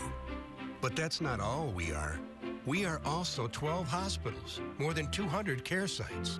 So, Ohio Health expertise is always nearby when you need it most. It's how we connect you to a healthier you. Ohio Health. Believe in we. Step into the spotlight and be a star. This is your ticket to the ultimate scene. A leading role in a big Hollywood blockbuster. Here, you call the shots and direct the action. Because at these tables, it's always your time to shine. So get ready. There's no place like Hollywood. Welcome back to the Consol Energy Center in Pittsburgh, Pennsylvania, where the Jackets and the Penguins are tied at 3. And with me, Scott Burnside, veteran NHL writer. And Scott, your thoughts right now, this game going into the second overtime? Well, the way the game started tonight, I didn't think we'd be getting to overtime at all. The Penguins, of course, jumping out to that 3-1 lead. But give the Blue Jackets credit. I mean, this young team didn't wilt under the pressure. In fact, I was a bit surprised that the Penguins a little bit more passive during the second and third period. The Blue Jackets making good use of that, putting a lot of pressure on Marc-Andre Fleury, ultimately tying the game, couple power play goals. And right through the first overtime, a lot of back and forth activity. I'm sure that Todd Richards would like the Blue Jackets to stay out of the penalty box a little bit more, and we're going to have a little bit more penalty kill time for the Blue Jackets starting the second overtime. Well, Scott, again, any penalty killing unit that you have, it has to start in the net. Let's take a look at goaltender Bobrovsky here from the overtime. Talk a little bit about his play. What's your thoughts are? Oh, interesting. I think this was a huge game for Sergei Bobrovsky. He wasn't particularly good in game one. I'm sure he'd like to have that game winner from Brandon Sutter back again. And when they got down 3-1 tonight, he has been a rock, though. He's been, has not allowed that crucial extra goal, and he has kept them in it. A couple of saves, especially toward the end of the first overtime. This has been a big night for him, a really important night. Obviously, we'll see how it turns out, but this is an important night for him and for this team. Scott, when you take a look at this hockey team, again, JD and as well as Jarmo Kekalainen have done a nice job with their young players and what they're able to do. Your thoughts as an outsider looking in from the NHL's point of view, what are your thoughts on some of the young kids? Oh, I think this team has been built the right way. It's been hard. It's been a long road for this franchise, obviously. Still looking for their first playoff victory, only their second ever playoff appearance. But my sense is that they are a little bit ahead of the curve, and I think you're right. John Davidson, Jarmo Kekalainen have done a terrific job. Todd Richards, I think, he doesn't get enough credit for the work he's done instilling the systems that work for this group, their work ethic. They're hard to play against. We've seen that in both games, but especially tonight when they got down. They continued with the physical play, continued to turn pucks over or make forced turnovers by the Penguins. I think they've done a terrific job. And you're right, young players embracing roles that, would bring some nerves, and they've done very well thus far through the first 2+ games of this series. Well, Scott, we appreciate you taking the time. I know you're going to follow us over to Columbus. All the best, and we appreciate your time. Anytime. You bet. Scott Burnside, again, veteran writer of the National Hockey League. We're going to be back with the second OT from Pittsburgh. Get a car, get a truck, get an SUV at the Reichert Used Car Factory. Go online, find your car, come and get the keys at Reichert Used Car Factory. R-I-C-A-R-T, Reichert Used Car Factory. We've got cars as far as you can see. It's fast and easy and car buying fun. Just come to Reichert, you know we're dealin'. For a deal you can trust, we're the place to run. Motor Trend certified, rated #1. Visit us just off Route 33. Reichert Used Car Factory. We're dealing. This isn't a boat or an RV. Not once has it been a motorcycle, and it most certainly isn't your house. It's Lola, your car. Yet insurance bundlers keep trying to sell you house, RV, motorcycle insurance. Safe Auto gets it. You need the right car insurance for the right price, not more insurance for a more price. Because what drives us drives you. Safe Auto. Call, click, and enjoy the road ahead. People who know cars know Toyota has the longest lasting vehicles.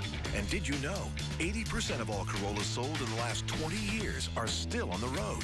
And Toyota Corolla gives you more NPG and more room than a Honda Civic or Ford Focus. Now, during Toyota's spring sales drive, get 0.9 financing for 60 months on Corolla. Or lease one for just $149 a month with no cost maintenance included. For all Toyota offers, go to buyatoyota.com. Toyota, let's go places. This is the party she's been waiting for. The party made possible by the life-saving procedure performed by your Mercy network of care, where Mercy primary care physicians and specialists, nurses and therapists worked side by side with the world's most advanced technology, delivering comprehensive preventative care and treatment services right here in Lorain County and surrounding communities. Because this is not just any party. This is the party where her little boy turned 1. Mercy. Be well, right here. Welcome to McCluskey Chevrolet's exciting new facility in the Kings Auto Mall. Let us show you our vision of the future as we transform your buying and servicing experience into something fun and enjoyable. Relax and enjoy free Starbucks, Coke Freestyle, snacks, and an iPad in one of our 4 guest lounges. McCluskey Chevrolet is Cincinnati's exclusive dealer providing free lifetime mechanical protection on all new and used vehicles. McCluskey Chevrolet, lower prices, lower rates. Fox Sports Ohio. 4 periods, done. Nothing decided. 3-3, Penguins and the Blue Jackets after 1 overtime. Blake Como will have 33 seconds left to serve on his penalty. First ever overtime game for the Blue Jackets. Second overtime is on the way. Jeff and Bill are next on Fox Sports Ohio. Your side has been desperately wrong. He continues not to tell the truth. It's got to be the whole thing is a mess. Let me make this point. Nobody can justify this. If I ask a question, I want an answer. Another crazy school district. Reaction from both sides. So what's the beef from the left? Do you not see the danger? It's not a fact. No, That's what a pinhead says. Big guess, bigger stories, straight up facts. Straight talking, skin stomping, calling out the pinheads and calling it like it is. Please watch the O'Reilly Factor weeknights on the Fox News Channel. We are moments away from beginning double overtime. Tied at 3 here in Pittsburgh. The Penguins and the Blue Jackets. Jody Shelley at ice level. And Jody, you played overtime games. I've been involved in several lengthy overtime games. Tell us what goes on in that dressing room in overtime as far as refreshing. Do they change their undergarments? Do they get to eat or drink? I mean, how do they get refreshed in those overtime periods? Well, that's an interesting question. There is a point in the game where you're going to need some food. You're going to need refreshment. The Jackets are down to 5D, Jeff. Petter Tootin has left the game. They are overworking. They're working hard. They have to manage their energy. They have to get lots of liquids, fluids, and of course, at some point, you might see a pizza or 2 slide in the room, but it's one of those things. It's all about what do you need now, and I'm sure back in the locker room, the trainer back there, all the trainers are doing whatever they can to make sure these guys feel as good as they can at puck drop, which is coming here with the Jackets with 33 seconds left on the penalty kill. Interesting to point out, Jack Johnson leads all players dressed in this one, all skaters in ice time, 37 minutes and 32 seconds. And right behind him for the Jackets at 32:57 is none other than David Savard. Sergei Bobrovsky outstanding in the first overtime, stopping all 12 shots directed at the Columbus net. Waning seconds of the power play. Malkin drops it back. He'll take it up high. 30 seconds in. Final seconds of that penalty. It ricochets off the leg of Savard. Played on the far side there by Martin. Como has stepped back out. Jackets have killed it. Wraparound attempt by Malkin fails. Here's McKenzie. Gets it ahead to Como. One shot of the just completed power play. Fought off by Fleury. He had no idea where it went. Well, that's the one thing that Como has. It's a heavy shot coming off of that wing.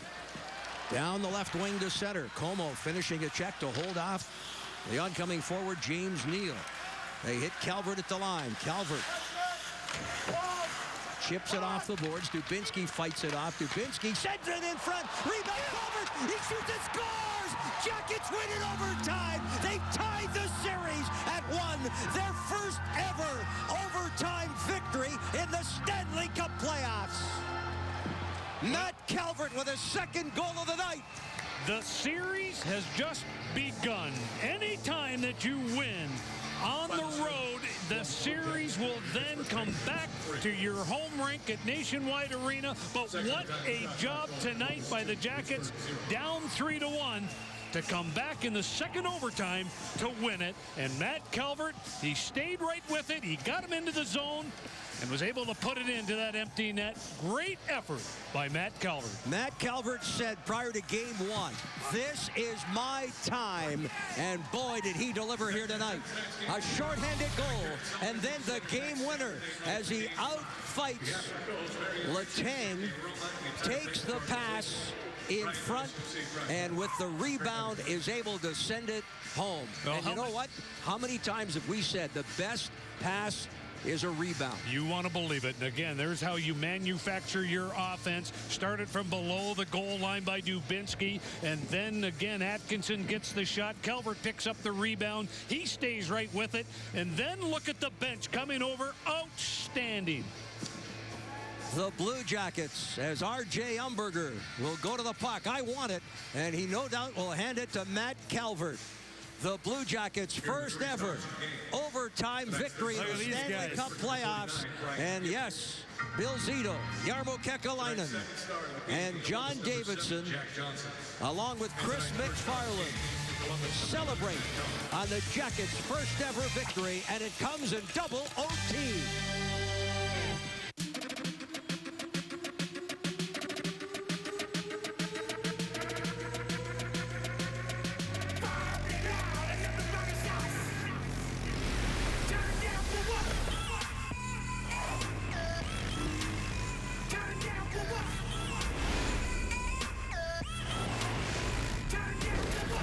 Get up, get out, get undomesticated. Labatt Blue.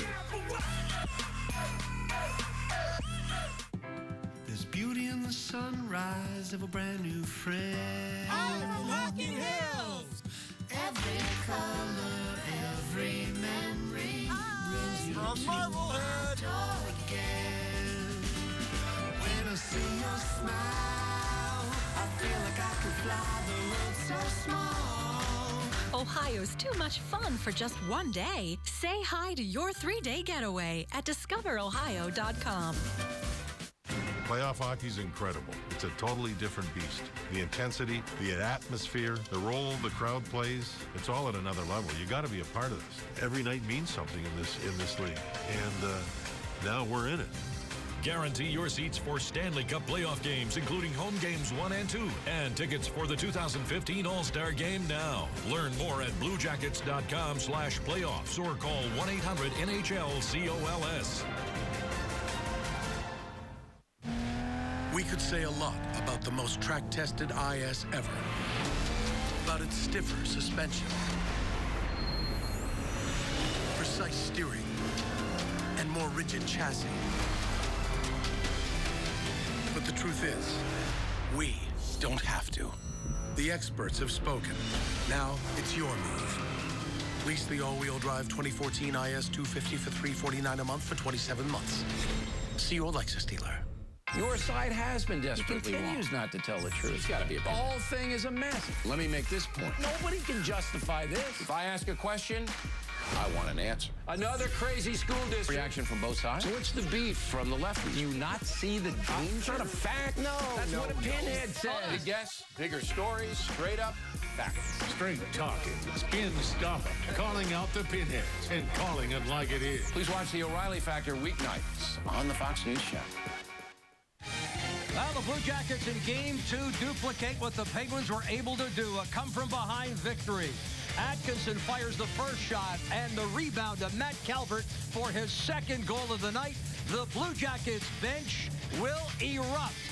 First ever overtime victory for the Columbus Blue Jackets in the Stanley Cup playoffs. Their first ever victory. R.J. Umberger says, I'll take that puck. And the celebration down at ice level and up in the executive box. John Davidson, Jarmo Kekalainen, Bill Zito, and Chris McFarland celebrate the Blue Jackets' first ever victory, and it comes in double overtime. Welcome back. Jeff Rimmer rejoining you here along with Bill Davich. And Bill, an exciting conclusion to this one. It didn't look very good in the first period. Jackets fell behind 3-1, but a great gutty performance by the Blue Jackets, and they're headed back to Columbus, tied in this series at 1. How about the 3 stars? Well, I'll tell you what, it is a gutty performance, and let's take a look, and it starts with number 11 in Matt Calvert. Again, game-winning goal here tonight, shorthanded goal. He did what he had to do. Again, the little guy played big. Ryan Johansson, well, again, another contributor, guy that wants to make a difference. You can see his stats. And then Jack Johnson, again, with Tootin out of the lineup here tonight after the first period, he again collected a lot of minutes, closing in almost 40. But what a job he did. He got his second playoff goal in as many games. And now, just like we had promised earlier in tonight's contest, it's Miller time. Brought to you by Miller Lite. And here is our Miller moment. Well, here's the work. We talk about Calvert coming in off of that wing, but watch Dubinsky. Again, he wins the one-on-one battle against Jokinen, feeds it in front of the net. Atkinson's there for the one-timer. Calvert gets one whack at it. He gets another whack at it. He's got the empty net. It's into the back of the net, and the Jackets walk away with a 4-3 double overtime win. So for the Blue Jackets, it is back to Columbus. And 2 games next Monday and Wednesday night. If you're not fortunate enough to join us in person, we'll have them for you both here on Fox Sports Ohio. And the Jackets certainly will also be supported by We Are the Fifth Line. And boy, oh boy, it is going to be electric at Nationwide come Monday and Wednesday night. Up next, Blue Jackets Live post-game. And this is Stanley Cup Playoff Edition. The Blue Jackets defeat the Penguins 4-3 in double overtime. When you choose environmentally responsible energy, energy produced right here in the U.S., products and services that meet your exact needs, that give you comfort all year round. All this for the best possible value. Well, what other choice is there? IGS Energy. Call or visit us online today. As a parent, you've seen it all, but you haven't seen it all in a minivan. At the Chrysler Town & Country event, you get so many standard features in the minivan that gives you everything you need, even when things don't go according to plan. When's the parade start? It's tomorrow. See it all now at the Chrysler Town & Country event. Get 0% financing for 60 months, plus $2,000 total bonus cash on the 2014 Chrysler Town & Country Touring.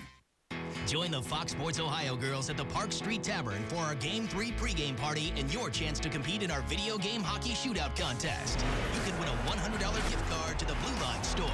See you before Game 3 at the Park Street Tavern. Next week, a star is born. Take an all-new cosmic adventure from ancient empires. These columns are all that remain of this oldest temple in the Roman Forum. To the origin of life. These tracks were left 530 million years ago. To the secrets of our planet's natural wonders. Here is the newborn Earth. Don't miss Cosmos, a space-time odyssey. All new next week on Fox and the National Geographic Channel.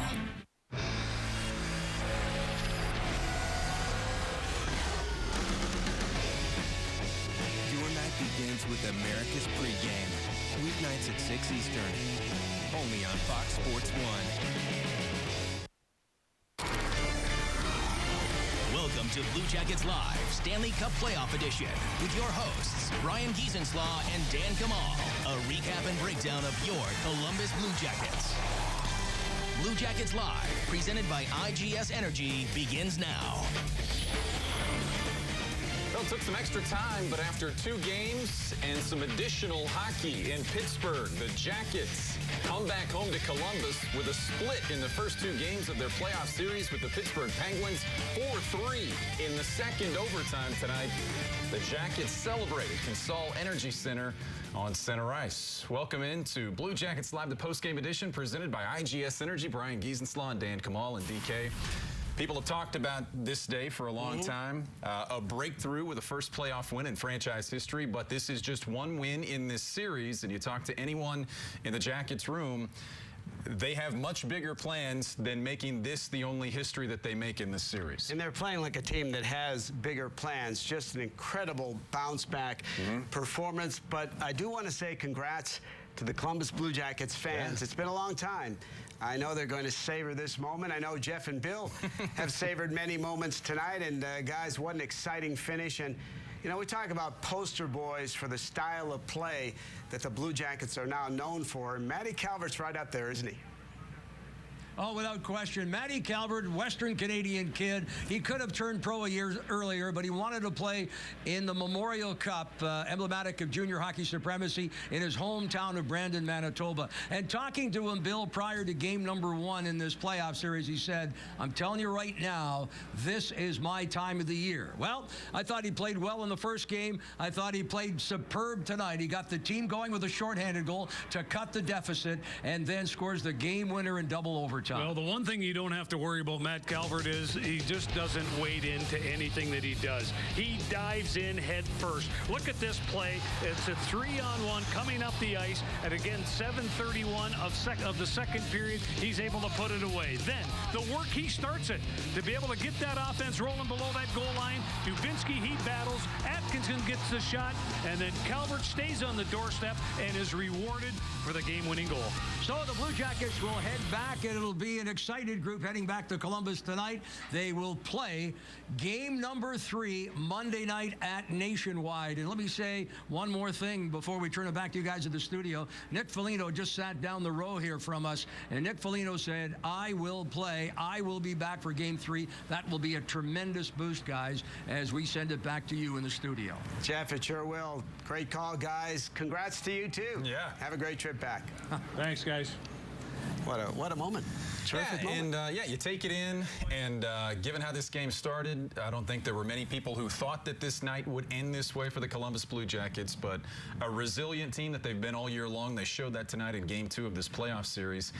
And a big change from Game 1 to Game 2 was the play of Sergei Bobrovsky. Well, he bounced back beautifully after that tough start. A couple of weird goals. I don't think he saw the first 2 goals, but he was just rock solid down the stretch. I mean, they scored all 3 in the first period. Yes, so he went 4+ periods of rock solid goaltending. 4+ periods against the Pittsburgh Penguins, who had multiple power play chances in that time. And Bob helped close the door with saves like that one. And so you knew after Game 1, you heard Jody Shelley on the pregame say that Bob told him right after Game 1, I have to be better. Well, he was better tonight, and he's a big reason that this game ends in the second overtime with the Jackets on top 4-3. Sergei Bobrovsky back on his game. Really, and that's, Scott Burnside, we had him on between the first overtime and the second, a hockey writer, and he said big game for Sergei Bobrovsky because he doesn't have a long playoff history and got off to a shaky start. First playoff win and looked terrific in holding the team, giving the team a chance to just grind its way back into the game. All right, so we've seen the highlight of the shorthanded goal. We've seen the highlight of the game winner from Matt Calvert. It's time to hear from number 11. He's standing by now with Mets. Thanks, guys, with Matt Calvert. And Matt, obviously a historic win, a historic goal for you, but first ever postseason victory for this team. What does that mean? It was great. It was the first one for our organization, and that's a huge goal for us. One thing was to get into playoffs this year, but the next was the first win, and then the first series wins the next goal after that. So we had a lot of fun with it. We're excited, but we know it's a long series. We got to move on. Matt, you're down 2-0. You're down 3-1. A lot of penalties, things were not going your way, and then things started to shift midway through the second. What happened there? The boys were resilient. We stuck with it. Sometimes when a team gets power plays as much as they did, they let their foot off the gas, and we tried to take advantage of what we could, and we stuck with it, scored some big goals, and luckily enough won in overtime. You go through the first overtime, and then in the second, your goal. Tell me about it. Tell me what you saw. Your eyes must have been huge. Yeah, I went to the net. It was kind of a broken play, and then Aki got a good shot off there.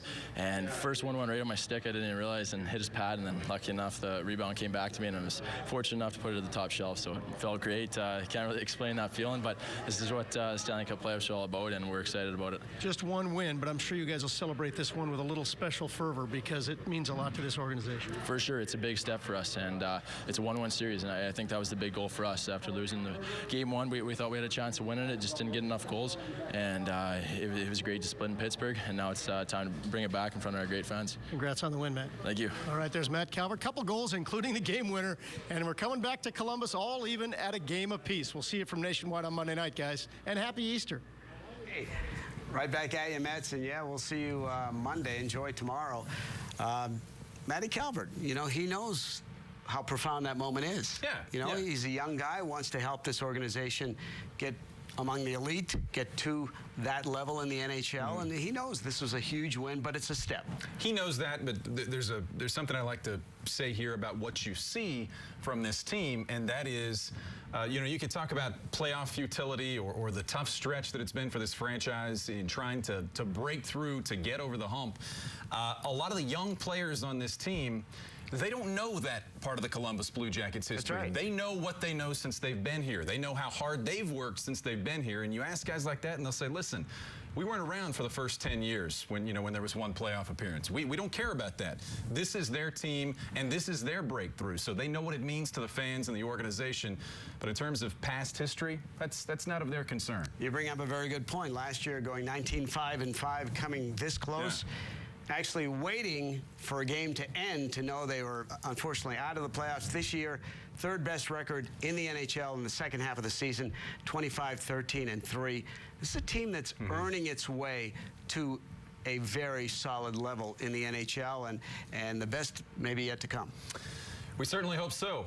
Injury update tonight. We'll go back in this one to Fedor Tyutin, and number 51 took a couple of shots. There's number 1, and you'll notice most of these hits, Dan, are to the same general area of his midsection, and he didn't come back after that one, I think.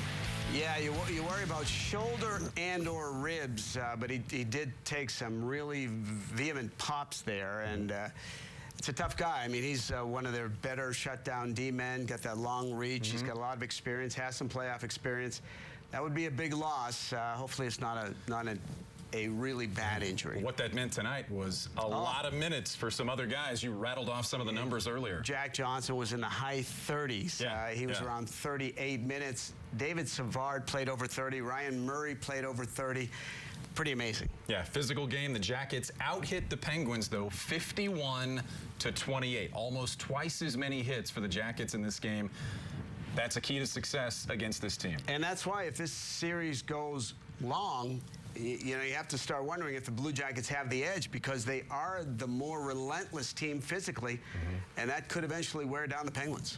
Nick Foligno, you heard Jeff Rimmer talk about the fact that Foligno says he will be back for Game 3 at Nationwide Arena. I want to ask you this, Dan. What will he mean if he's healthy and comes back, which we assume at this point that he is? What will he add to this team, and how will he fit in the style of this series? Well, he certainly plays the kind of style that the Blue Jackets, as I said earlier, are now very much being known for around the NHL. He's going to have a lot of energy. As long as that knee is good, excuse me, he's going to have that physicality, that relentless forecheck, the puck retrieval skills. He's going to have that swagger about him. He's been through the playoffs before, too, with Ottawa. So he has that experience that you love in the playoffs a lot. He's a top 6 forward, good puck skills, good physicality. It'll be a big addition. The response tonight for the Jackets after period number 1, I thought was very good. It was very, very good after the first period, but in terms of the discipline necessary to beat the Pittsburgh Penguins and stay out of the penalty box, there's still some work they can do there, because they did dodge a few bullets along the way. Listen, the Pittsburgh Penguins, one of the best puck possession teams in the league. Tremendous amount of skill. In order to play them tough, in order to lean on them, you're going to have to walk on the edge sometimes.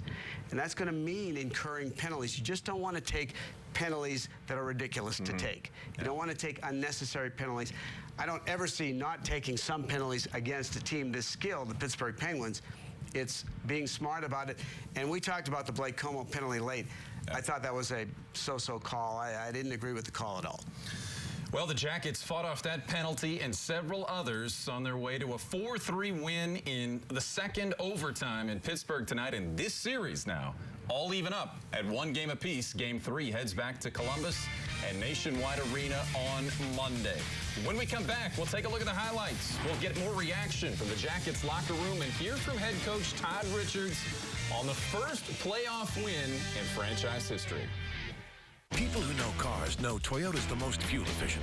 And did you know Toyota Prius Liftback can save you $3,700 on gas over the next 5 years versus Honda Accord?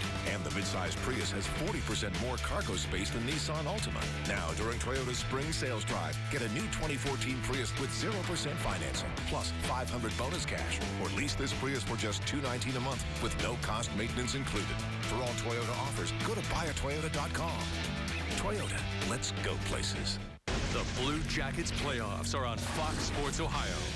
Monday night, playoff hockey returns to Nationwide Arena when the Blue Jackets host the Penguins in Game 3. Columbus has been waiting for the chance to show the NHL what they're made of. There's nothing like playoff hockey. Make sure you're part of the chase for Lord Stanley's Cup. Blue Jackets Live gives you all the information you need before and after Game 3. Blue Jackets, Penguins, Monday at 6 on your home of the Blue Jackets playoffs. Fox. Credit problems? No problem. Why buy used when McCluskey Chevrolet can deliver you a brand new Chevy? Call our 24-hour approval center, 761-1111. McCluskey Chevrolet. Lower prices, lower rates. La Rosa's, what's it to you? It's 3 unexpected toppings. And a one-of-a-kind wow. It's a 3-for-all of flavor. Introducing the ultimate trios from La Rosa's, like the roasted chicken in the new garlic chicken trio, or the tender sirloin in the black and blue. It's uncovering the crave I never knew I had. It's a trio you have to try, and try to describe. La Rosa's, the taste says it all. Credit problems? No problem. Why buy used when McCluskey Chevrolet can deliver you a brand new Chevy? Call our 24-hour approval center, 761-1111. McCluskey Chevrolet. Lower prices, lower rates.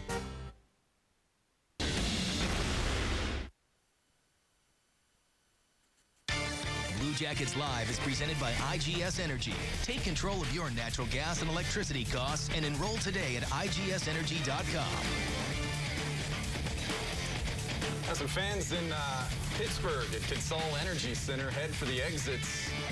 No doubt buzzing about the fact that team from Columbus came to Pittsburgh and earned a split, and now home ice in this series swings back in the favor of the Blue Jackets. The Blue Jackets, yeah. With 2 coming up at Columbus, Monday and Wednesday, games 3 and 4. Be there if you can. If not, be right here on Fox Sports Ohio for the game. I thought the word you used there, earned. I mean, that I think is symbolic of everything this team has done since January. I mean, the way it plays, I mean, night after night after night, you know, an exception here or there when they hit a wall. Night after night with that relentless style, that bounce back ability, it's been so much fun to watch this team because of their work ethic. I've said it before, the execution may not always be there, but when they work that hard, it's hard not to embrace this team. And because they're working that hard, good things have been happening. Yeah. There's no, in this sport, no exception for hard work. Yeah. And they certainly manifested that tonight. Well, I think we've seen this team grow up. We've kind of watched it grow up this season, and you go from, in that process, knowing what to do and how to play, and then believing in playing that style and getting the result that style generates. And I think that's where the Jackets are right now. They believe in what they're doing, and other teams are finding out, like the Pittsburgh Penguins did tonight, that it works, and they're a tough team to play against. Let's take a look at the highlights from game number 2 at Consol Energy Center. And boy, didn't take long for the highlights to start. Unfortunately for the Jackets, it started in period number 1 with Brian Gibbons, Dan. Yeah, Matt Niskanen flutters one from the right point. It hits Gibbons, the kid from Boston College. Second NHL playoff game, first NHL playoff goal, and he wasn't done either. Yeah, he was not done. The Jackets on the power play after that. And then it's Gibbons again, shorthanded, or is this the same first goal? That's another look at the first goal. That's another look at the first goal from Gibbons. So he got things started. And then here's the shorty from Gibbons, and all of a sudden, here's the shorty. We have the shorty. Gibbons showing some speed, gets to the net and beats Sergei Bobrovsky. That ties things up 1-1. Pretty sick move by a kid that wasn't known for goal scoring at Boston College, Brian. This is a really impressive move. I mean, in a shootout, he scores that 4 out of 5 times. And I misspoke. That made it 2-0, obviously, Pittsburgh. But the Jackets had an answer because on the same power play, they answered back when this puck swings over to Ryan Johansson right there. Big goal, and you loved seeing Joey score early in the series. I mean, he had such a terrific year, but he is going to be gauged on how he plays in the playoffs. That was a big response goal by the Blue Jackets. It was a huge response, but one that was deflated just a bit because the Jackets gave up another before the first was over. And again, you'll watch the puck come back around to number 2 there, Niskanen just waiting on it, and Bobrovsky never saw it. Yeah, you're right. His eyes were taken away. I'm thinking Bob maybe can be a little more aggressive there to try to track pucks, but he never saw that puck. And so Niskanen with that shot, he has been a thorn in the side of the Blue Jackets. That made it 3-1 after 1. One more look at Bobrovsky in a standstill pose there. So we move now to period number 2, and it's another power play for the Penguins. But this time, Artie Anisimov pokes it away, and here goes Calvert. And look, he's got two Blue Jackets with him, but he looks past. I'm guessing that Fleury was guessing, and he rips it up top, short side. Beautiful goal. Yeah, so that goal narrowed the gap and made it 3-2, but here's another look, and again, Anisimov with good work there to keep that alive and flip it forward to Calvert. Absolute pure snipage by Calvert. He's an underrated shooter, I'll tell you that. Terrific speed, terrific shot. Look at him, look past, and then he rips it up top. Fleury frustrated, but I'm thinking he was leaning past. And there will be more to come from Calvert later. Jackets on a power play in period number 3 now. And here's the equalizer. It is Johnson. Johansson and Jenner get it to Jack Johnson. He ties things up. Beautiful play by Joey with that long reach to sweep it across the slot. And Jack Johnson is there. Terrific play by Johansson. Johnson played over 38 minutes in this game. Second goal in 2 playoff games for the Blue Jackets. All right, so and then in the second overtime, after they played one scoreless period, the Jackets pour off the bench in celebration of Matt Calvert's game winner. But I want to point out again, hard work there by Calvert, and then really good work by Dubinsky behind the goal to keep it alive. And then Calvert for the rebound. That has to feel good. Dubinsky, great job to get it out front with Scuderi all over him there. He gets it out front to Atkinson, and the rebound comes second time to Calvert. He goes up top. Biggest goal in Blue Jackets history. 4-3 the final, of course. Matt Calvert with his 2 goals. The #1 star, Ryan Johansson, also with a power play goal and an assist. And you'll notice a guy like Joey, 3 hits, 3 blocks. And then Jack Johnson, the Iron Man. Yeah, 38 minutes and 21 seconds to be exact. And 4 blocks. For Jack Johnson. Guy earned a post-game meal for sure. You know what? He's just a horse. He's got that flawless skating style that allows him to chew up minutes. He's not working as hard as guys with a more choppy skating style. Terrific game by all 3 of those stars and the rest of their teammates. Let's go into the locker room and Brandon Dubinsky. To go back home and get an opportunity to play in front of them. Doobie, what does it mean to the win? Obviously is important, but that's a first in franchise history. Yeah, like I said before, it feels great, and you know, for the fans, I'm sure they're happy, but. You know, it's only 1 win, and you know, in order for the ultimate goal, you need 15 more. But obviously, you know, we got to have you know, our focus in the short term, which is Game 3, and you know, continue to work hard and go get another one. Early stages of this game, it did not look like it was going well. You're down a couple of goals twice, and taking penalties, that type of thing. What turned it in your mind? Well, I think the first period, you know, they played the game that you know, I think. You know, they expected to play the other night. They were a lot better. They were forechecking. They were hard. You know, it was more of a playoff type atmosphere in the first period. And I thought, you know, we were a little bit on our heels, but I thought we settled down. I thought we started going after them, forechecking. You know, we talked about it. We know we can play with these guys. We just gotta, you know, continue to stick with it. We did that, and you know, we find a way to tie the game and you know, win in overtime. What does it say to you about the resolve of this team to be again with the backs against the wall, to use the cliche, and find a way to win it? Well, I mean, we've faced adversity all season long. You know, a lot of people have counted us out, you know, a lot of times. And, you know, I think we just, you know, continue to try and, you know, we can just continue to believe in here. We believe that, you know, we have a good thing in here and a good group and a resilient group. And we talked about that after Game 1. But, you know, listen, it's a long series. This is only Game 2. And for guys that have been through this before, they understand that, you know, it's not going to get easier. It's going to get tougher. And, you know, we're looking forward to the challenge and looking forward to go home and do it. Nonetheless, dude, what does a playoff win mean for the confidence of this team now? Because that was a hurdle to clear, obviously. Well, I think the people from the outside were the ones that felt the pressure. I'm not sure that we felt the pressure for the first win in here. You know, this is a much different group than has been, you know, in the organization for the last, you know, 13, 14 years.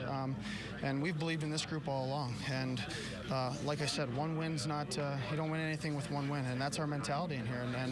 And you know, so we're just going to continue to keep going, keep grinding it out, and expect a harder game in Game 3. Your dream scenario, first game back with 5 periods there, huh? Yeah, that's you know, trying to get the legs under you off for a couple of weeks there. You know, it's a fast game coming into it. First period took me a little bit to get going, but as the game went along, I felt stronger and stronger, and it's cramping a bit there at the end. But I'll tell you what a feeling there to win that game. For you guys to clear two big mental hurdles at the same time. Number one, getting over the Penguins finally this year and getting the first playoff victory for the franchise. Can you speak to what that means as far as your mental state going back for Game 3 in Columbus? Well, I think that's the thing. Going back to Columbus, it's a good feeling for us. Going into our building, we've been good there all year. It's exciting. Really, I've been with this team 6 years, and the fan base has stuck with us since day one. I know they're proud of us. This is a big first win for them, but we got a lot of hockey left to play. RJ, what does it say about the resolve of this team? You guys were in a bad place there, down 2 goals twice, taking some penalties, and really, being pushed with their backs against the wall. Well, it's kind of been our story all year. We've been a resilient group. We've never quit. We battled, and 3-1's not a great scenario, but I think a lot of teams would have been they would have been done. But we just kept fighting, found ways. Power play did a great job getting us back into it, and the shorthanded goal was huge. At this stage, with it 1-1, obviously you got to win 3 more, but you have to feel now like, yeah, we deserve to absolutely be on this ice with this team in any situation. Yeah, I think so. I think there's been a lot of close games all year with them. They've found ways to win, but playoff hockey, anything can happen. We just kept going, and it's you get into overtime. It's like one bounce. You never know what's going to happen, and just fortunate it was on our side tonight. After the shorthanded goal, coming out on the winning end the way we did, couldn't be more proud of the guys. You mentioned the shorthanded goal. Was there any other flashpoint that changed the momentum in this game at all? Obviously that you can put your finger on the shorthanded goal, but I think there was 2 or 3 kills in the second period where we seem to be getting the better of the offensive opportunities. We really got aggressive. You could feel, I think the crowd started booing at one point. We did a good job turning the momentum that way, and then, Maddie gets the goal. We were feeling pretty good about things going into the third. Just a 1-goal lead, but the focus in here was to chip away, and we accomplished that tonight and got another big goal from him in the 5th. You mentioned the aggression on the PK. Was it just a matter of that in terms of stymieing a pretty strong power play, or was there any other factor that led to your success there? Yeah, that's kind of been one of our calling cards all year, has been the aggressive, the up ice, forcing them. I don't know if that affected them that much. We just seem to start turning pucks over and going and getting some opportunities. But the aggressiveness, that's something we got to stick to all year. When you get back on your heels with these guys, they're really dangerous, and they've shown it this series. Getting a lot of power play goals, so we got to stick with it. There'll be some bigger kills, later on this series, I'm sure. Appreciate it. Mark, what's it say about the resolve of this team to withstand everything you did in the first period and come out with a win after a couple of OTs? Yeah, they came hard. That's as hard as they've come this year, I think, to start. And we expected it, especially after the way they started last game. But yeah, the idea in here was to win a period at a time, chip away, just throw some pucks there, and we got big goals and big moments from guys. Maddie scoring, Jack scoring, then Maddie again. Those are big moments. Guys stepped up, and again, couldn't be more proud of the way the guys battled tonight. To get rewarded for their battle, I think is more important. What does it say about the rest of the series in terms of you guys have faced about everything you could face in the first 2? There's really nothing else that could be thrown at you over the remainder of this series that would surprise you or get you down on yourself. Yeah, no, we've expected this to go, 6 or 7. We're prepared for it. Yeah. There's going to be ups and downs in the series. Obviously it's an up tonight, but yeah, the guys are battling hard, and that's the key. Is the efforts there, the battles there. I don't think we're giving up easy offense, but we're getting some key plays from key guys, and it's going to be a fun series. They're a good team, we're a good team. When you battle like this, a lot of good moments. No matter how this series turns out, this will be a historic game for the organization. First ever postseason win. What does it mean to you to be a part of that? Yeah, especially coming for, when I arrived here, how far away this moment seemed. A lot of people have put a lot of hard work into this, and the fans at home, they've been starved for this opportunity to cheer on their team in the playoffs, so can't wait for them to get their opportunity. I know the guys are excited to see our building.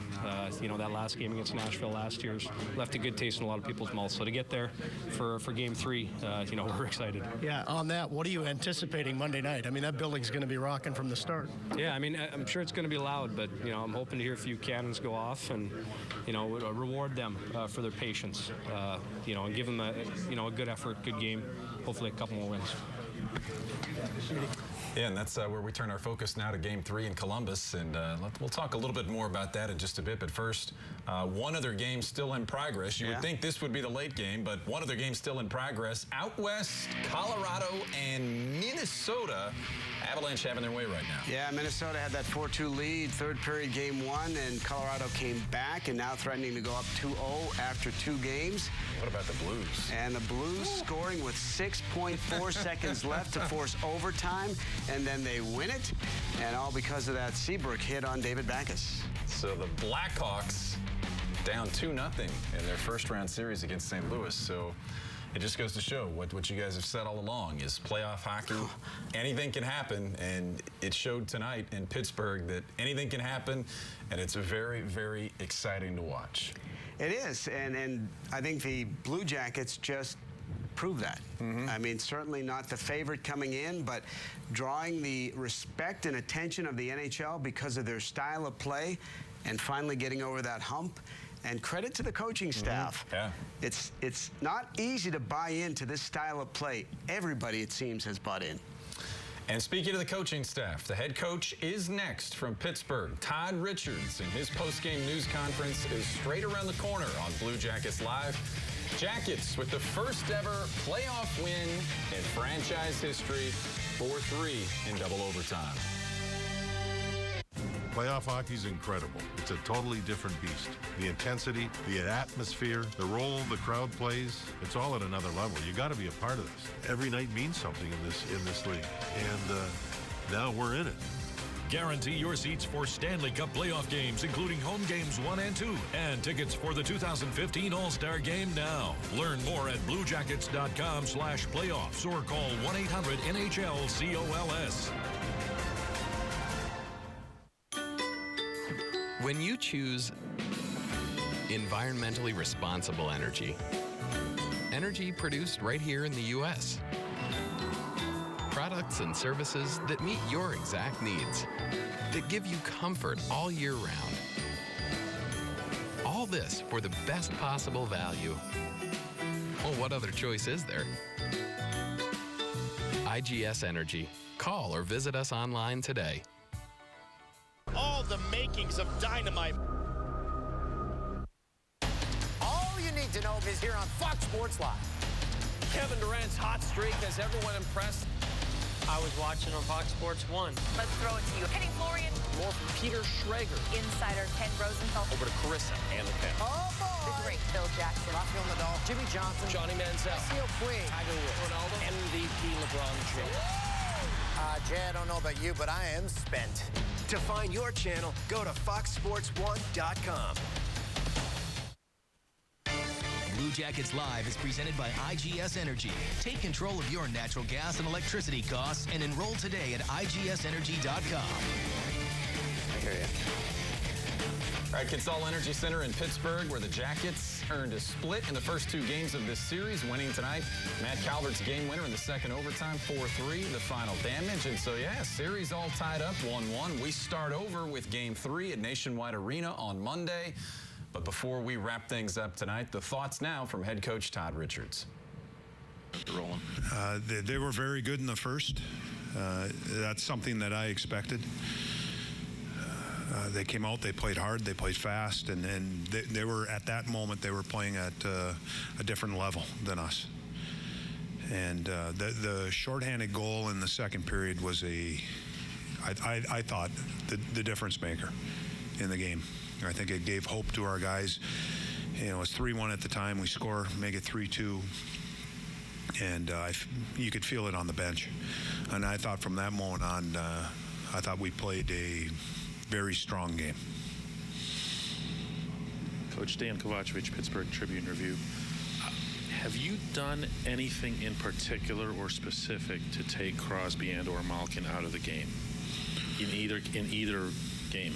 No, we haven't. I mean, obviously we've talked about them as players, that they're talented players, and you got to be aware when they're on the ice. But we haven't had a game plan in place that we got to do this to him or we got to do this to him. We got to play hockey, do the things that we need to do to try to contain them. You aren't going to shut those 2 guys down.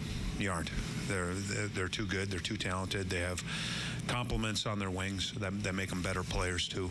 And I'm talking about their wings that they play with. And we just know when we get out on the ice against them, you just got to be aware of it. Todd, to your right, can you talk about the first win? Give us your thoughts on this for a franchise. It only happens once to every franchise. It's hard for me to comment on how I feel as a franchise first win. I look at this as it's a win for our team. I don't, I've been here this is my third season, and I know the struggles that we went through to get to this point, but I don't know the history of the team. And for me, it's always about moving forward. What's going to happen next? What's next on our agenda? What's going to happen tomorrow? So for me, obviously, it's a great win for our hockey team, and for a lot of people back in Columbus, our fans in particular, and people that have been devoted to this organization. It's big for them. But for me as a coach, it's hard for me to make a comment that this is big, because for me, all it is one win, and you got to win 4. And that's, again, that was my message to the team. Enjoy it, but you got to win 4. I asked Dan about this. I want to get your thoughts on it too. After the shorthanded goal, you guys did a really nice job for the last 7.5, 8 minutes of pinning them deep in their own end. You barely let them cross center ice for a long stretch of time. What particularly were you doing well to keep them so deep in their defensive end during that stretch towards the end of the second period? We did a good job. Versus this team, you got to make them play a 200-foot game. If it's anything shorter than that, it plays into their strength. I think we did a good job getting it in, and we had some speed on the forecheck. We were able to get on them probably more quickly than they wanted to. And then when you do that, you're forcing them to make quicker plays and hopefully creating the turnovers. And then once we got the turnovers, we were able to play with it and sustain. It's a lot different than game 1, where we didn't have those offensive zone shifts where you're able to sustain some pressure and puck possession. And again, the 200-foot game and forcing these guys to have to play in their own zone, that's where they have to spend some energy, and it takes away from their offensive side of the game, the rush attack and getting into the offensive zone. And it did turn into that half ice game. Chip it out, and hopefully we go back in and do it again. They're a talented team, dangerous team. And, those are some of the things that we have to continue to do in this series. Curious as to whether there was even a fleeting thought of taking Bob out after one? No, there was no thought at all about that. None at all. Todd, 2 shorthanded goals in 2 games. When they have 4 forwards on their power play, and they've given you a lot of different looks. When they go with a 4-forward look, does that change your approach at all and make you look for shorthanded goals a little more? No, it doesn't. Again, they're a dangerous team, and Niskanen has proven a pretty worthy guy on the power play for them. So whether they go with their first group with 4 guys and 1 defense, we don't change the things that we want to do on our penalty kill. There was a couple tweaks that we made after the first period that I think helped us through the second, third, and the overtime periods. Just some little things. But we've done a good job all year. Our forwards, we've actually created a lot of 2-on-1s this year, a lot of opportunities off the rush. We've done a good job putting pressure on teams, and tonight we were able to convert on a 2-on-1. Todd, Tootin took a big hit the first shift of the game, big one the last shift of the first period. Didn't play after that. Can you update us on his status? Yeah, you know what? I'm not going to get into injuries at this moment in the playoffs. I know we've talked about it before, but it's just something as an organization that we just aren't going to get into. Was anything said to Sergei after the first period? So if he looked a bit flustered early on, but then played very solid for the rest of the game. Did you say anything to him personally? You know what? I try not to talk to the goaltenders. That's one position I try to stay away from. I didn't think he was flustered. I didn't think he looked flustered. There was traffic. They did a very good job. They were playing on a different level than we were in the first. I think some of it was feeding off of the crowd. They did a very good job through the neutral zone, creating some speed and putting pressure on us. And I didn't look as Bob as flustered. They did a very good job. Coach, you got away from the Dubinsky-Crosby matchup as the game went on, and I'm just wondering, he responded with some more offensive chances. Was that the intent? No, it wasn't the intent. When it was 3-1, I wasn't going to chase the matchup anymore. And I think power play and penalty kill also had something to do with that. Whether Brandon was in the box or whether I was using him on the penalty kill or power play. So the matchup, I wasn't just based on energy coming to the bench. And I think once we got going, I think I saw the success of other guys against Crosby, that it wasn't something that I needed to chase.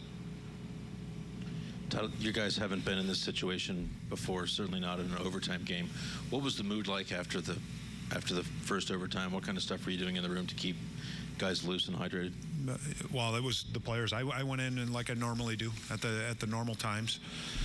And again, where our room is located as coaches, I can't hear what's being said in there. But I went in and I sensed there was a calmness to the group, a focus to the group. And sometimes you can get a feel as a coach when you're addressing your team in between periods. And up to that point, I think there was a confidence in the group too, because of how the second, third periods went and then led into the second overtime. Thank you. Thanks. All right, so Todd Richards and his team head back to Columbus. 1 day now between games as opposed to the way the first two games went. But the one thing we know is they're going to go back to Pittsburgh. They'll be back in Pittsburgh for Game 5. One thing we know right now is potentially it's a long series. Potentially. I mean, they've done what they wanted to do. They've stolen back home ice advantage. We'll see where it goes from here. But they talked a lot about Sergei Bobrovsky, 92.9 save percentage.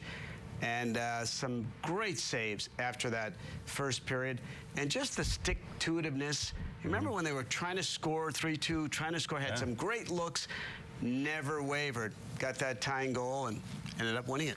You want to blow out our pregame show coverage for the next game, right? Let's do it. Let's do it up big. Let's do it up big. Okay, so come see us Monday at Nationwide for Game 3. We've got an hour-long pregame show. If you can't make it, watch it right here on Fox Sports Ohio. Game 3 is next. Here's your final take.